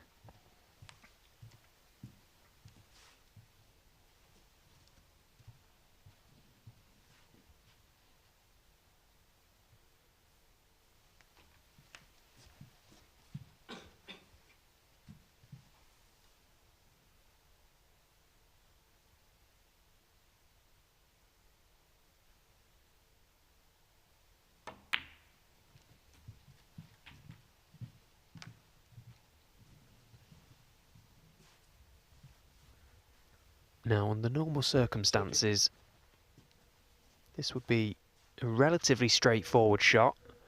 Although these pockets have played quite tight this week, and this is a deciding frame to get to the Barbican. These are not easy.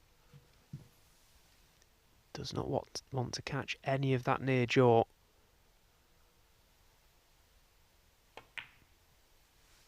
No, he's played it well. Just cushioned it into the fat part of that pocket just to accept it. Well, dare I say it, it's the 5th black coming up.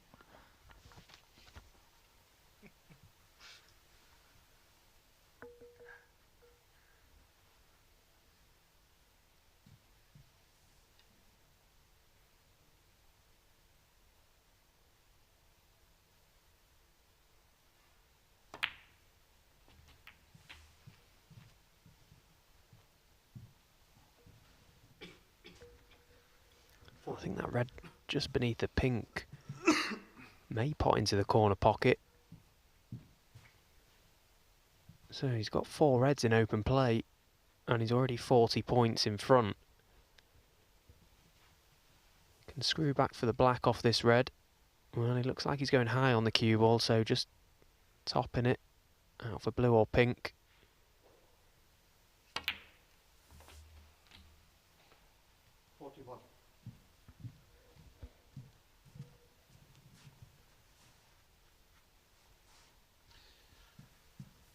Building up a useful lead.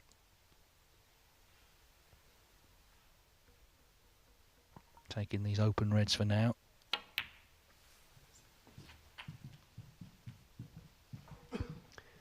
Yeah, and the pink spot's occupied, so he'll be getting placed as close to its own spot in a direct line behind it.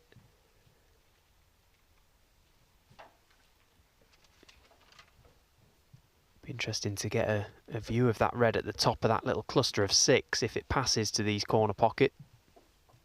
The right corner possibly goes to left middle as well. If it does, that's a huge help. 47. Well, has Stan Moody played his only shot in this frame?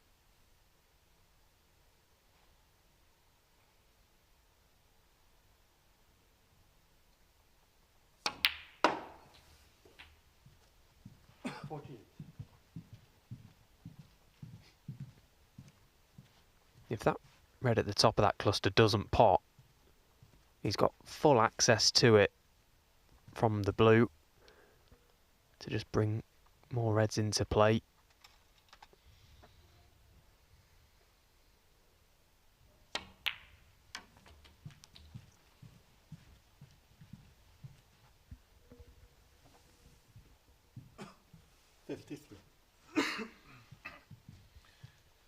Well, it must be agony for Moody watching on, but coming up to the kind of key moment now in terms of whether he gets back to the table or not.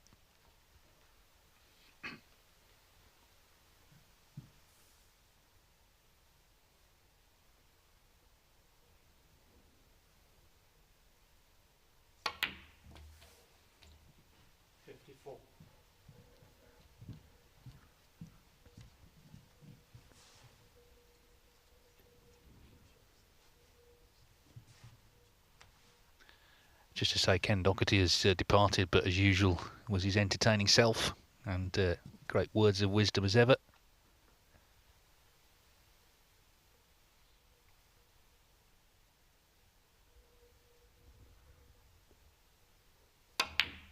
Well, he's got into them. How's his luck? The split's pretty good, but is he on one? He's got a very thin clip back to this left corner pocket. How do you fancy these? The cue ball is kind of going into danger as well. No real control over where it's going to land. Once again, having the cue ball clean, just steadying himself. Well, this could be the biggest shot of the night and decide whether Stan Moody's played his last shot of the night.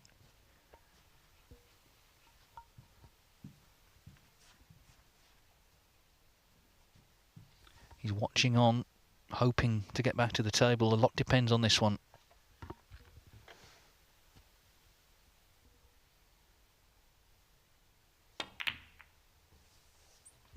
He's actually overcut it. So a twist. 57. And of course now he's opened the reds up.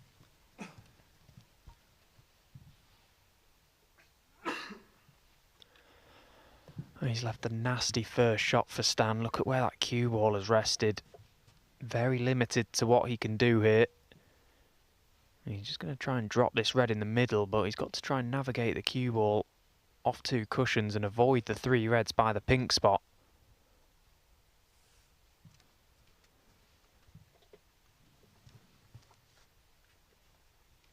Trusting a little bit to luck here, Stan. One thing you've got to make sure, don't miss the red. You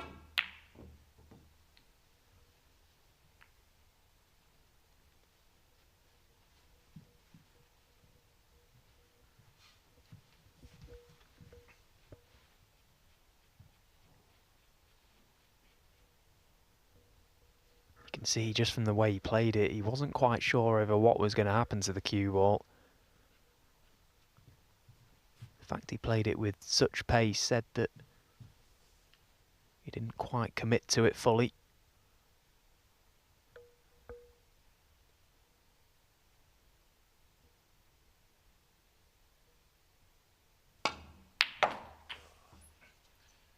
Well, that's quality.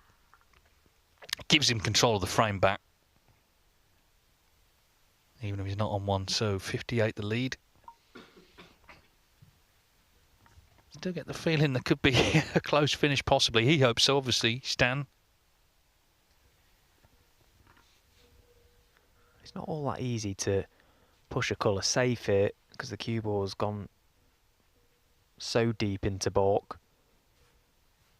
He'd love to get one of the baulk colours welded to a side cushion, but how does he do that and get a good cue ball?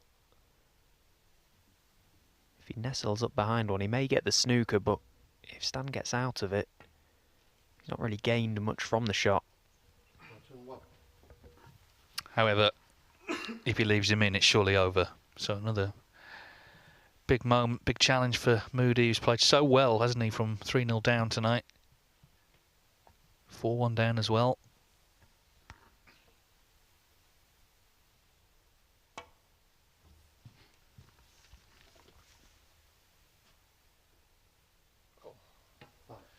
Wow, it looked a good thing, actually.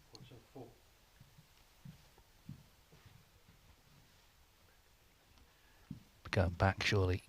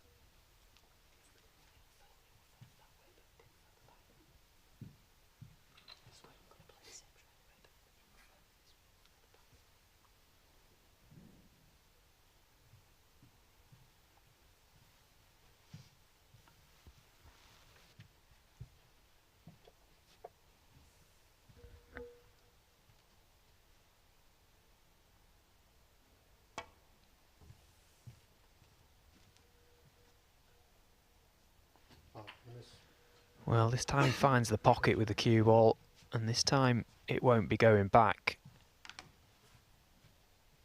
He's got a couple of options.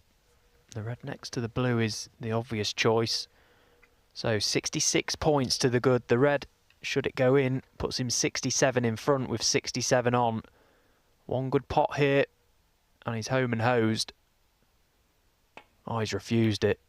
Wow, well, you can't really fault it, I suppose. You know, it's a big pressurised match, this. He really wants to get through. He's just trying to turn the screw. It was a guaranteed snooker. He's trying to make Stan hit this red.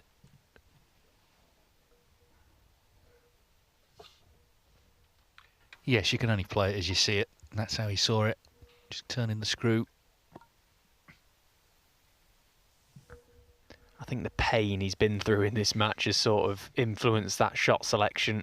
We've seen so many strange things happen, so many twists and turns that he possibly felt in the back of his mind that could have gone wrong.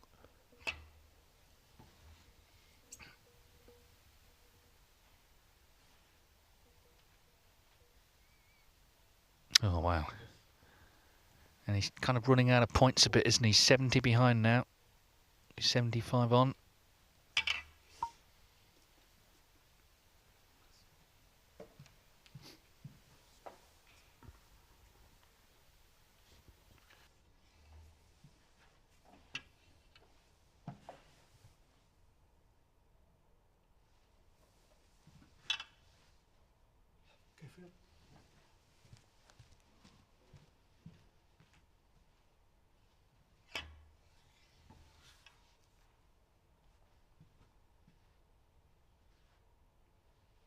This looks really good. Yeah, excellent. He's hanging on in there.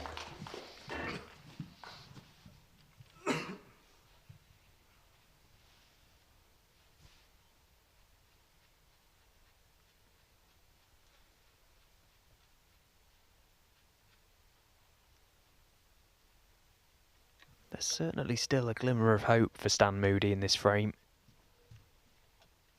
This is a very, very tough pot to middle, if he's even going for it.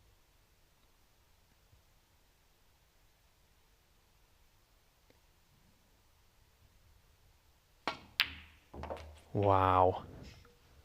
What a pot that was. I'm astounded he's gone for that, considering a few moments ago he had the cue ball in hand in baulk with a much more easier red than that. That was a fantastic pot. Well, you can see the disappointment on Moody's face. It's understandable. He's come so close. He needs a snooker now. He's going to be in one himself. Tough to take, obviously. It's a big deal. It's not just any match, this. It's to get into a big tournament. It would have been his first time at York, but clearly up against it now. Meanwhile, He Guo Chang's reputation really growing all the time.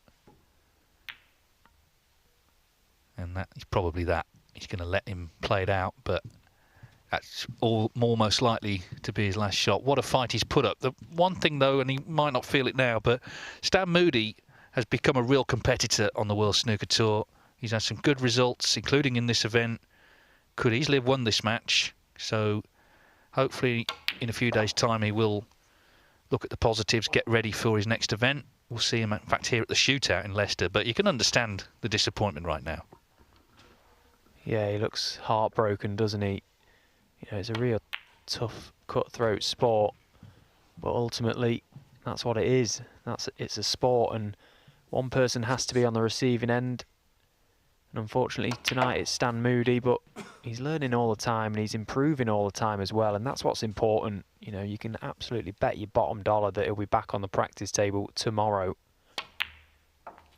But tonight is all about He Guo Chang. He is going to be the final name in the draw for the Barbican. Yeah, and it brings our Judgment Day coverage to a close. And what a thrilling couple of days it's been. And indeed the days before that. Fascinating lineup. We've got some really good matches to look forward to, and we know a lot of guys going to York in great form. It's only going to be a couple of days before it all starts, so the top 16 seeds, I wonder how many are going to survive that first round. You feel there's upsets guaranteed.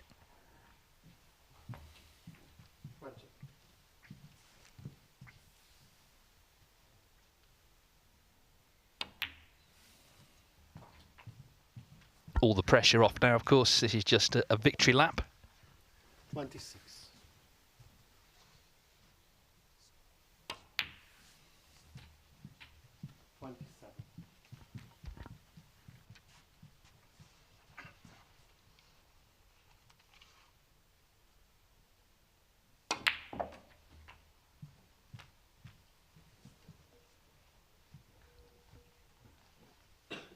Before.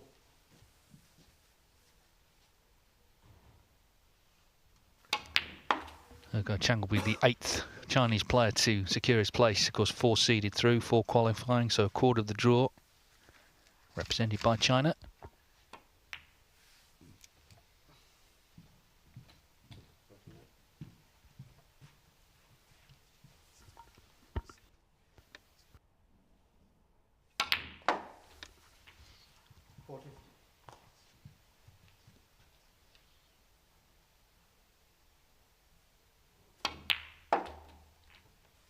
Stan Moody has actually done the classy thing here. He could have conceded, couldn't he? But he's allowed He Guo Chang his moment.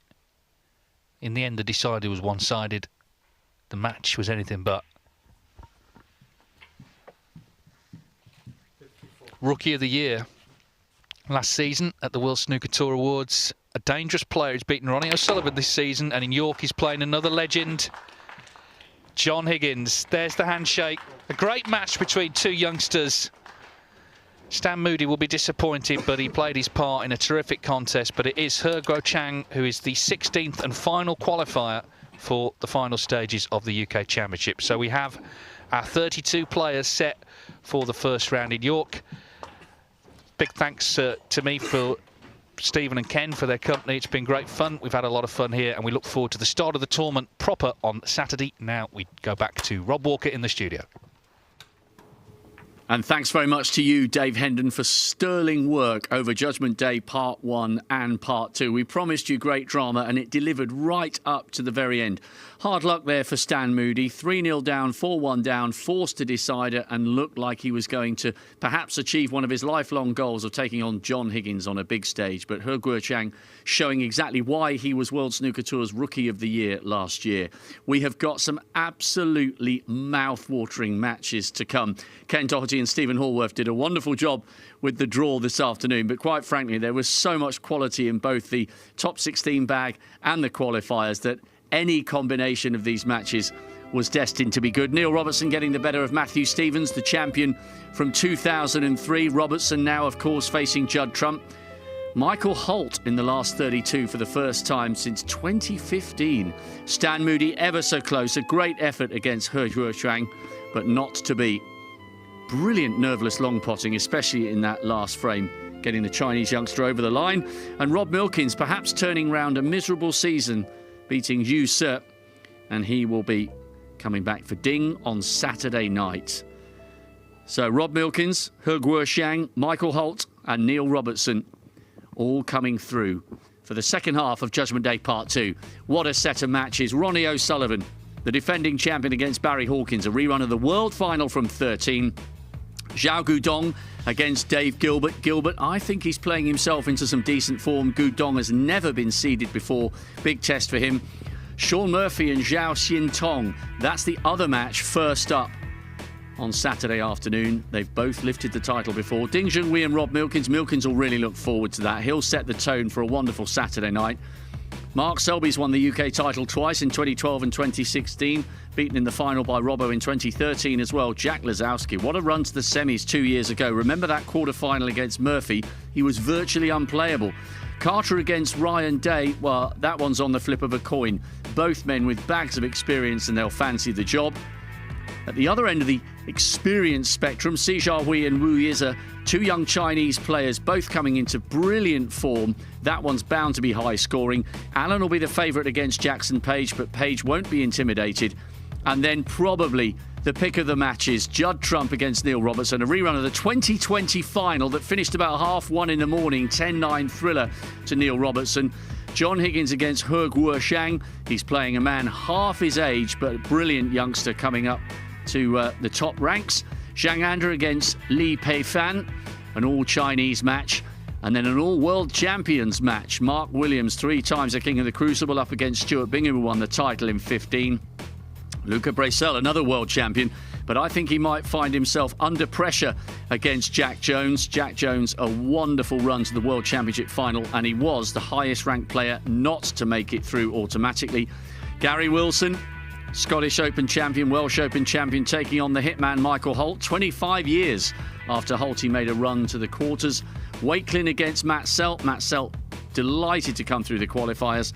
And Kyron Wilson, the reigning world champion, who's won 2 titles already this season, up against Stephen Maguire on the 20th anniversary of his epic run to the UK crown against David Gray. It all starts 1 o'clock on Saturday, the Victorian Plumbing UK Championship 2024 at the Barbican. The bright lights, it'll be an absolute sellout, and it's all live on the BBC, on Eurosport and on Discovery Plus. From everybody here at the Matiola Arena in Leicester, thanks ever so much for your company. The future of snooker is in safe hands. The destination of the title is totally unknown. Join us on Saturday in Yorkshire for the start of 9 scintillating days of live snooker. It's one of the best places to be at any time of the year, especially in the lead up to Christmas. All roads lead up the M1 to York. Bring it on. See you Saturday. The way he plays this game is quite remarkable. Have a look at this for a shot. Have a look at this for a shot. Trick shot if he does. I'll tell you what a shot that is. You won't say any better than that. It's close, it's very close indeed.